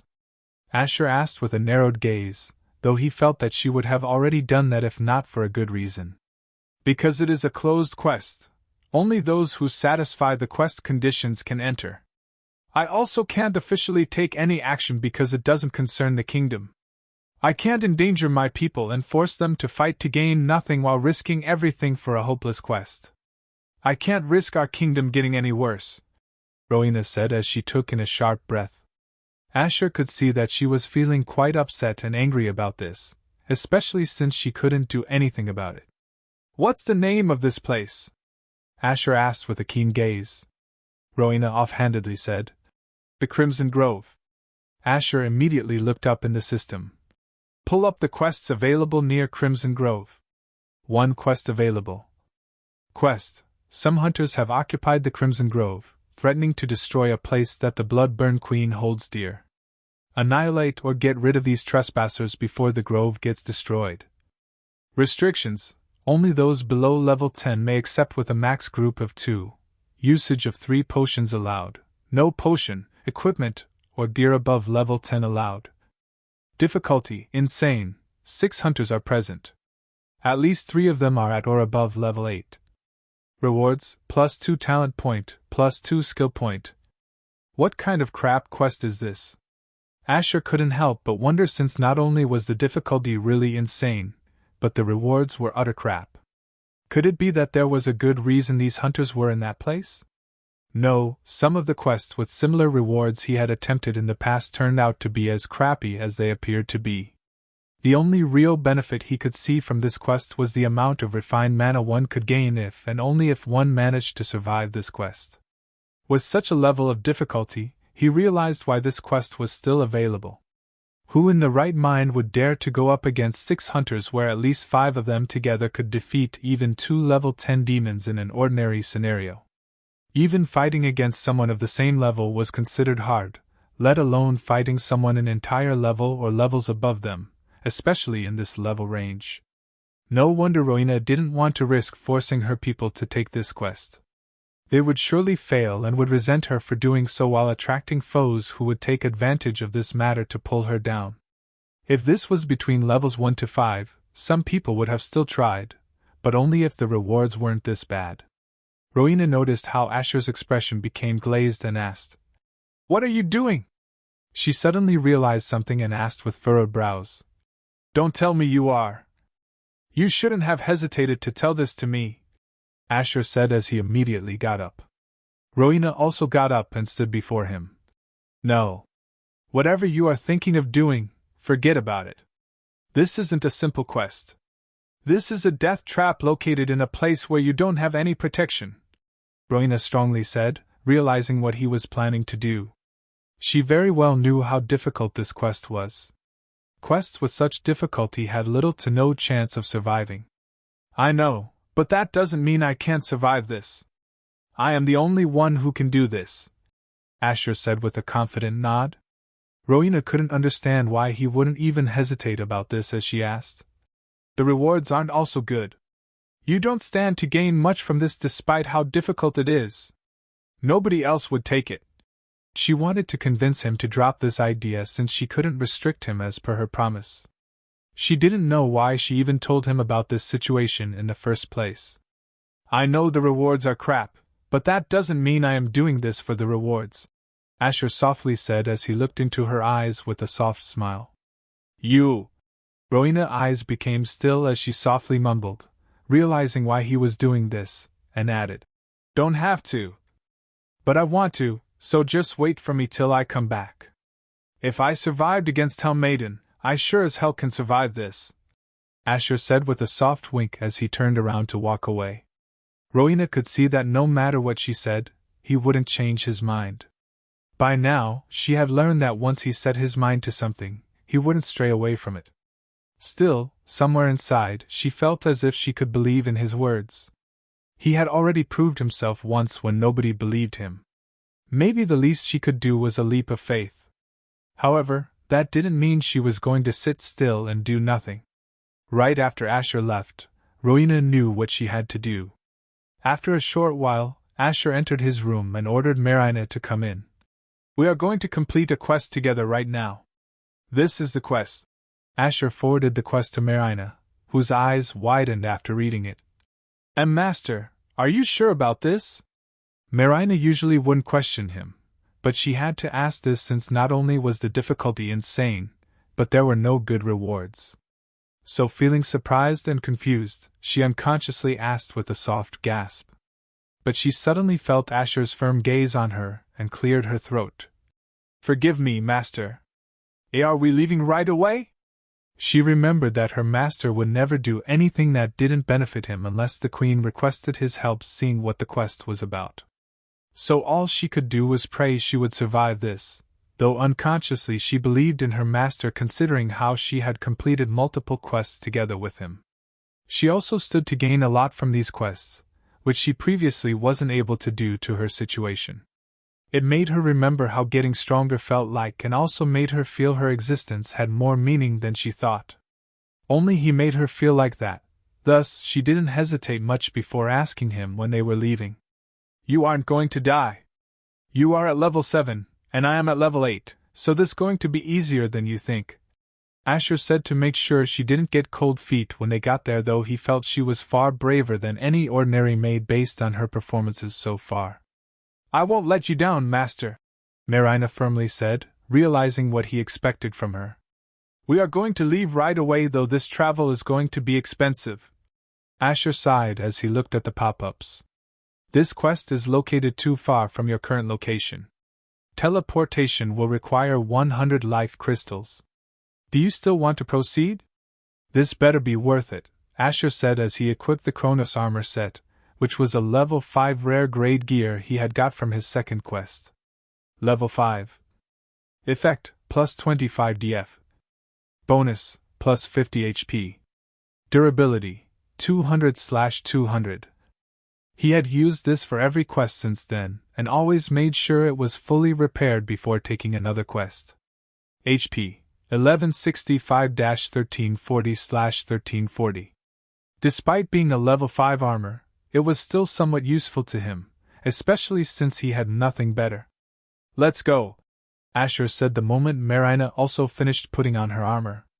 Both of their figures transformed into rays of dark light before the two disappeared from the room.